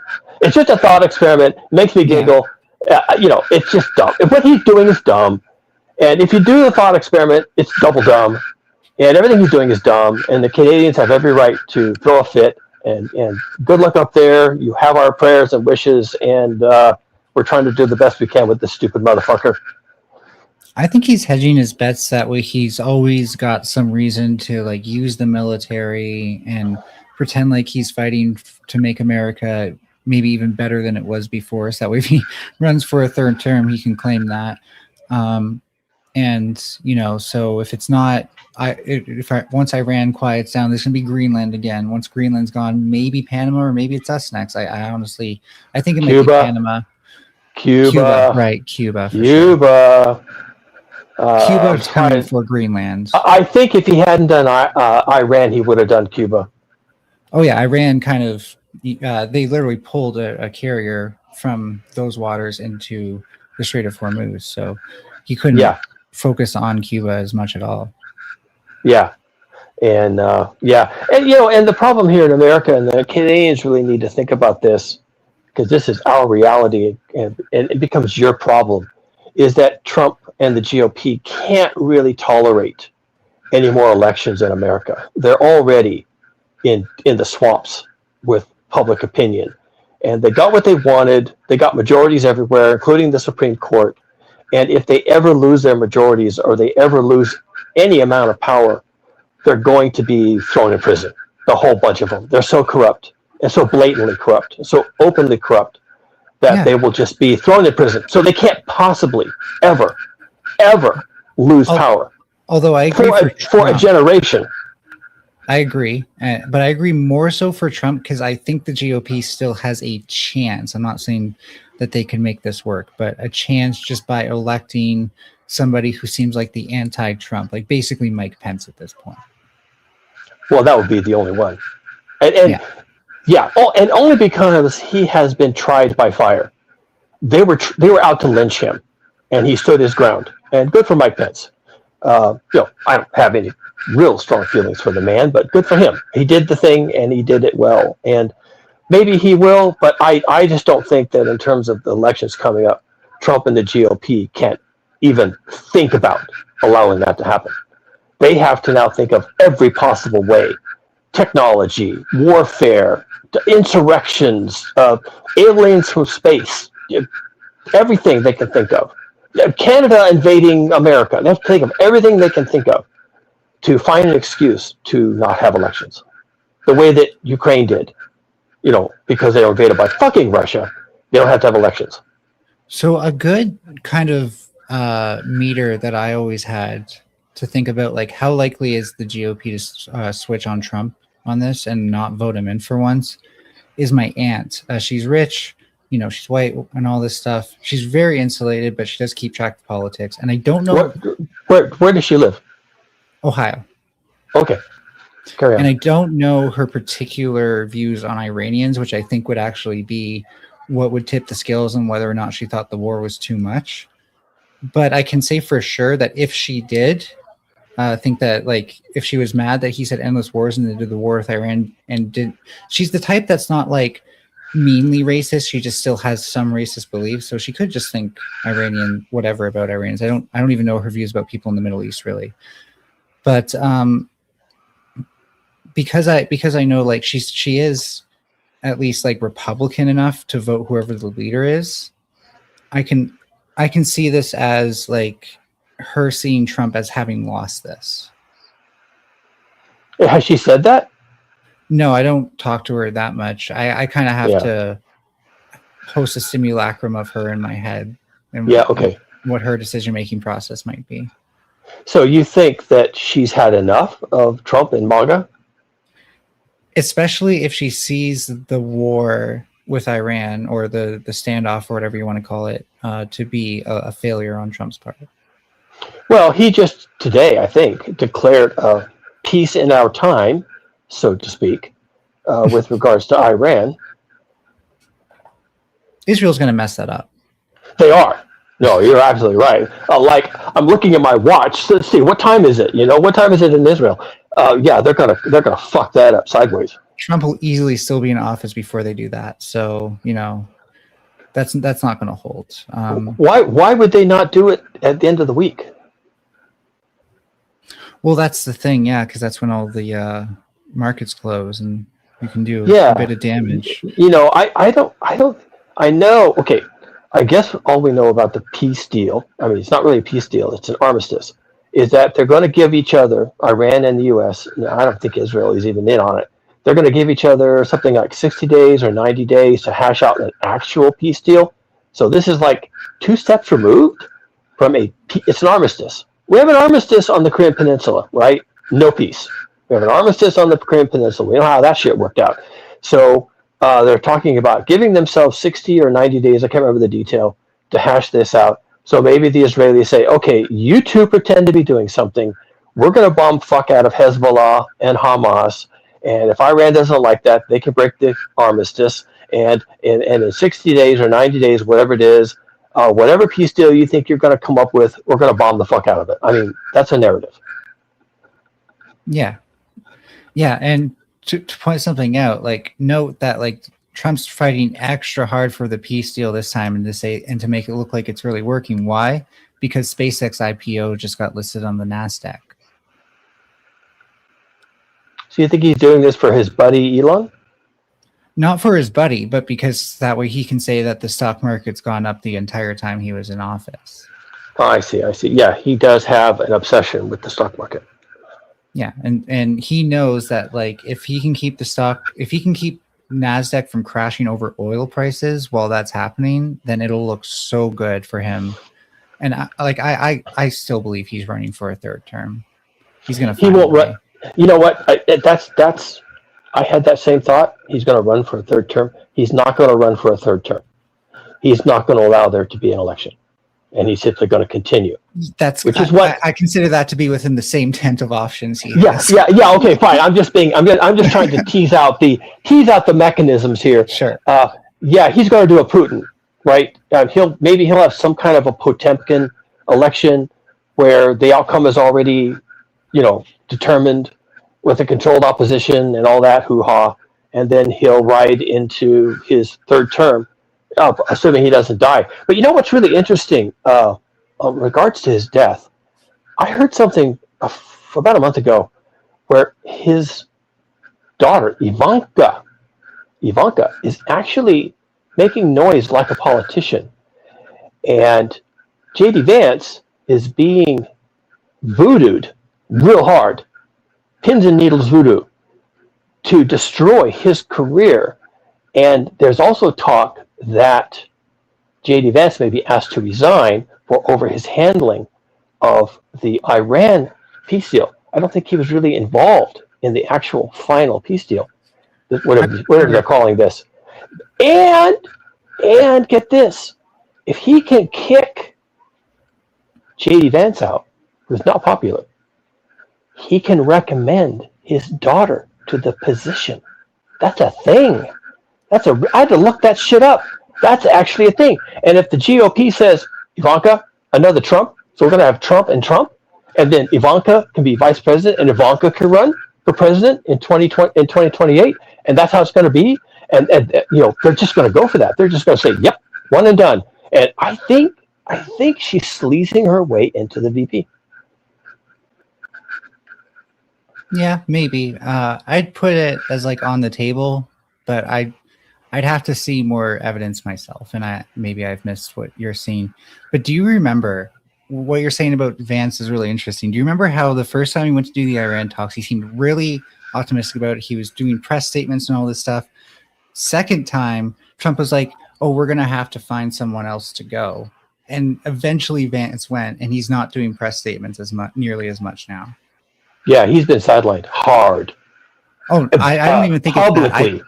I think he realized that he's being sent in to do Trump's bidding. Trump's an idiot who wants Iran to both get rid of their nuclear weapons and give up their only economic control in the Middle East, therefore making them an easy target to Israel. So they're never going to do that. And he keeps sending Vance in to be like, oh, yeah, just do these things, bro. It's totally fine. And Trump is like every other mafia boss, and here I include Putin and Z. of China. The mafia boss he's always afraid of who's coming up in the ranks. And the mafia boss will find out who's becoming popular, who's becoming influential, whose plan was accepted as the plan, and the mafia boss is always going to kill that person. Both as an example to the others who may have ideas that they're going to come up in the ranks, and also just to get rid of a potential rival, because that's how these mob families work. You know, there's not really a monarchy. There's ascendant heirs, people who become anointed by power. But Trump doesn't want Vance after him, especially not with the Epstein files floating around. What if Vance was part of a conspiracy to release the Epstein files, dethrone Trump, and take his place? You know, Vance is vice president. He just walks into the job. He walks right into the Oval Office and sits down. And so, to avoid any possibility that Vance, who may have ideas, might unseat the mob boss, he just gets rid of him. And anybody else who comes after him. I would say maybe you have a point, but I would think about the mafia dynamic differently. The way I've always understood kind of how it works is like you want to be considered to be in the family, right? And to be in the family, you follow the rules often given by the Don because he's the main guy. And so there's a lot of like kind of like in culture and all this stuff. And people like Pence or Vance probably come in as outsiders, end up being closer because of their status. And then because of that, they start seeing how things work and in some way or another trying to call it out, probably not publicly at first. And that causes a disruption. They're like, okay, now we got to get Vance out of here. And it's always going to work like that because people like Ivanka and the Trump Juniors and probably even Jared Kushner at this point, they know how to work within the family, and they're within the family. Maybe less so Kushner. I'm sometimes on the edge of whether or not Kushner's in the family. But so long as you keep getting rid of these people, the only people that remain are the family. Yeah, and it's interesting what you said about outsiders. The general understanding in the zeitgeist is that Pence was brought in because he brought with him the evangelical crowd, and that worked. They got the vote, and the evangelicals are still married to Trump, mostly. Then, having swung the evangelical crowd, at least for a couple more elections, then they brought in J.D. Vance because he is allied with the tech bros. He's deep into Silicon Valley. He's all buddy, all up in Peter Thiel. Peter Thiel is a big mover and shaker and puppeteer. Fled to Argentina. Good to keep that in the back of your mind. But he was manipulating everything he could, pulling every string to get J.D. Vance in. Now, Trump wanted the tech bros. He wanted Elon Musk and Peter Thiel and the others. So he brought J.D. Vance in to appeal to them. Elon Musk has all but stated publicly that or at least he knew of how the election was stolen for Trump. That there was some skullduggery with the voting machines or with votes or with something else. And he all but admitted in public that, he was in the room when that happened. So that may have worked, but Trump doesn't like J.D. Vance. He only wanted the tech bros for their money and for the election, for them to use the magic of technology and wand waving to get himself in. And it worked. He's in. Well, now he doesn't need any of these people. He doesn't need the evangelicals, and he doesn't need the tech bros. He could drag these people through broken glass now. He doesn't need them. He has power. And so long as he doesn't die, and so long as J.D. Vance doesn't betray him and release the Epstein files, and so long as he can control everything that happens in America through threats of violence, he's in forever. He really is. He really is in forever. It's really his game to lose. The Supreme Court isn't going to bump him. The Congress isn't going to impeach him. Nothing is going to touch him. And all he has to do is make sure there's no elections. And then get rid of J.D. Vance and bring in somebody who's not a tech bro. Well, not letting elections be held is way easier said than done. And like just thinking about what states like California would do if Trump tried to do that is already starting to make me think it's not going to be that easy. But it's worth noting that like Trump might even be simpler than a mafia boss, because at least mafia bosses are calculating they have kind of like a thought process behind how they're going to take over a city. Trump, I think he just looks for whoever shows allegiance to him and praises him. A big example of that is that he tends to stick to people who give him gifts and tell him how great of a president he is. Yeah. Which, by the way, tends to be rich people, which in America tends to be tech bros. Yeah. Now, he made your point. You made a good point. He's not as smart as a mafia boss. And he's probably not even as ruthless as a mafia boss. He's probably kind of a soft touch, to be honest. What he is more like is the emperors at the end of the Roman Empire. So Nero, Caligula, right? The Mad Emperor, the icon of the Mad Emperor, who, like you say, is manipulable. And so the power brokers are behind the emperor. And the emperor's mad. The emperor is throwing swords into the sea. The emperor's mad. And so they're manipulating the emperor towards their own ends, which is what? Theft, oligarchy, destroying democracy, destroying the vote, destroying the middle class, taking all the money, everything they want, nothing in it everybody else wants, and just, I don't know what their end game is. I don't think they have an end game either. But they're running down the end of the empire. When the emperor is throwing swords into the sea to fight the sea gods, they're running down the end of the empire and taking, like you say, the treasure and the influence and building themselves villas and fleeing to Argentina. Yeah, and I see Kenny's here, so I'll try to make a complete statement. So if he wants to get in, he can. But I think there's a lot of parallels, like you were saying, like they try to use up the system. That is exactly what they're doing. They're trying to kind of all gas, no brakes it with like oil production and all these things. Get the economy going as high as possible. Who cares if the bubble bursts? And a lot of it has to do with the fact that capitalism, in my opinion, itself has more than proved itself to be a failed experiment in a vacuum. You need something more than capitalism. A lot of that looks like socialist policies in Europe, here in Canada, socialized healthcare, medicine, because you can't just have people pay for all their healthcare. And then you see places like America where it's lacking. And guess what? Capitalism is also failing the fastest. You have the biggest divide between the lowest and the upper class. Yes. And they're calling it late stage capitalism. The tacit admission that it's done. It's cooked. Put a fork in it. I call it the Anthropocene because they're just gonna burn the planet before the capitalists let any of us take over. And then, ironically, like all parasites, they'll die along with the rest of us. I mean, not all parasites take over. It really depends on how quickly the host organism can adapt. If it is parasitizing them to a lethal point, which is usually less favorable for the parasite itself. So it depends if you want to think of that analogy as a single organism or as a group of organisms, I guess. Well, think of it as the Black Plague then, where it just wants to spread and it has no evolved capacity for self-restraint. It spreads and it murders as it goes, and it gets big, and then having gotten big, it murdered so hard to get big that it collapses. Well, the plague didn't necessarily collapse in on itself, but more or less, I see what you're saying. It would have consumed all of its available hosts until it had no host left, more or less.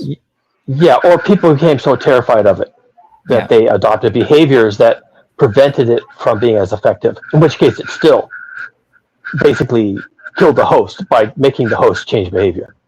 Speaking of being a good host, I don't think D&W is here. Not outing him for that. I'm actually saying I'm going to try to fill his shoes because I get that. You have to step away sometimes. Kenny, welcome to the Monday Gathering on the Finding Gnosis channel. That's the name of this channel, right? I'm really high. I'm really stoked. Finding Gnosis Show. Finding Gnosis Show, yes. What are your thoughts today, Kenny? Good evening. So, you will never be able to stop capitalism because what capitalism is the most democratic system. It's the consumer voting for a product with their feet. It's supply and demand. So you've never heard of Edward Bernays? The minute you try and stop that, all you're doing is pushing products into the black market. But they will get sold one way or another, either legally or illegally. That was already proved in Soviet Russia. Yeah, so. Well, in terms of people having a choice, are you familiar with the work of Edward Bernays? I'm not, but I'm happy to listen to you. Okay, frankly, I don't know a whole lot about him because I'm not a I can probably fill in economist. He was basically, correct me if I'm wrong, and then I'll shut up. He was basically the guy that came up with, marketing informed by propaganda and the idea of people not really being given a choice. A little bit. I would say that that's broad strokes. The more zoomed in kind of explanation is that, so Bernays was the nephew of Sigmund Freud, and yes, you know about Freud and psychoanalytics. Well, Bernays found a way to tie that into marketing-based propaganda, because there was marketing-based propaganda before, but the way that they would market to people was, here's a coat, here's why you need a coat. This coat has everything you need. You only need this coat. Buy this coat, right? And so people would only ever buy one coat. What Bernays figured out is that you can market things to people based on their identity. You can say, you need this coat. No, sorry, you want this coat. You want a few coats. That way you can express yourself from day to day because that's who you are. You're an expressive, colorful person who wears different coats. You see these other women doing it, you're like them. Be like these women and buy more coats. That's a really simple example. If you want, I can go into more detail and tell you about kind of like his first project, which is a really interesting way that he got women to smoke. Yeah, I would just try to make a point, probably being sarcastic, that this idea that capitalism gives people choices is a bit laughable. It gives them choices that they want people to choose from, so you don't really have a choice. Yeah, and to be clear, there are two different systems, right?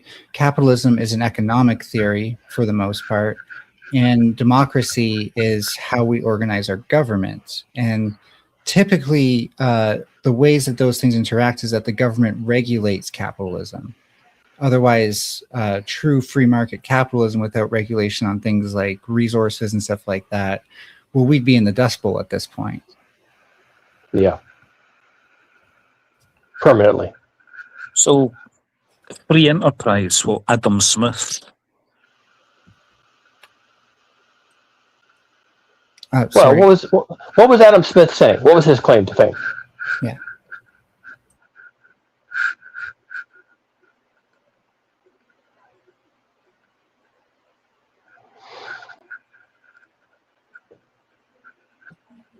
Kenny, are you still there with us? Oh, okay. I think Kenny might have dropped out or something. Oh. All right. Well, Adam Smith, let's see. Again, not an economist, not my wheelhouse. The invisible hand of the market tells the market what to do, and it doesn't need regulation. Is that approximately correct? That sounds familiar to me. I'm terrible at attributing quotes to name. Yeah. Oh, now he's down. So I'm guessing it's like some sort of a connection thing. Adam Smith. Let's see. Invisible hand of the market. Sorry if you have to all hear my typing there. That's fine. Yes, it was introduced by Adam Smith. Describes how self-interested individuals and free markets can unintentionally benefit society as a whole, primarily through mechanisms of supply and demand. Yeah. The invisible hand, meaning there's no hand. There is a hand. It's the market. It's the mythical, collective consciousness that decides what's going forward and what's not. And it's people free in their thoughts, free to make their own decisions that righteously and justly determine what the market should do, I think. And I'm probably using language that I think Smith would use because, of course, he would have been highly religious. Until Kenny can get back, I kind of wanted to point something out about these things being experiments, because that invisible hand thing's kind of interesting. I think trying to patch up capitalism instead of looking at it as an experiment that is based on a hypothesis, right? The hypothesis was that free markets will be driven by the invisible hand of the market. Okay. But we didn't check it against a null hypothesis. or exclude type 2 errors or anything like that. Well, this is way before scientific method. He was being a philosopher. I agree. No, but what I'm saying is, like, every civilization to this date has been a social experiment. We were essentially testing a hypothesis. Sure. And I think our mistake was not pulling the brakes on it once we reached the null hypothesis. And that proved itself to be true, which means that the original hypothesis can no longer be true, which means you have to think of something else, or at least a much better plan. And that's why we have a scientific method as opposed to natural philosophy. The problem with philosophy is there's a lot of prior assumptions that then work themselves into the results. You know, I agree, but to be clear, we're still talking about like applying this to civilizations, right? Just so I know that you're understanding what I was saying. Sure, but it was these decisions about marketplaces and capitalism and the role of capital and the invisible hand. All this was ironed out 300 years ago, when people just weren't thinking about testing or even being wrong. They just stated things that made sense. They're vibing. They were vibing their science vibe, vibing their science and saying, well, this makes sense to me. And we're stuck with it now. We're stuck with vibe science, and that's what we inherited. Right. Yeah, no, I totally agree. And I think that at the time it's fair to say they didn't know better. But now I think we should know better, and we should know that, like, let's say we did communism, right? Well, we should probably do it with the scientific method. We should set some sort of condition where it's like, okay, we can no longer do communism anymore. And I think there's two ways to approach that when you hit that endpoint. You can either just let things collapse, disperse, try to go back to nature, and everyone goes back to whatever system they want to live in, I guess immigration. Or you can try as a whole to revert back to integrating with the capitalist society to some degree while maintaining the things that did work. If Kenny is there, Kenny, you can try and get back on. Yeah. He just cut out mid-sentence, I think. Yeah. Interesting, guys. There's a lot of negativity on this panel and hatred towards communism. But I actually think communism is the goal, is the end goal, but not the way.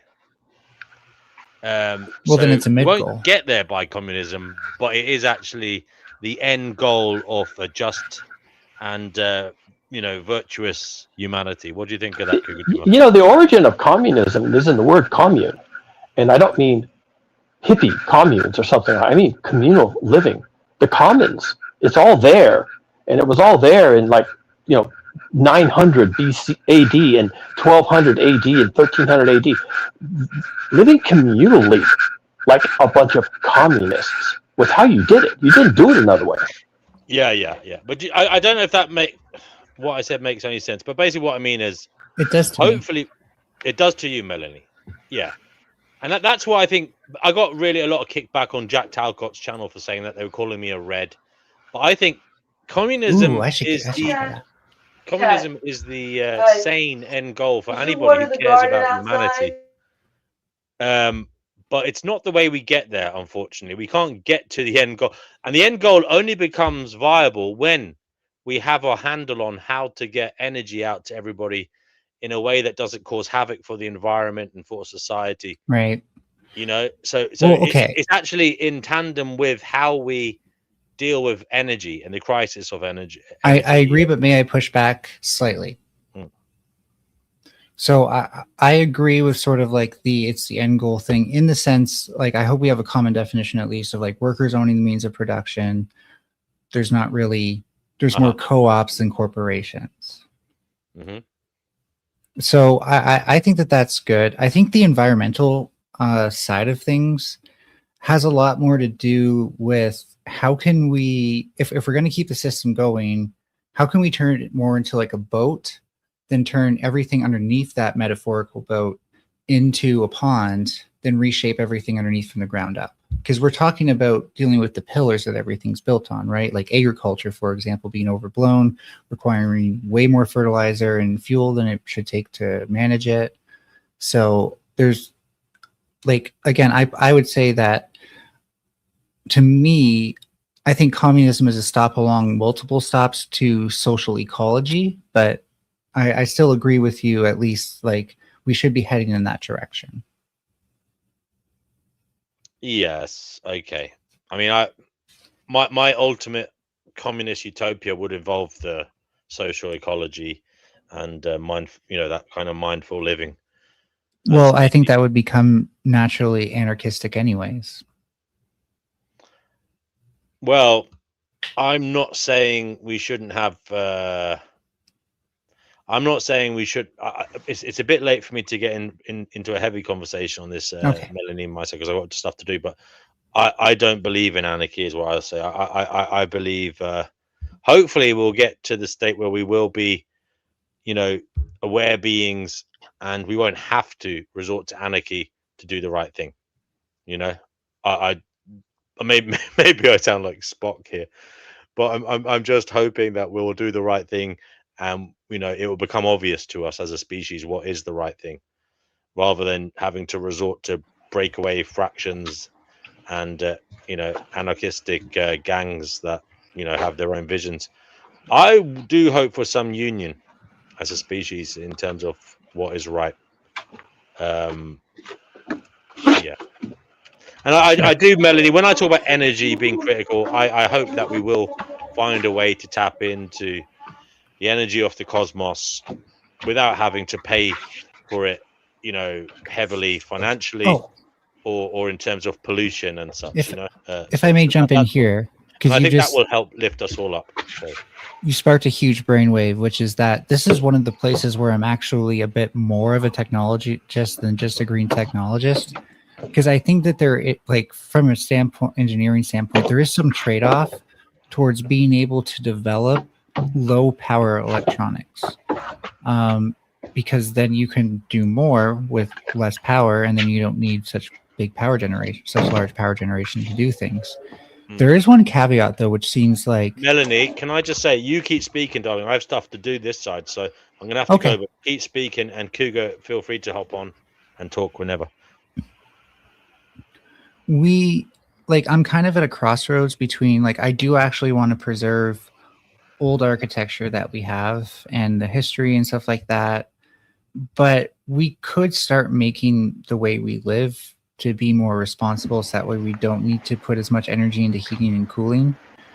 And if we did, then we could have truly low power homes, because at that, one of the big things that I'm interested in, by the way, is generating biogas, not just from wastewater, which is the typical application, but from all the stuff we waste, finding ways to compost it all, or at least make things that can be composted that replace the stuff we have. And I hope that if we have the means of production, we can find ways to do that ourselves. That's kind of where I see communism as being critical. Doomer, are you still there? Yes, I'm still here. I'm actually out in the backyard watering the garden with recycled gray water from the house. Okay. Do you treat the water?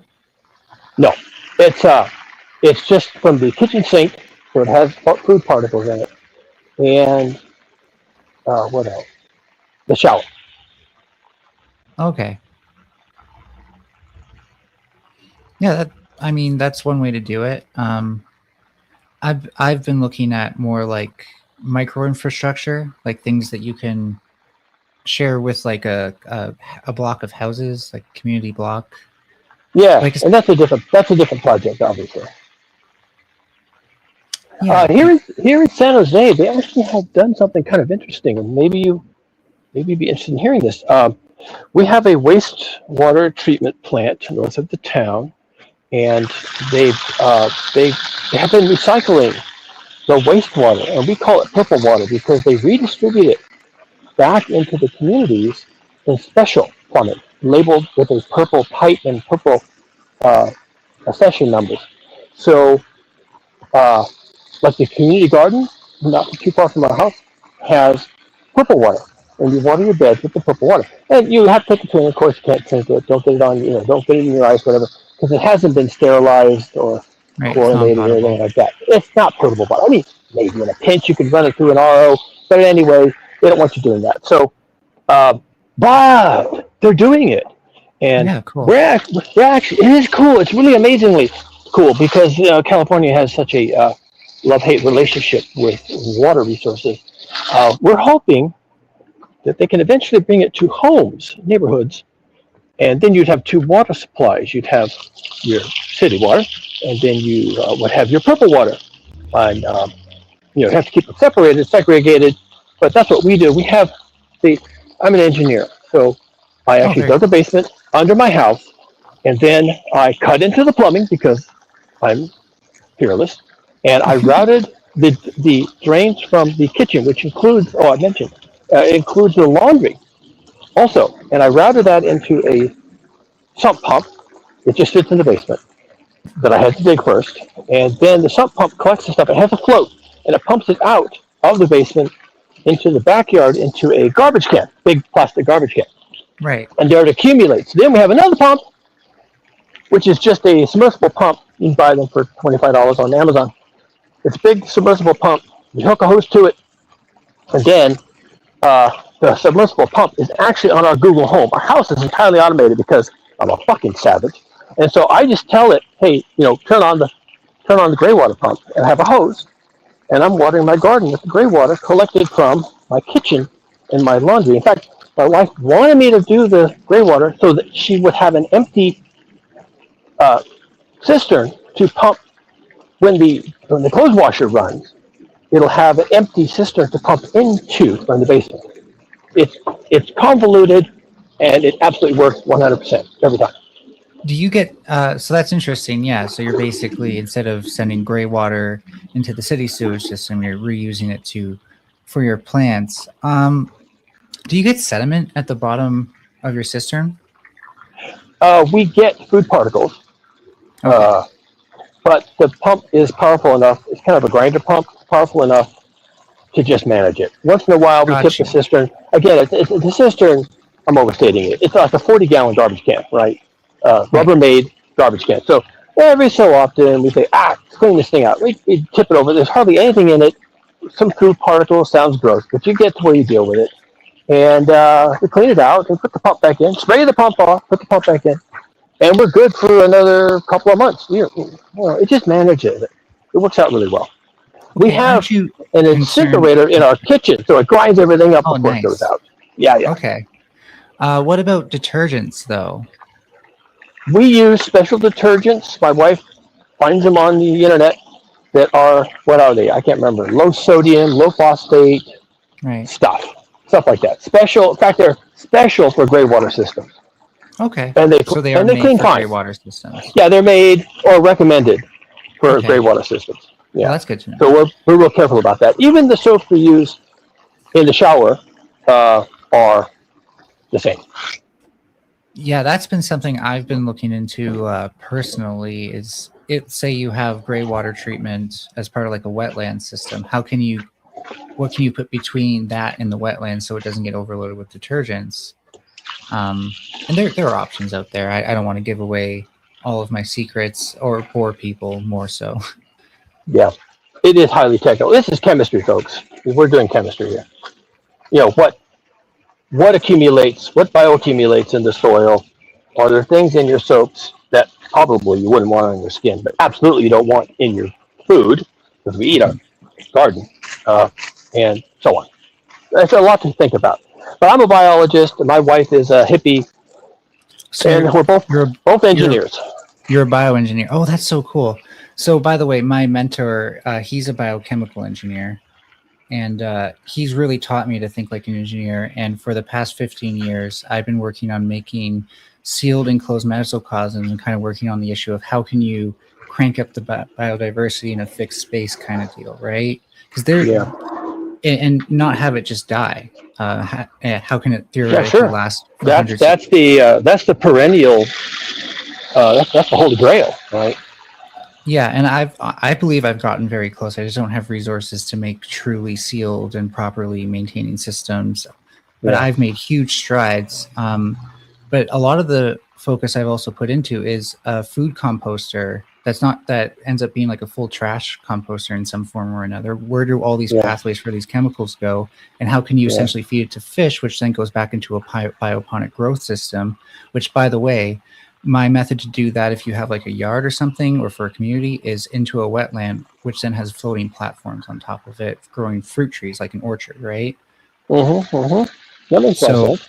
there's a lot of things we can do to take what we currently try to handle on a large infrastructural level, scale that down, make it very green infrastructure, and then get abundance out of it that we can share as a community.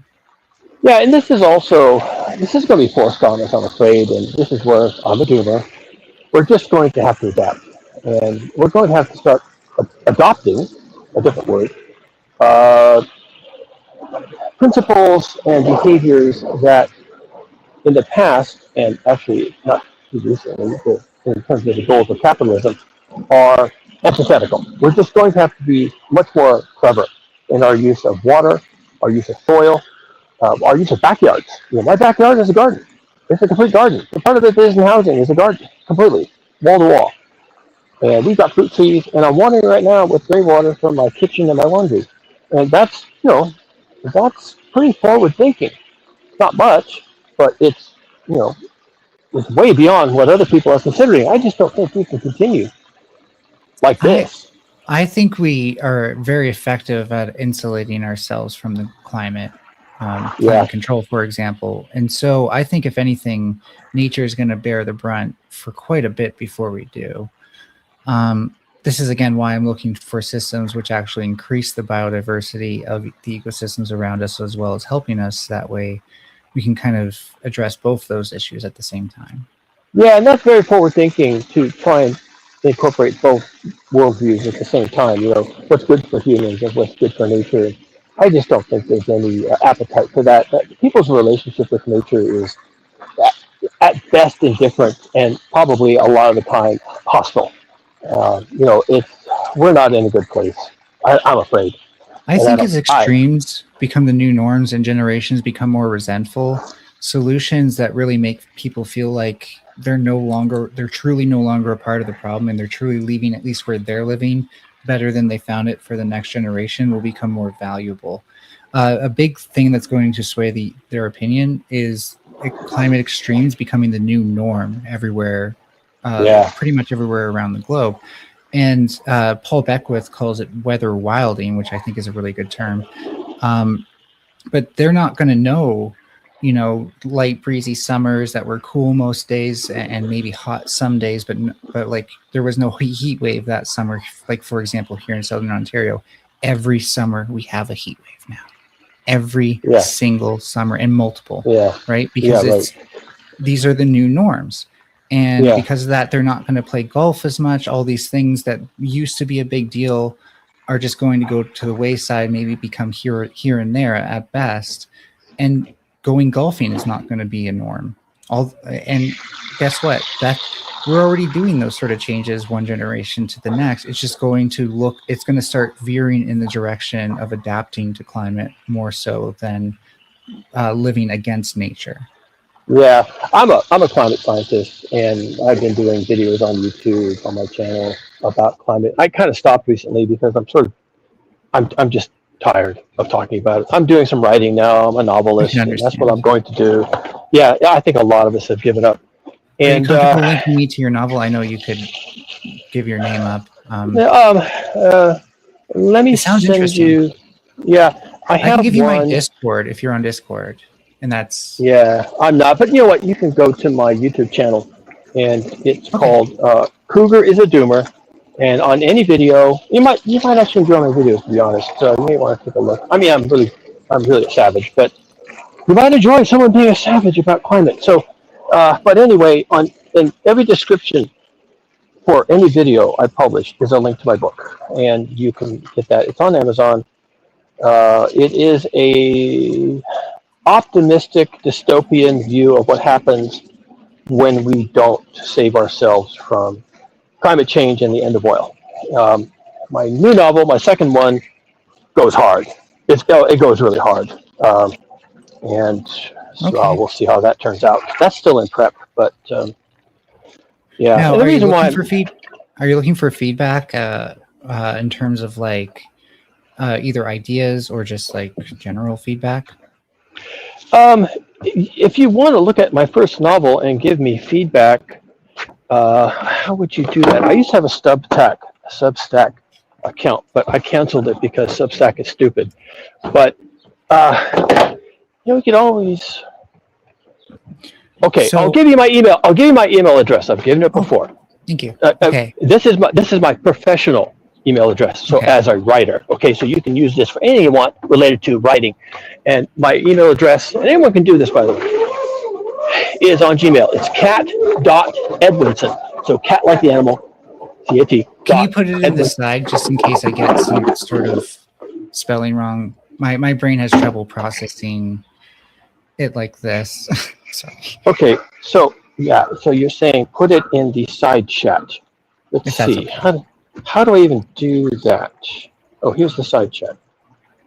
Okay, I'm gonna try to do this. I don't have my glasses on. I can misspell it.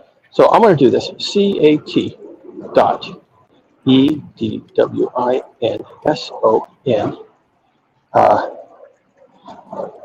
at gmail.com. I hope I spelled all that right. Edwinson at Gmail. I put 2 L's in Gmail, but I think you can figure that part out. Maybe I can edit it. Would you prefer I email a quick hello, or this, so you know it's me, or are you more relaxed about these things? I'm relaxed. Okay. But definitely send me your email, and if you want, what's your name here? My name's Melanie. Melanie. Okay, Melanie. If you would like to be a beta reader for my upcoming novel about the AI takeover and the collapse of civilization, I am a doomer. Just say so. Oh, for sure. And then that's what I was pull up my hoping list. to get in on. Yeah, right. Pull up my list of beta readers and send you people. Okay, so I'll say it in the email to remind you, so you can. Yes, and I might even search for that term beta. So, yeah, I'll happily be your beta. Okay, great. Just We'll kidding. be betas. We'll be betas for each other. Well, that's what. Okay, so I wanted to propose something real quick. Sure. And there's my email there too, in case for whatever reason you struggle with. I noticed you haven't put it in the side chat yet. If you're struggling with it, it's fine. You can email me too. Wait, I thought I did. What? Have I not sent it? Hold on. It's okay. Okay, there, I just sent it. Perfect. Okay. And there's one else, so I can just click it and it goes to Gmail, I think? I think it does. No, okay, I'll copy it. So I wanted to say, like, I've had this kind of novel series in my mind for a while. It's called Hacking Kit, and it's kind of it's inspired by several stories, but it's actually supposed to bring in kind of like the engineering. I remember that piracy thing I was talking about before, how like people are just going to start being their own Robin Hoods, and it's going to look probably like something like piracy. It's supposed to depict that, but also in the post-capitalism world. And it'll be semi-utopic, right? It'll, like, basically I see most of my solutions as being things that create other but more manageable problems that just look for more solutions within nature itself rather than looking within manufacturing and all this stuff.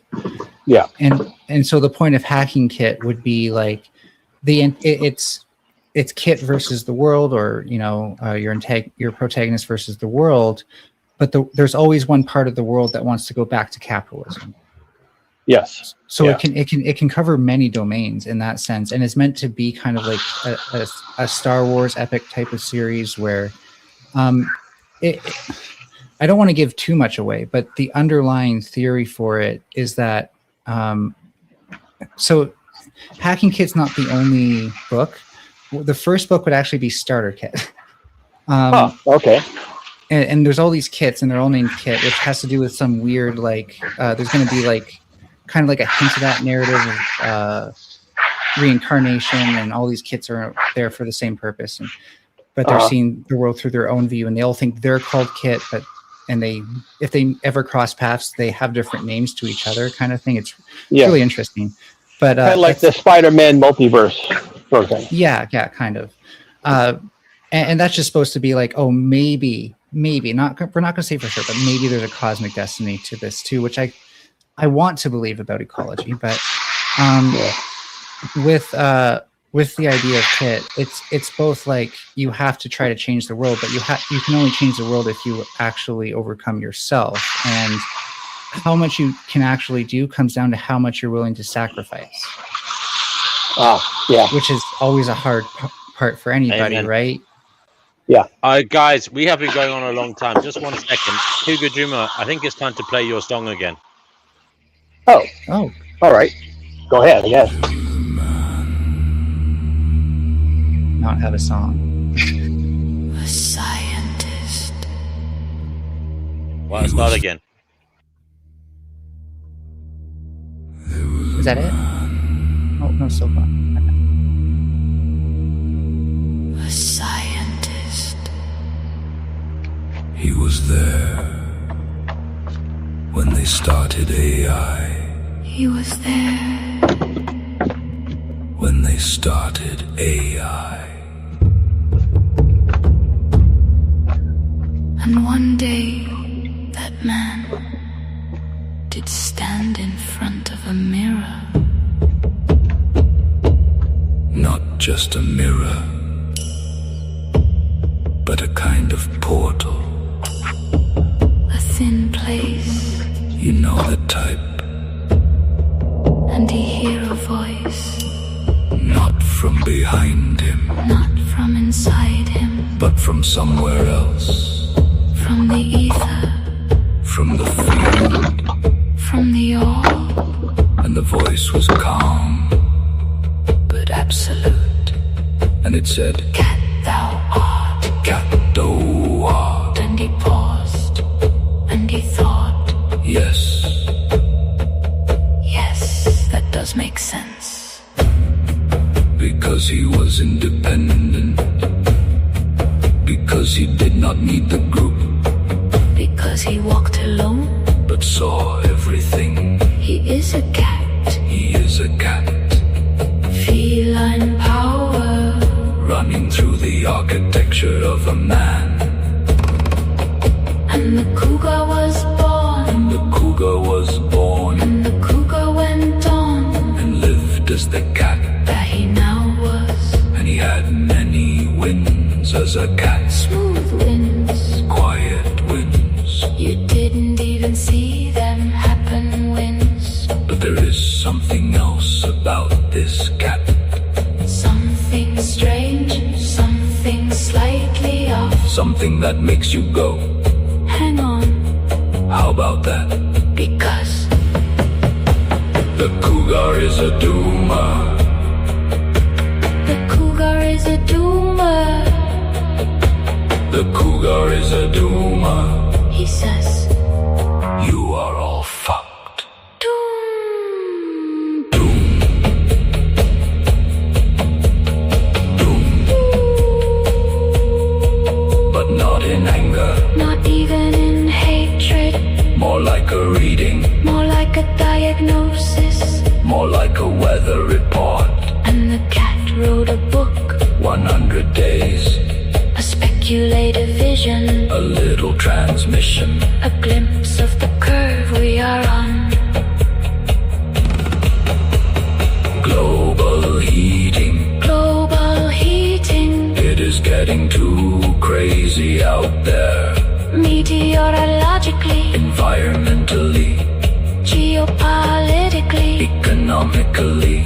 Psychologically. Everything is wobbling. Everything is heating. Everything is slipping. And it all points to one simple thing. The cat man needs to tell you. You are fucked. It is over. We should have done something. Like yesterday. Fossil fuels.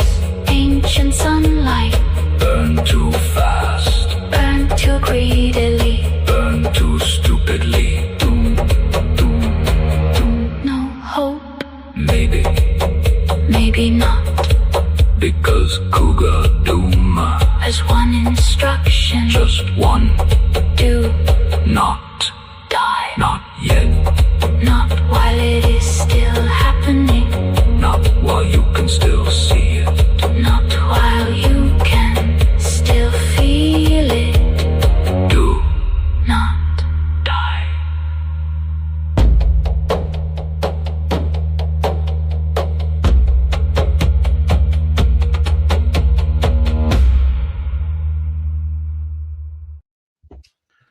Very cool. Okie dokie. I think, guys, we've had enough for one time. D&W. Yeah, I enjoyed it, guys. Thank you very much. I got to hit the hay. I know you're trying to get, but I had 2 more points for Cougar. Go on then. Sure. Go on then. Cut me off trying to. Sorry, Cougar.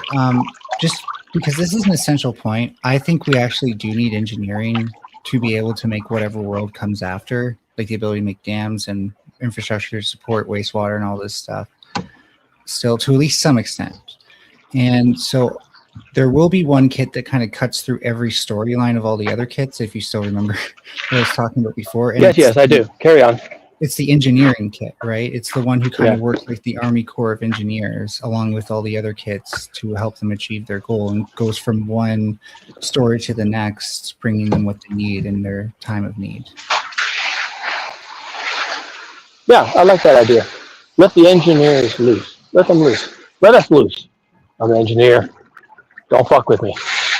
I respect engineers. I tried to spend 15 years learning to think like one. Yeah, well, engineers, we're a savage bunch, I gotta tell you.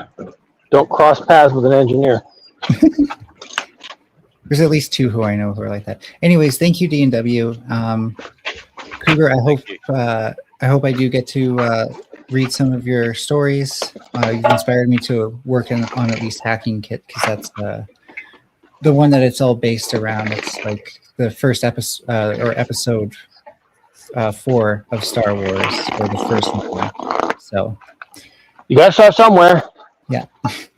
Thank you, Melanie. Thank you so much for your fantastic contribution, and you, Cougar Duma, as always. It was a pleasure to listen to you both. Thank you to everybody who tuned in. Sure. Thanks for having us.